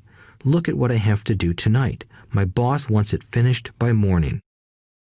I can't afford it also causes sadness, a helplessness that leads to despondency and often depression. How can I afford it opens up possibilities, excitement, and dreams. So Rich Dad was not so concerned about what we wanted to buy as long as we understood that how can I afford it creates a stronger mind and a dynamic spirit. Thus, he rarely gave Mike or me anything. He would instead ask, how can you afford it? And that included college, which we paid for ourselves. It was not the goal, but the process of attaining the goal that he wanted us to learn. The problem I see today is that there are millions of people who feel guilty about their desire or their greed. It's old conditioning from their childhood. While they desire to have the finer things that life offers, most have been conditioned subconsciously to say, I can't have that, or I'll never be able to afford that. When I decided to exit the rat race, it was simply a question of how can I afford to never work again? And my mind began to kick out answers and solutions. The hardest part was fighting my real parents' dogma. We can't afford that. Stop thinking only about yourself. Why don't you think about others? And other similar sentiments designed to instill guilt to suppress my greed. So, how do you beat laziness? Once again, the answer is a little greed. It's that radio station WIIFM, which stands for What's in it for me? A person needs to sit down and ask, what would my life be like if I never had to work again? What would I do if I had all the money I needed? Without that little greed, the desire to have something better, progress is not made. Our world progresses because we all desire a better life. New inventions are made because we desire something better. We go to school and study hard because we want something better. So whenever you find yourself avoiding something you know you should be doing, then the only thing to ask yourself is, what's in it for me? Be a little greedy. It's the best cure for laziness. Too much greed, however, as anything in excess can be, is not good. But just remember what Michael Douglas said in the movie Wall Street. Greed is good. Rich Dad said it differently. Guilt is worse than greed, for guilt robs the body of its soul. I think Eleanor Roosevelt said it best. Do what you feel in your heart to be right, for you'll be criticized anyway. You'll be damned if you do, and damned if you don't. Overcoming bad habits. Our lives are a reflection of our habits more than our education. After seeing the movie Conan the Barbarian, starring Arnold Schwarzenegger, a friend said, "I'd love to have a body like Schwarzenegger." Most of the guys nodded in agreement. "I even heard he was really puny and skinny at one time," another friend added. "Yeah, I heard that too," another one said. "I heard he has a habit of working out almost every day in the gym." "Yeah, I'll bet he has to." "Nah," said the group's cynic. "I'll bet he was born that way. Besides, let's stop talking about Arnold and get some beers." This is an example of habits controlling behavior. I remember asking my rich dad about the habits of the rich. Instead of answering me outright, he wanted me to learn through example, as usual. "When does your dad pay his bills?" Rich Dad asked. "The first of the month," I said. "Does he have anything left over?" he asked. "Very little," I said. "That's the main reason he struggles," said Rich Dad. "He has bad habits. Your dad pays everyone else first. He pays himself last, but only if he has anything left over." "Which he usually doesn't," I said. "But he has to pay his bills, doesn't he? You're saying he shouldn't pay his bills?" "Of course not," said Rich Dad. "I firmly believe in paying my bills on time. I just pay myself first, before I pay even the government." "But what happens if you don't have enough money?" I asked. "What do you do then?" "The same," said Rich Dad. "I still pay myself first, even if I'm short of money. My asset column is far more important to me than the government." "But," I said, "don't they come after you?" "Yes, if you don't pay," said Rich Dad. "Look, I did not say not to pay. I just said I pay myself first, even if I'm short of money." "But," I replied, "how do you do that?" "It's not how. The question is why," Rich Dad said. "Okay, why?" "Motivation," said Rich Dad. "Who do you think will complain louder if I don't pay them? Me or my creditors?" "Your creditors will definitely scream louder than you," I said, responding to the obvious. "You wouldn't say anything if you didn't pay yourself." So you see, after paying myself, the pressure to pay my taxes and the other creditors is so great that it forces me to seek other forms of income. The pressure to pay becomes my motivation. I've worked extra jobs, started other companies, traded in the stock market, anything, just to make sure those guys don't start yelling at me. That pressure made me work harder, forced me to think, and all in all, made me smarter and more active when it comes to money. If I had paid myself last, I would have felt no pressure, but I'd be broke. So it is the fear of the government or other people you owe money to that motivates you? That's right, said Rich Dad. You see, government bill collectors are big bullies. So are bill collectors in general. Most people give in to those bullies. They pay them and never pay themselves. You know the story of the 98-pound weakling who gets sand kicked in his face? I nodded. I see that ad for weightlifting and bodybuilding lessons in the comic books all the time. Well, most people let the bullies kick sand in their faces. I decided to use the fear of the bully to make me stronger. Others got weaker. Forcing myself to think about how to make extra money is like going to the gym and working out with weights. The more I work my mental money muscles out, the stronger I get. Now I'm not afraid of those bullies. I liked what Rich Dad was saying, so if I pay myself first, I get financially stronger mentally and fiscally. Rich Dad nodded. And if I pay myself last, or not at all, I get weaker. So people like bosses, managers, tax collectors, bill collectors, and landlords push me around all my life just because I don't have good money habits. Rich Dad nodded, just like the 98-pound weakling. Overcoming arrogance. What I know makes me money. What I don't know loses me money. Every time I have been arrogant, I have lost money. Because when I'm arrogant, I truly believe that what I don't know is not important, Rich Dad would often tell me. I have found that many people use arrogance to try to hide their own ignorance. It often happens when I am discussing financial statements with accountants or even other investors. They try to bluster their way through the discussion. It is clear to me that they don't know what they're talking about. They're not lying, but they are not telling the truth. There are many people in the world of money, finances, and investments who have absolutely no idea what they're talking about. Most people in the money industry are just spouting off sales pitches like used car salesmen. When you know you are ignorant in a subject, start educating yourself by finding an expert in the field or a book on the subject. Chapter 8. Getting Started. There is gold everywhere. Most people are not trained to see it. I wish I could say acquiring wealth was easy for me, but it wasn't. So in response to the question, how do I start, I offer the thought process I go through on a day-to-day basis. It really is easy to find great deals. I promise you that. It's just like riding a bike. After a little wobbling, it's a piece of cake.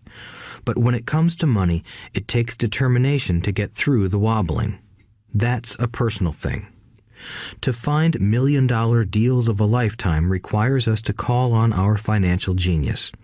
I believe that each of us has a financial genius within us. The problem is that our financial genius lies asleep, waiting to be called upon. It lies asleep because our culture has educated us into believing that the love of money is the root of all evil. It has encouraged us to learn a profession so we can work for money, but failed to teach us how to have money work for us. It taught us not to worry about our financial future because our company or the government would take care of us when our working days are over. However, it is our children, educated in the same school system, who will end up paying for this absence of financial education. The message is still to work hard, earn money, and spend it. And when we run short, we can always borrow more. Unfortunately, 90% of the Western world subscribes to the above dogma, simply because it's easier to find a job and work for money. If you are not one of the masses, I offer you the following 10 steps to awaken your financial genius. I simply offer you the steps I have personally followed. If you want to follow some of them, great. If you don't, make up your own. Your financial genius is smart enough to develop its own list. While in Peru, I asked a gold miner of 45 years how he was so confident about finding a gold mine. He replied, "There is gold everywhere. Most people are not trained to see it." And I would say that is true. In real estate, I can go out and in a day come up with 4 or 5 great potential deals. while the average person will go out and find nothing, even looking in the same neighborhood. The reason is that they have not taken the time to develop their financial genius. I offer you the following 10 steps as a process to develop your God-given powers, powers over which only you have control. 1. Find a reason greater than reality, the power of spirit. If you ask most people if they would like to be rich or financially free, they would say yes. But then reality sets in. The road seems too long with too many hills to climb. It's easier to just work for money and hand the excess over to your broker. I once met a young woman who had dreams of swimming for the U.S. Olympic team. The reality was that she had to get up every morning at 4 o'clock to swim for 3 hours before going to school. She did not party with her friends on Saturday night. She had to study and keep her grades up, just like everyone else. When I asked her what fueled her superhuman ambition and sacrifice, she simply said, "I do it for myself and the people I love. It's love that gets me over the hurdles and sacrifices." A reason or a purpose is a combination of wants and don't wants. When people ask me what my reason for wanting to be rich is, I tell them that it is a combination of deep emotional wants and don't wants. I will list a few. First, the don't wants, for they create the wants. I don't want to work all my life. I don't want what my parents aspired for, which was job security and a house in the suburbs. I don't like being an employee. I hated that my dad always missed my football games because he was so busy working on his career.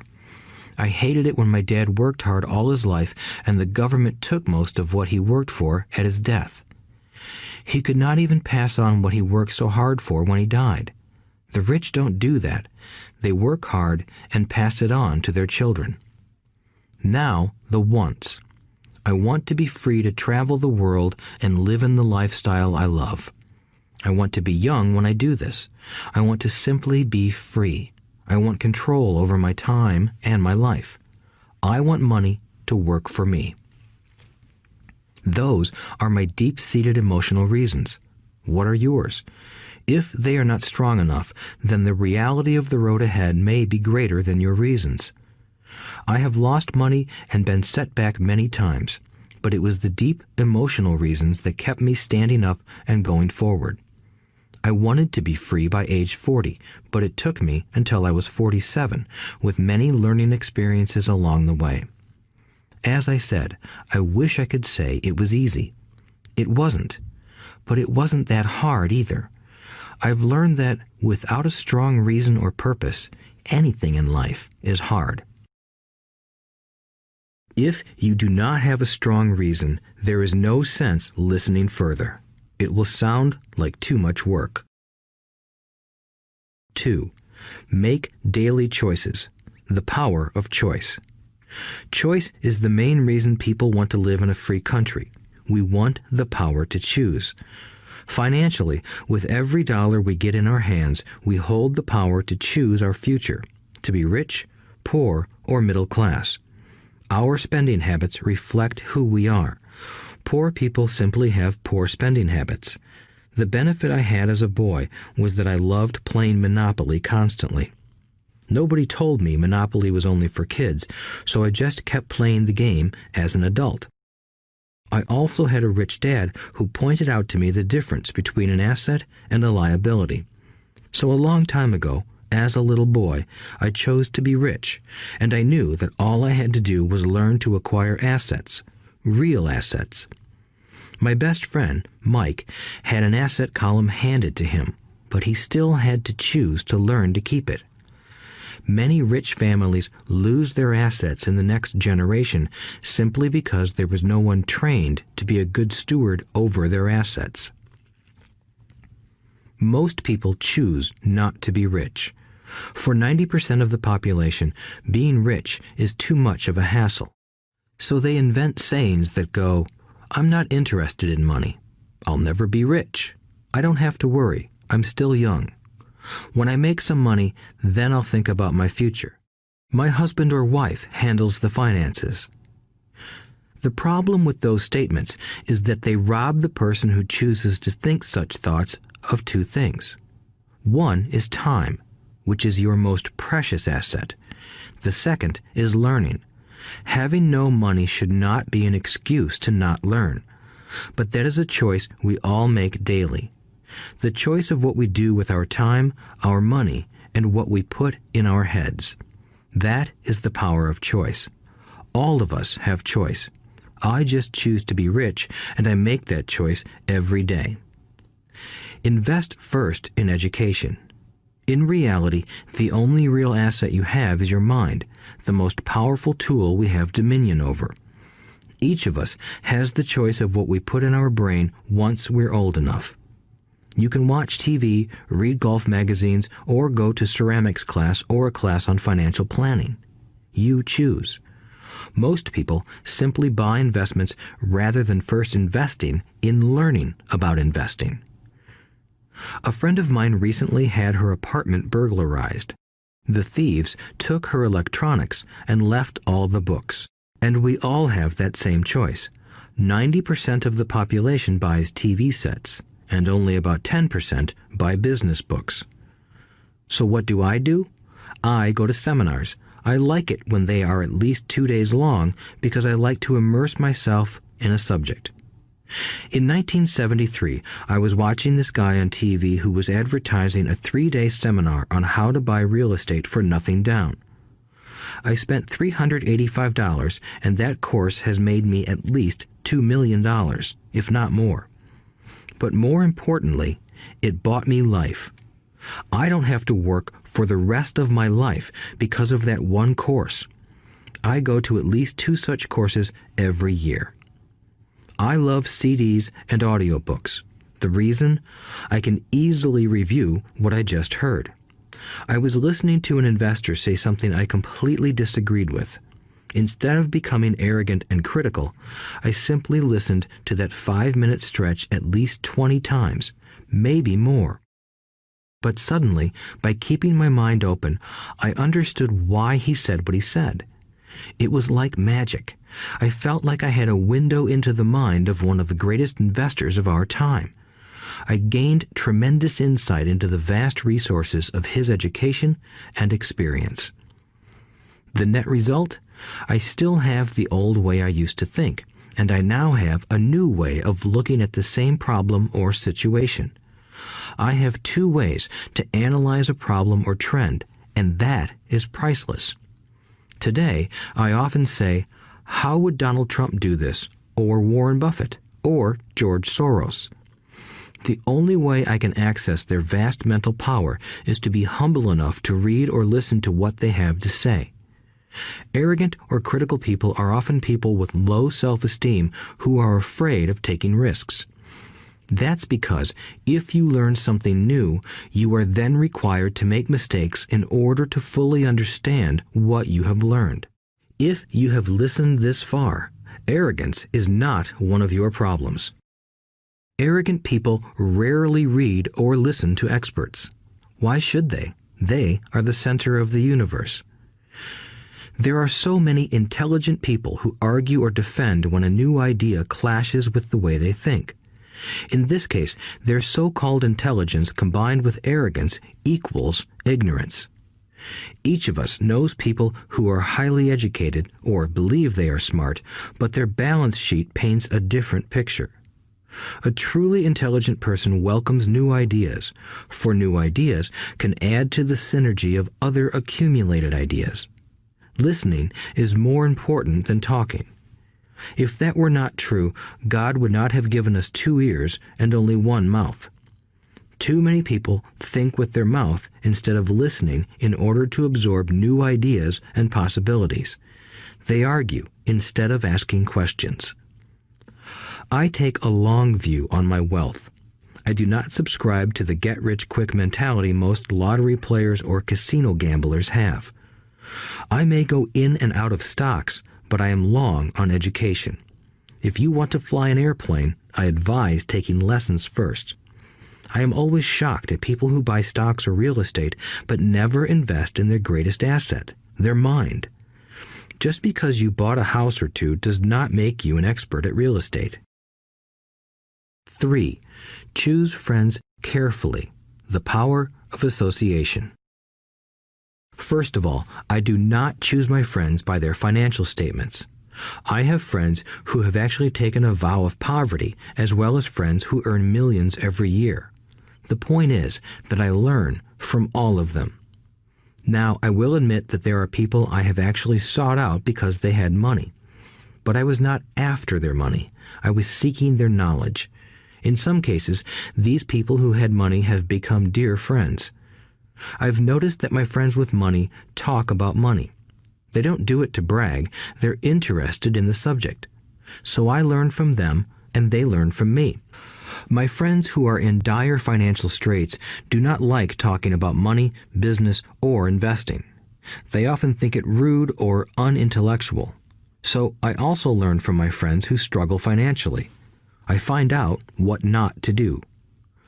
I have several friends who have generated over $1 billion in their short lifetimes. The 3 of them report the same phenomenon. Their friends who have no money have never come to them to ask them how they did it, but they do come asking for one of 2 things, or both, a loan or a job. Warning: don't listen to poor or frightened people. I have such friends, and while I love them dearly, they are the Chicken Littles of life. To them, when it comes to money, especially investments, it's always the sky is falling, the sky is falling. They can always tell you why something won't work. The problem is that people listen to them. But people who blindly accept doom and gloom information are also Chicken Littles. As that old saying goes, birds of a feather flock together. If you watch business channels on TV, they often have a panel of so-called experts. One expert will say the market is going to crash, and the other will say it's going to boom. If you're smart, you listen to both. Keep your mind open because both have valid points. Unfortunately, most poor people listen to Chicken Little. I have had many close friends try to talk me out of a deal or an investment. Not long ago, a friend told me he was excited because he found a 6% certificate of deposit. I told him I earned 16% from the state government. The next day, he sent me an article about why my investment was dangerous. I have received 16% for years now, and he still receives 6%. I would say that one of the hardest things about wealth building is to be true to yourself and to be willing to not go along with the crowd. This is because, in the market, it is usually the crowd that shows up late that is slaughtered. If a great deal is on the front page, it's too late in most instances. Look for a new deal. As we used to say as surfers, there is always another wave. People who hurry and catch a wave late usually are the ones who wipe out. Smart investors don't time the markets. If they miss a wave, they search for the next one and get themselves in position. This is hard for most investors because buying what is not popular is frightening. Timid investors are like sheep going along with the crowd. Or their greed gets them in when wise investors have already taken their profits and moved on. Wise investors buy an investment when it's not popular. They know their profits are made when they buy, not when they sell. They wait patiently. As I said, they do not time the market. Just like a surfer, they get in position for the next big swell. It's all insider trading. There are forms of insider trading that are illegal, and there are forms of insider trading that are legal. But either way, it's insider trading. The only distinction is, how far away from the inside are you? The reason you want to have rich friends is because that is where the money is made. It's made on information. You want to hear about the next boom, get in and get out before the next bust. I'm not saying do it illegally, but the sooner you know, the better your chances are for profits with minimal risk. That is what friends are for, and that is financial intelligence. 4. Master a formula and then learn a new one. The power of learning quickly. In order to make bread, every baker follows a recipe, even if it's only held in their head. The same is true for making money. Most of us have heard the saying, "You are what you eat." I have a different slant. I say, "You become what you study." In other words, be careful what you learn, because your mind is so powerful that you become what you put in your head. For example, if you study cooking, you then tend to cook. If you don't want to be a cook anymore, then you need to study something else. When it comes to money, the masses generally have one basic formula they learned in school, and it's this: work for money. The predominant formula I see in the world is that every day millions of people get up, go to work, earn money, pay bills, balance checkbooks, buy some mutual funds, and go back to work. That is the basic formula, or recipe. If you're tired of what you're doing, or you're not making enough, it's simply a case of changing the formula via which you make money. Years ago, when I was 26, I took a weekend class called How to Buy Real Estate Foreclosures. I learned a formula. The next trick was to have the discipline to actually put into action what I had learned. That is where most people stop. For 3 years, while working for Xerox, I spent my spare time learning to master the art of buying foreclosures. I've made several $1 million using that formula. So after I mastered that formula, I went in search of other formulas. For many of the classes, I did not directly use the information I learned, but I always learned something new. I have attended classes designed for derivative traders, commodity option traders, and chaologists. I was way out of my league, being in a room full of people with doctorates in nuclear physics and space science. Yet, I learned a lot that made my stock and real estate investing more meaningful and lucrative. Most junior colleges and community colleges have classes on financial planning and buying traditional investments. They are good places to start, but I always search for a faster formula. That is why, on a fairly regular basis, I make more in a day than many people will make in their lifetime. Another side note, in today's fast-changing world, it's not so much what you know anymore that counts, because often what you know is old. It is how fast you learn. That skill is priceless. It's priceless in finding faster formulas, recipes, if you will, for making dough. Working hard for money is an old formula born in the day of cavemen. 5. Pay yourself first. The power of self-discipline. If you cannot get control of yourself, do not try to get rich. It makes no sense to invest, make money, and blow it. It is the lack of self-discipline that causes most lottery winners to go broke soon after winning millions. It is the lack of self-discipline that causes people who get a raise to immediately go out and buy a new car or take a cruise. It is difficult to say which of the 10 steps is the most important, but of all the steps, this step is probably the most difficult to master if it is not already a part of your makeup. I would venture to say that personal self-discipline is the number one delineating factor between the rich, the poor, and the middle class. Simply put, people who have low self-esteem and low tolerance for financial pressure can never be rich. As I have said, a lesson learned from my rich dad was that the world will push you around. The world pushes people around, not because other people are bullies, but because the individual lacks internal control and discipline. People who lack internal fortitude often become victims of those who have self-discipline. In the entrepreneur classes I teach, I constantly remind people to not focus on their product, service, or widget, but to focus on developing management skills. The 3 most important management skills necessary to start your own business are management of 1. Cash flow, 2. People. 3. Personal time. I would say the skills to manage these 3 apply to anything, not just entrepreneurs. The 3 matter in the way you live your life as an individual or as part of a family, a business, a charitable organization, a city, or a nation. Each of these skills is enhanced by the mastery of self-discipline. I do not take the saying, "pay yourself first," lightly.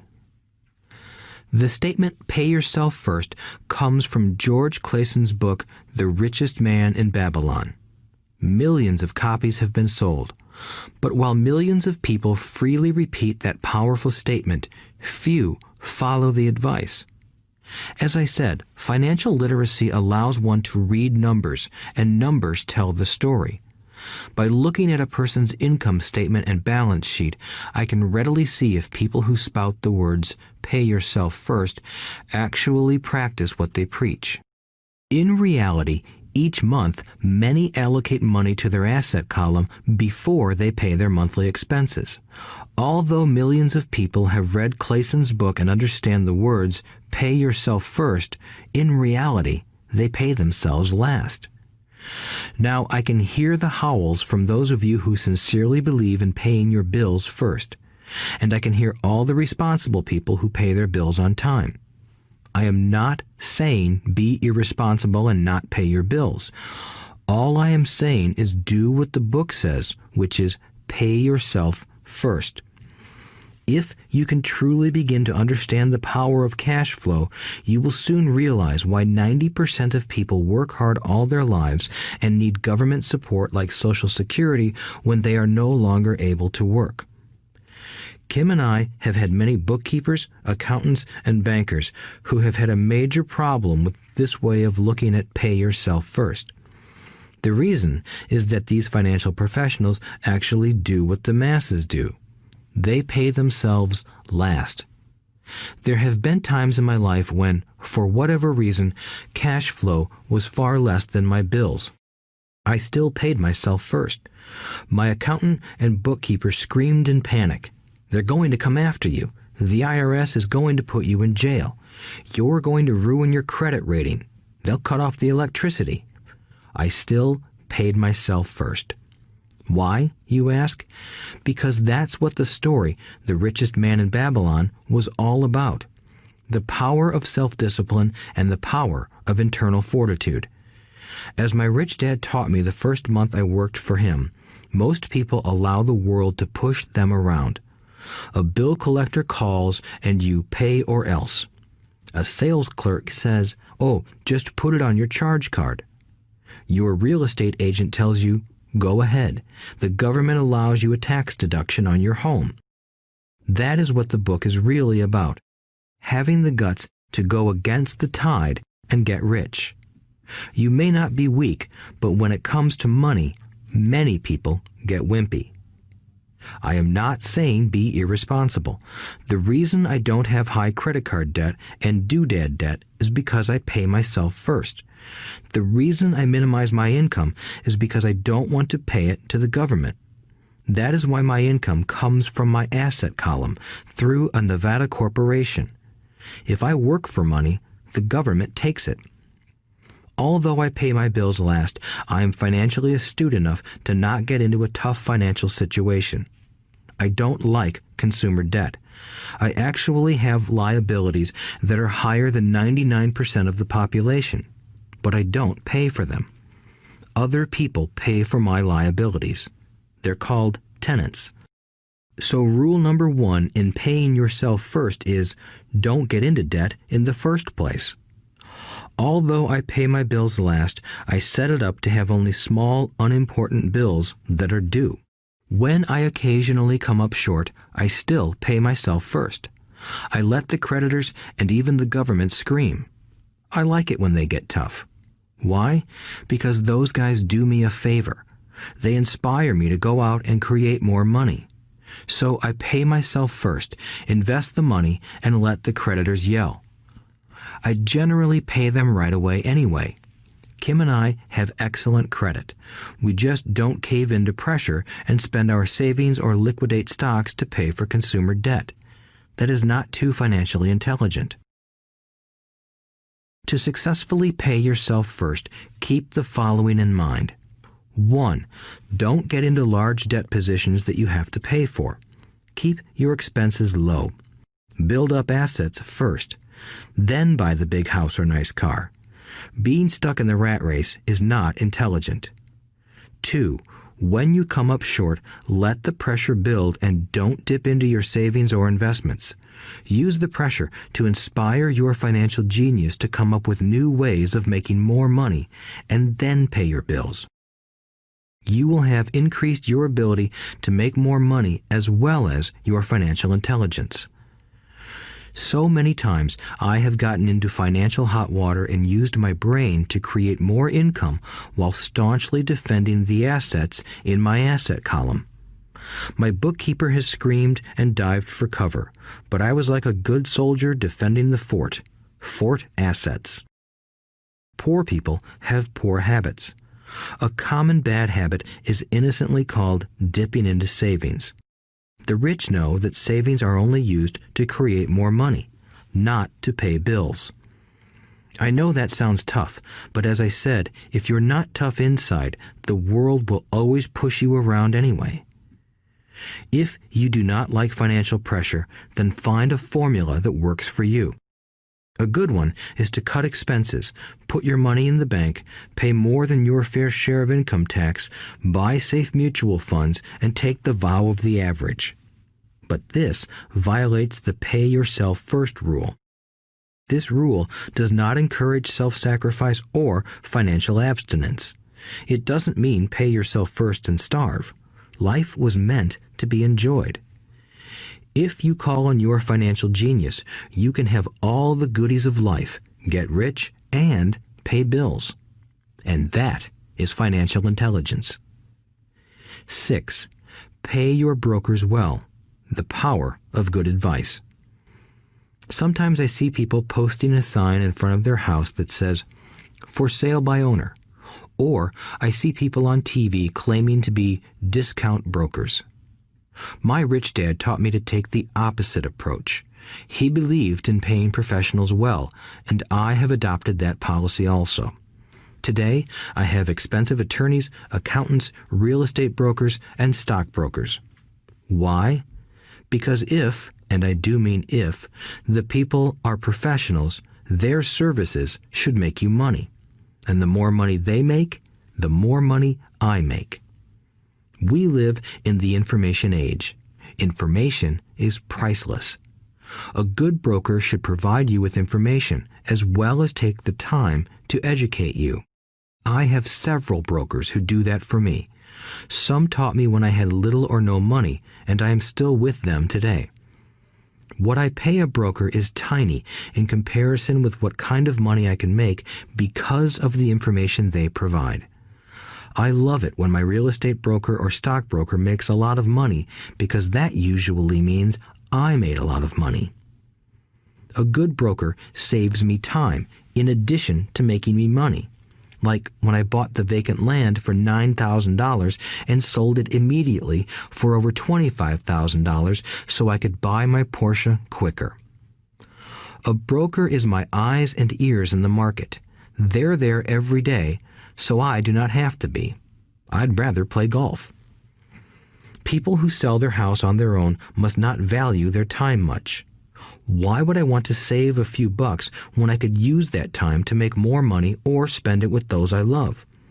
What I find funny is that so many poor and middle-class people insist on tipping restaurant help 15 to 20%, even for bad service, but complain about paying a broker 3 to 7%. They enjoy tipping people in the expense column and stiffing people in the asset column. That is not financially intelligent. Keep in mind that not all brokers are created equal. Unfortunately, most brokers are only salespeople. They sell, but they themselves own little or no real estate. There is a tremendous difference between a broker who sells houses and a broker who sells investments. The same is true for stock, bond, mutual fund, and insurance, brokers who call themselves financial planners. When I interview any paid professional, I first find out how much property or stocks they personally own and what percentage they pay in taxes.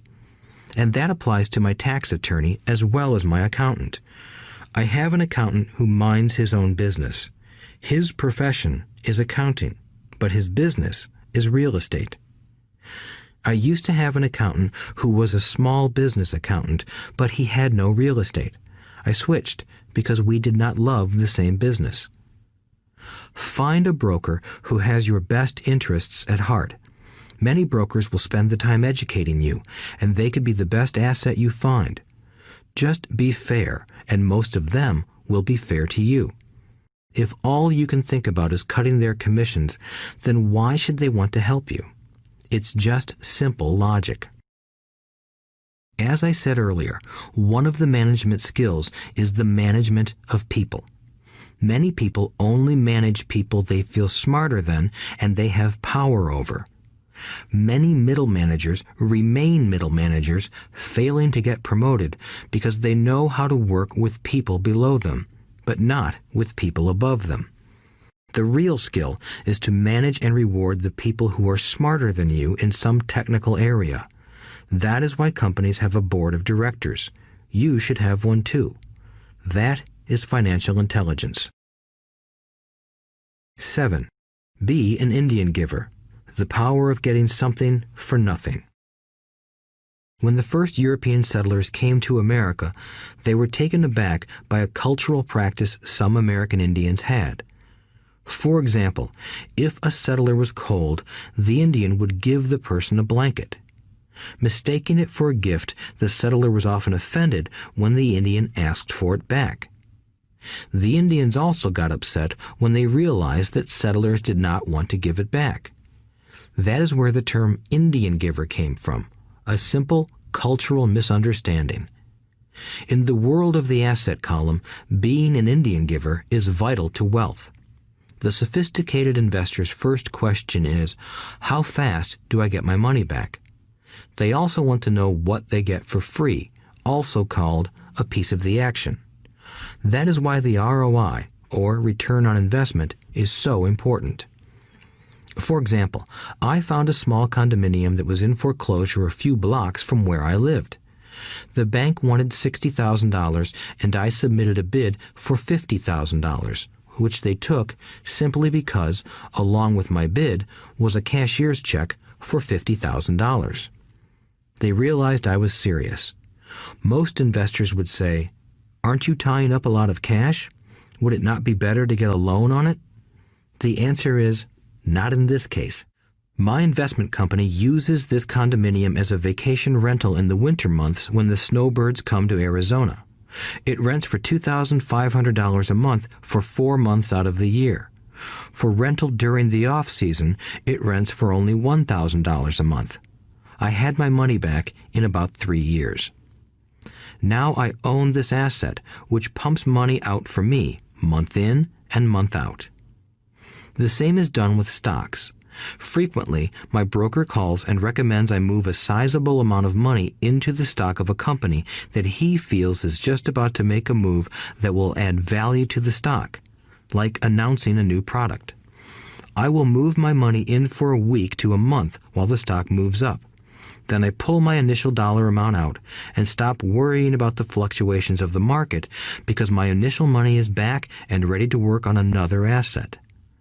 So my money goes in, and then it comes out, and I own an asset that was technically free.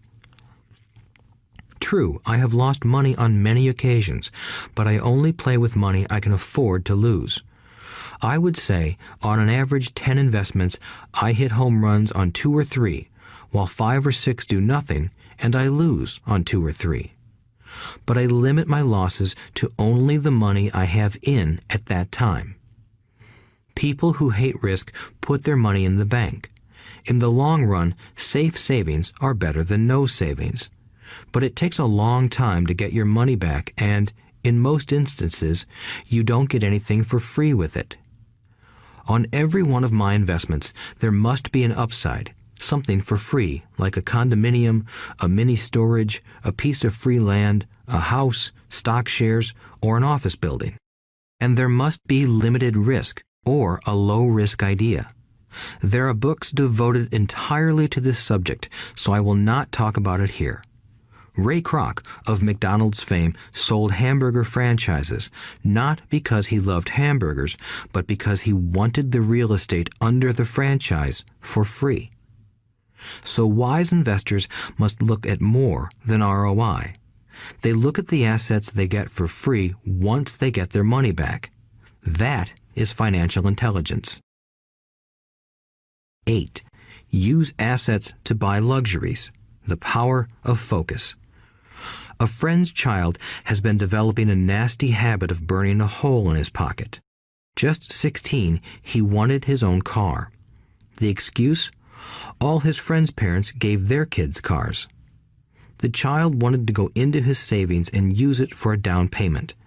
That was when his father called me and then came to see me. Do you think I should let him do it, or should I just buy him a car? I answered, it might relieve the pressure in the short term, but what have you taught him in the long term? Can you use this desire to own a car and inspire your son to learn something? Suddenly, the lights went on and he hurried home. 2 months later, I ran into my friend again. Does your son have his new car? I asked. No, he doesn't, but I gave him $3,000 for the car. I told him to use my money instead of his college money. Well, that's generous of you, I said. Not really. The money came with a hitch. So what was the hitch? I asked. Well, first we played your cash flow game. We then had a long discussion about the wise use of money. After that, I gave him a subscription to the Wall Street Journal and a few books on the stock market. Then what? I asked. What was the catch? I told him that $3,000 was his, but he could not directly buy a car with it. He could use it to find a stockbroker and buy and sell stocks. Once he had made $6,000 with the $3,000, the money would be his for the car, and the $3,000 would go into his college fund. And what are the results? I asked. Well, he got lucky early in his trading, but lost everything a few days later. Then he really got interested. Today, I would say he is down $2,000, but his interest is up. He has read all the books I bought him, and he's gone to the library to get more. He reads the Wall Street Journal voraciously, watching for indicators. He's only got $1,000 left, but his interest and learning are sky high. He knows that if he loses that money, he walks for 2 more years. But he does not seem to care. He even seems uninterested in getting a car because he's found a game that is more fun. What happens if he loses all the money? I asked. We'll cross that bridge when we get to it. I'd rather have him lose everything now than wait till he's our age to risk losing everything. And besides, that is the best $3,000 I've ever spent on his education. What he is learning will serve him for life, and he seems to have gained a new respect for the power of money. As I said earlier, if a person cannot master the power of self-discipline, it is best not to try to get rich. I say this because although the process of developing cash flow from an asset column is easy in theory, what's hard is the mental fortitude to direct money to the correct use. Due to external temptations, it is much easier in today's consumer world to simply blow money out the expense column. With weak mental fortitude, that money flows into the paths of least resistance. That is the cause of poverty and financial struggle. The following example illustrates the financial intelligence needed to direct money to make more money. If we give 100 people $10,000 at the start of the year, I believe that at the end of the year, 80 would have nothing left. In fact, many would have created greater debt by making a down payment on a new car, refrigerator, electronics, or a holiday. 16 would have increased that $10,000 by 5 to 10%. 4 would have increased it to $20,000 or into the millions. We go to school to learn a profession so we can work for money. It is my opinion that it's just as important to learn how to have money work for you. I love my luxuries as much as anyone else. The difference is I don't buy them on credit. It's the keep up with the Joneses trap. When I wanted to buy a Porsche, the easy road would have been to call my banker and get a loan. Instead of choosing to focus in the liability column, I chose to focus in the asset column. As a habit, I use my desire to consume to inspire and motivate my financial genius to invest. Too often today, we focus on borrowing money to get the things we want instead of focusing on creating money. One is easier in the short term, but harder in the long term. It's a bad habit that we as individuals and as a nation have gotten into. Remember, the easy road often becomes hard, and the hard road often becomes easy. The earlier you can train yourself and those you love to be masters of money, the better. Money is a powerful force. Unfortunately, people use the power of money against themselves. If your financial intelligence is low, money will run all over you. It will be smarter than you. If money is smarter than you, you will work for it all your life. To be the master of money, you need to be smarter than it. Then money will do as it is told. It will obey you. Instead of being a slave to it, you will be the master of it. That is financial intelligence. 9. Choose heroes. The power of myth. When I was a kid, I greatly admired Willie Mays, Hank Aaron, and Yogi Berra. They were my heroes, and I wanted to be just like them. I treasured their baseball cards. I knew their stats, the RBIs, the ERAs, their batting averages, how much they got paid, and how they came up from the minor leagues. As a 9-year-old kid, when I stepped up to bat or played first base or catcher, I wasn't me. I pretended I was a famous baseball player. It's one of the most powerful ways we learn, and we often lose that as adults. We lose our heroes. Today, I watch young kids playing basketball near my home. On the court, they're not little Johnny. They're pretending to be their favorite basketball hero. Copying or emulating heroes is true power learning. I have new heroes as I grow older. I have golf heroes, and I copy their swings and do my best to read everything I can about them. I also have heroes such as Donald Trump, Warren Buffett, Peter Lynch, George Soros, and Jim Rogers. I know their stats just like I knew the ERAs and RBIs of my childhood baseball heroes. I follow what Warren Buffett invests in, and I read anything I can about his point of view on the market and how he chooses stocks. And I read about Donald Trump, trying to find out how he negotiates and puts deals together. Just as I was not me when I was up to bat, when I'm in the market or I'm negotiating a deal, I am subconsciously acting with the bravado of Trump. Or, when analyzing a trend, I look at it as though Warren Buffett were doing it. By having heroes, we tap into a tremendous source of raw genius. But heroes do more than simply inspire us. Heroes make things look easy.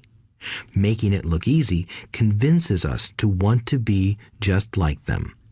If they can do it, so can I. When it comes to investing, too many people make it sound hard. Instead, find heroes who make it look easy. 10. Teach and you shall receive. The power of giving. Both of my dads were teachers. My rich dad taught me a lesson I have carried all my life, the necessity of being charitable or giving. My educated dad gave a lot of his time and knowledge, but almost never gave away money.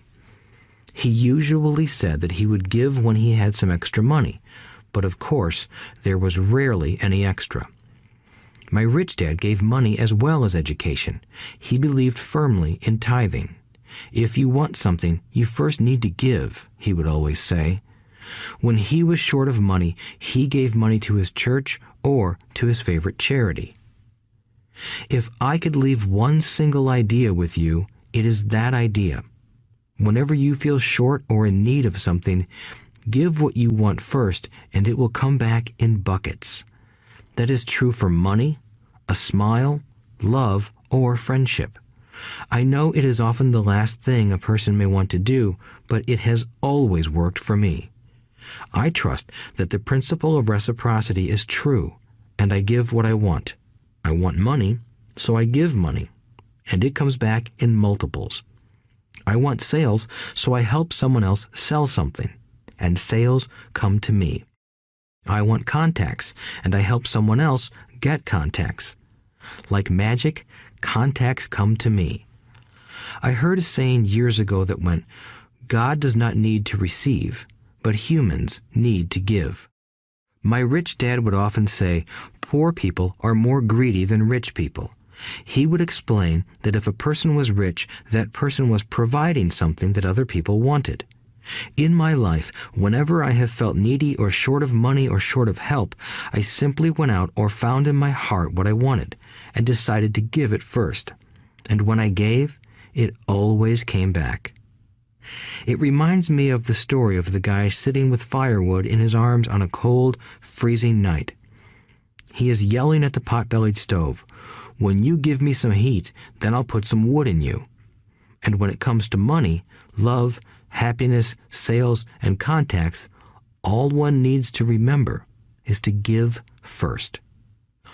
Often, just the process of thinking of what I want and how I could give that to someone else breaks free a torrent of bounty.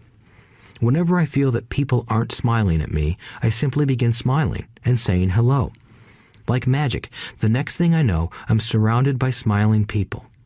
It is true that your world is only a mirror of you.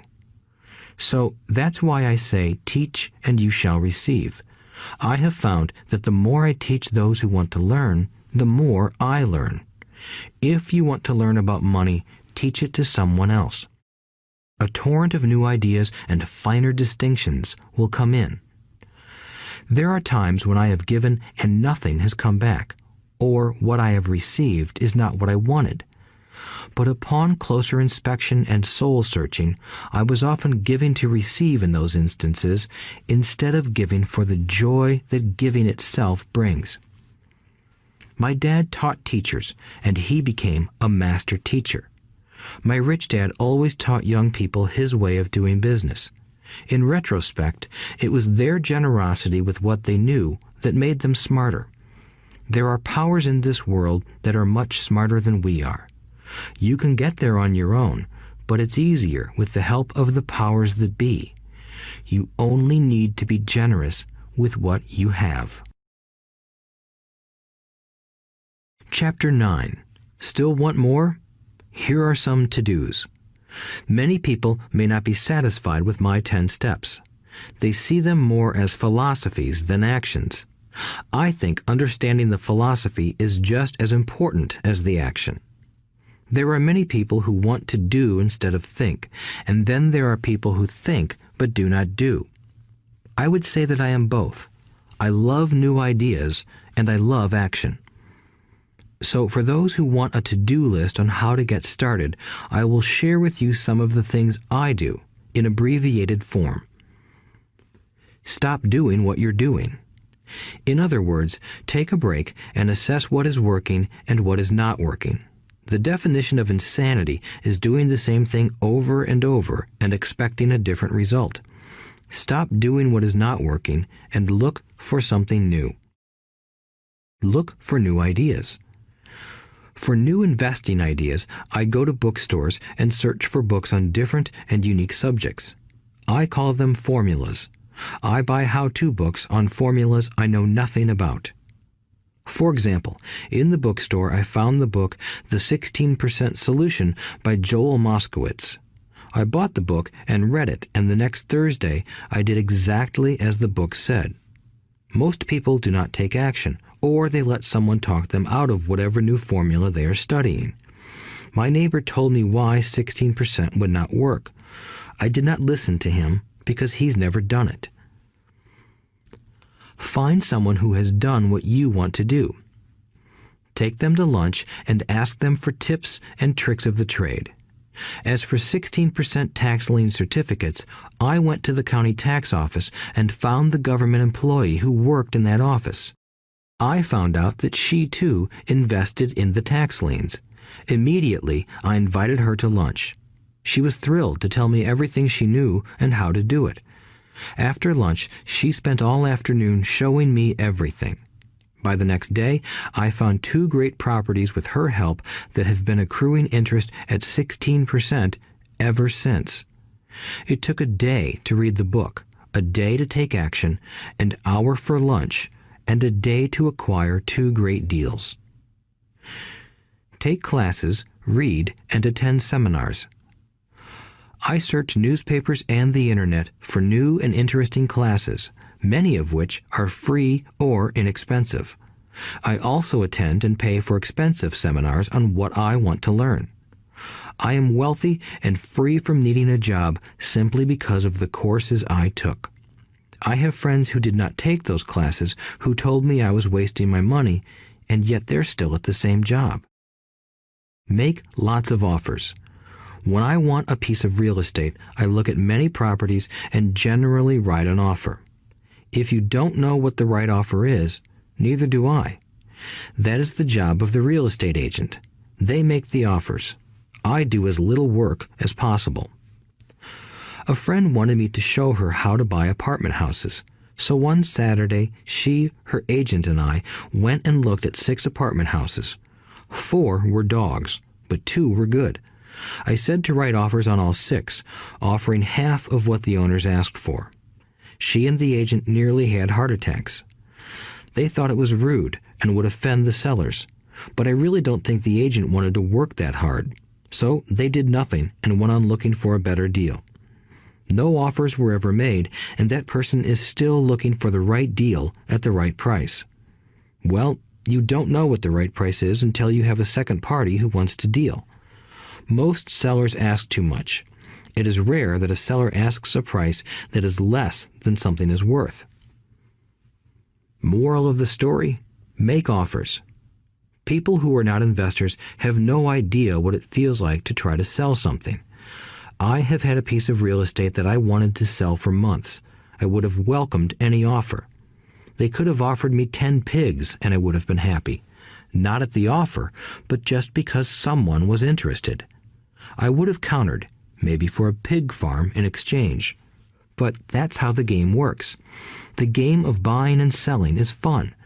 Keep that in mind. It's fun and only a game. Make offers. Someone might say yes. I always make offers with escape clauses. In real estate, I make an offer with language that details subject to contingencies, such as the approval of a business partner. Never specify who the business partner is.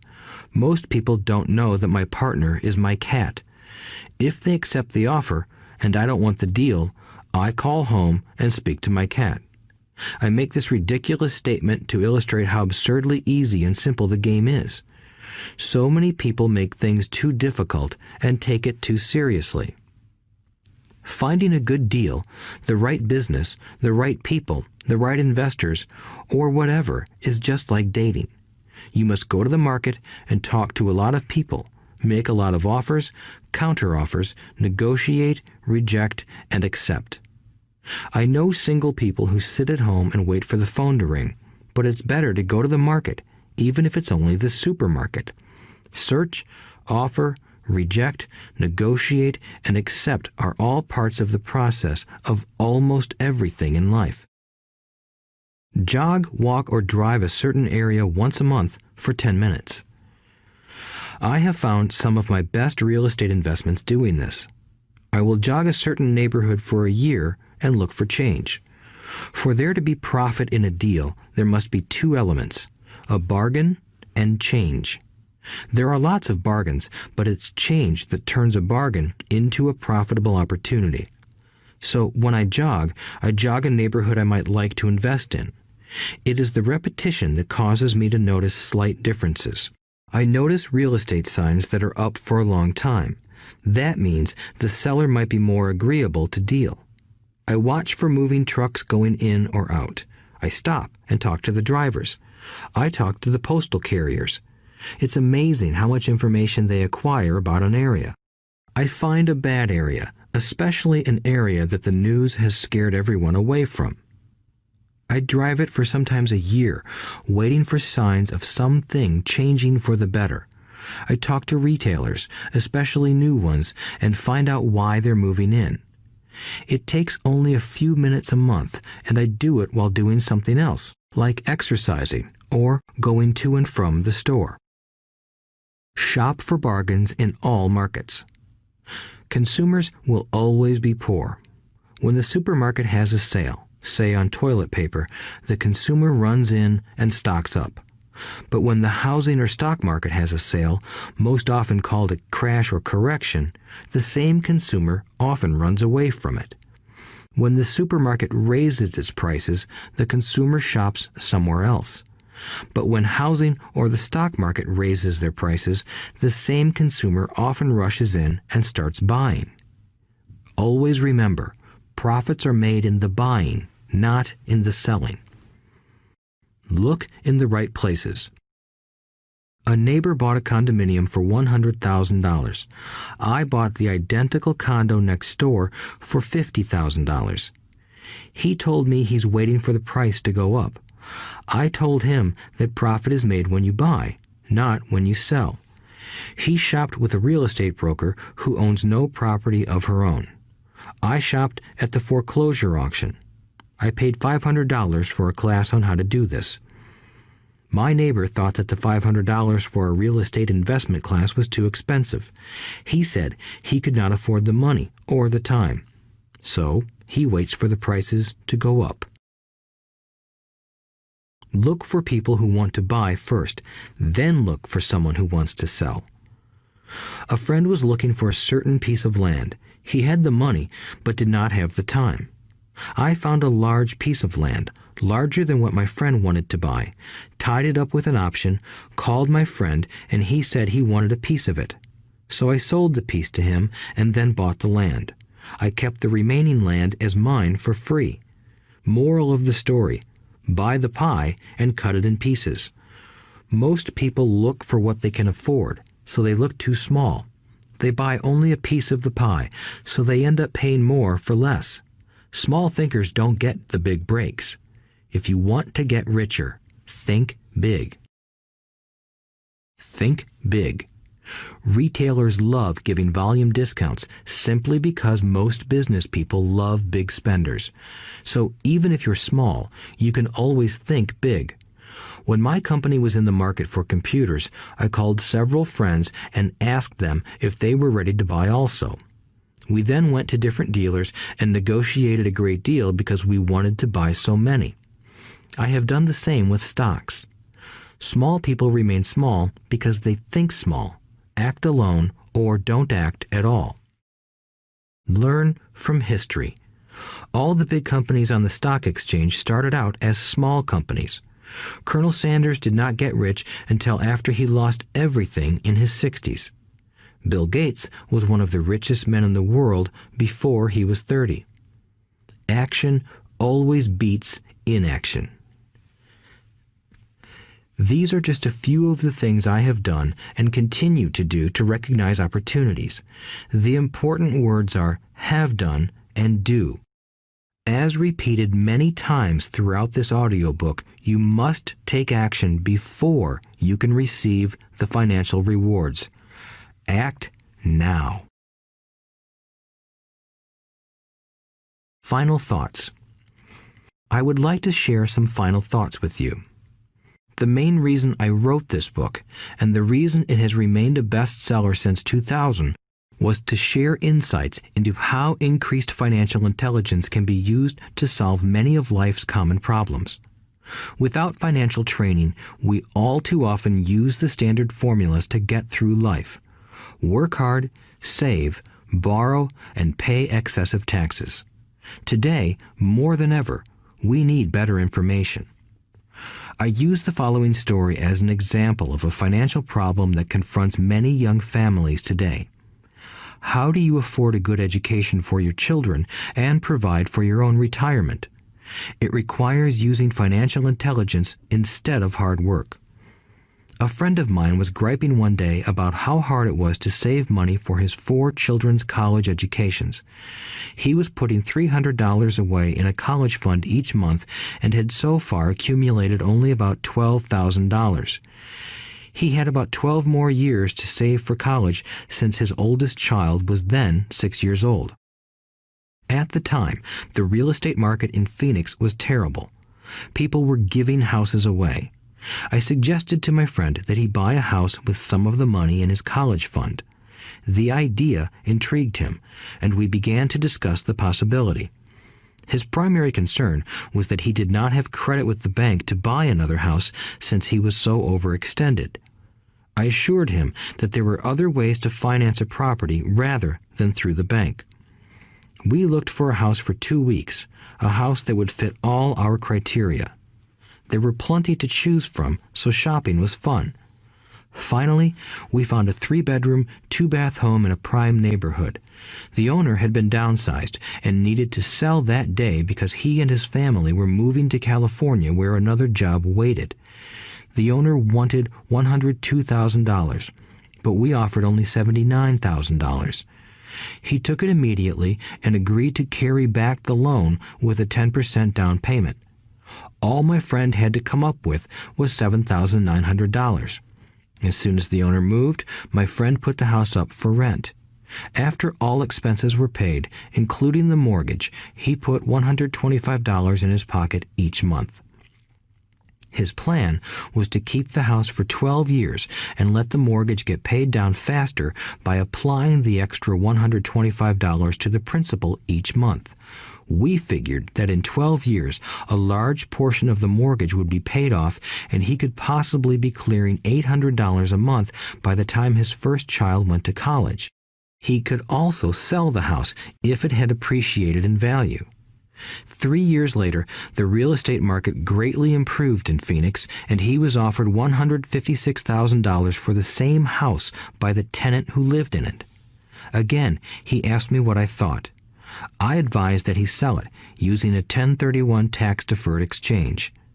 Suddenly, he had nearly $80,000 to operate with. I called another friend in Austin, Texas, who then moved this tax-deferred capital gain into a mini storage facility.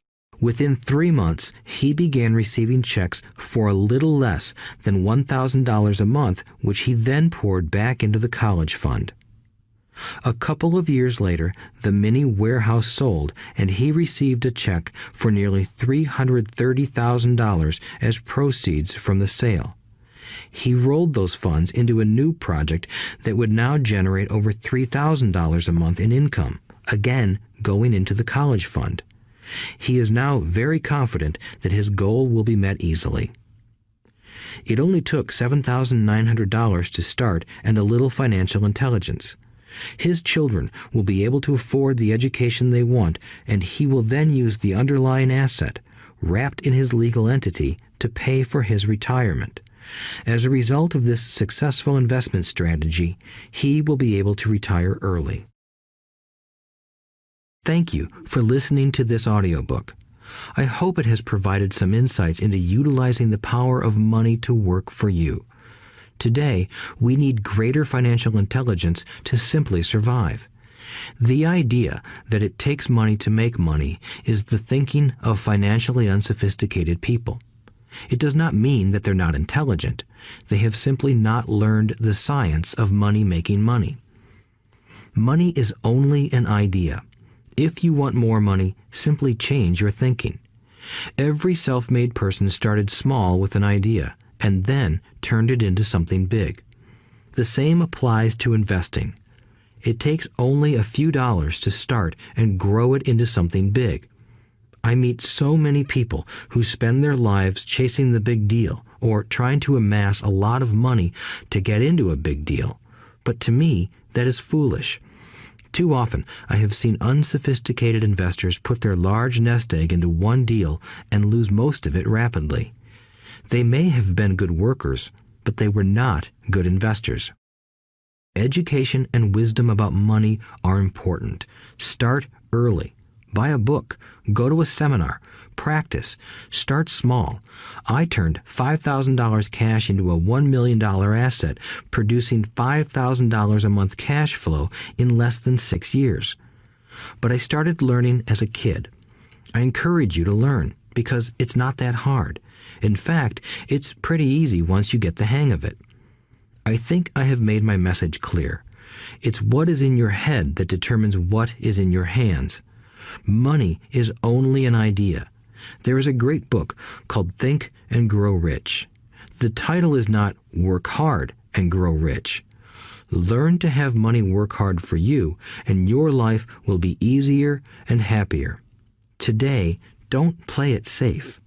Play it smart. The 3 incomes. In the world of accounting, there are 3 different types of income. 1. Ordinary earned. 2. Portfolio. 3. Passive. When my poor dad said to me, "Go to school, get good grades, and find a safe, secure job," he was recommending I work for earned income. When my rich dad said, "The rich don't work for money, they have their money work for them," he was talking about passive income and portfolio income. Passive income, in most cases, is income derived from real estate investments. Portfolio income is income derived from paper assets such as stocks and bonds.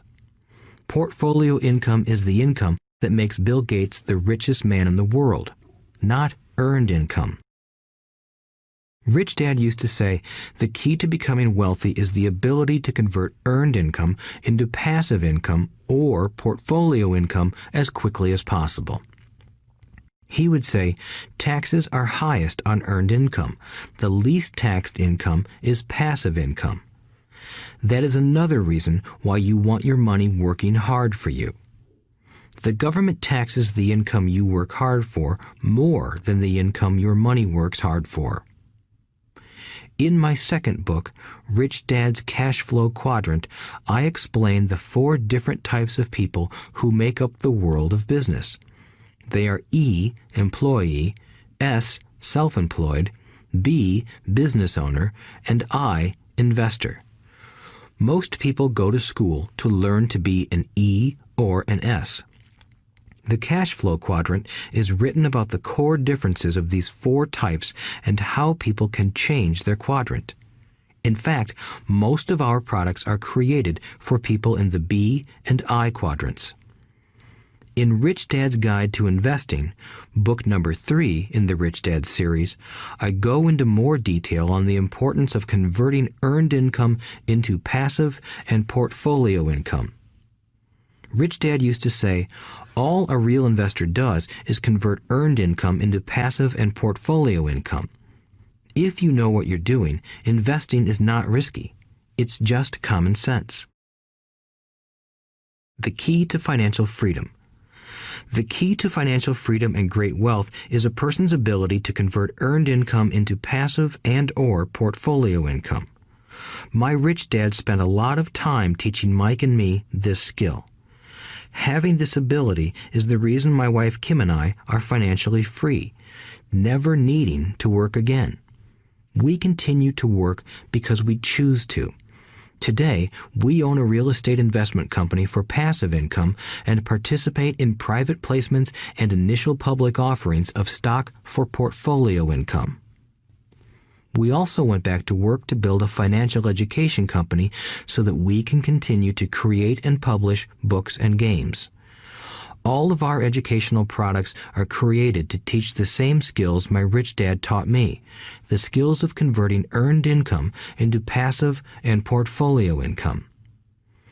The games we create are important because they teach what books cannot teach.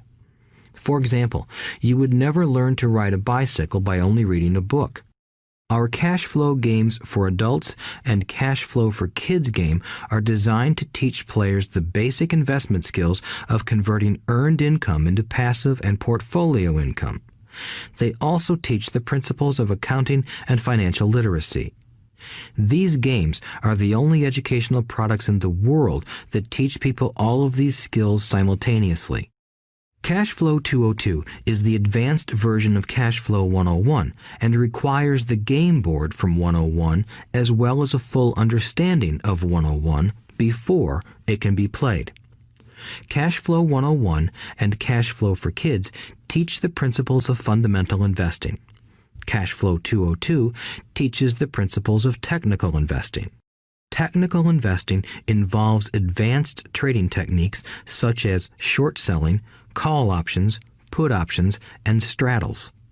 A person who understands these advanced techniques is able to make money when the market goes up, as well as when the market comes down. As my rich dad would say, a real investor makes money in an up market and a down market.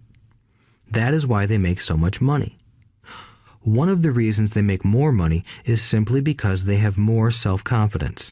Rich Dad would say they have more self-confidence because they are less afraid of losing. In other words, the average investor does not make as much money because they are so afraid of losing money.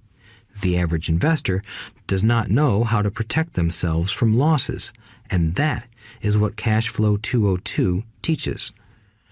Average investors think investing is risky because they have not been formally trained to be professional investors. As Warren Buffett, America's richest investor, says, risk comes from not knowing what you're doing. My board games teach the simple basics of fundamental investing and technical investing while people are having fun. I occasionally hear someone say, your educational games are expensive, which poses the question of ROI, the return on investment, or the value returned for the price paid. I nod my head and reply, yes, they may be expensive, especially when compared to entertainment board games. But my games are not as expensive as a college education, working hard all your life for earned income, paying excessive taxes, and then living in terror of losing all of your money in the investment markets. When someone walks away mumbling about the price, I can hear my rich dad saying, if you want to be rich, you must know what kind of income to work hard for, how to keep it, and how to protect it from loss. That is the key to great wealth. Rich Dad would also say, if you do not understand the differences in those three incomes and do not learn the skills on how to acquire and protect those incomes, you will probably spend your life earning less than you could and working harder than you should. My poor dad thought a good education, a good job, and years of hard work were all you needed to be successful. My rich dad also thought a good education was important. But to him, it was also important that Mike and I know the differences in the three incomes and what kind of income to work hard for. To him, that was basic financial education.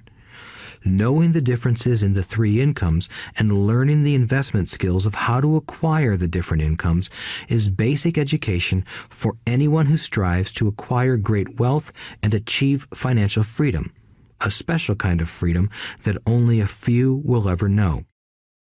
As Rich Dad states in lesson number 1, the rich do not work for money. They know how to have money work hard for them. Rich Dad said, earned income is money you work for, and passive and portfolio income is money working for you. Knowing that little difference has been significant in my life. Or, as Robert Frost ends his poem, and that has made all the difference. Take action. All of you were given two great gifts, your mind and your time. It is up to you to do what you please with both. With each dollar bill that enters your hand, you and only you have the power to determine your destiny. Spend it foolishly, and you choose to be poor. Spend it on liabilities, and you join the middle class. Invest it in your mind and learn how to acquire assets, and you will be choosing wealth as your goal and your future. The choice is yours, and only yours. Every day, with every dollar, you decide to be rich, poor, or middle class. Choose to share this knowledge with your children, and you choose to prepare them for the world that awaits. No one else will. You and your children's future will be determined by choices you make today, not tomorrow. I wish you great wealth and much happiness with this fabulous gift called life. Robert Kiyosaki. Subscribe to our channel so you don't miss any updates about our future uploads. You can also tell us any audiobook that you need in the comments section below.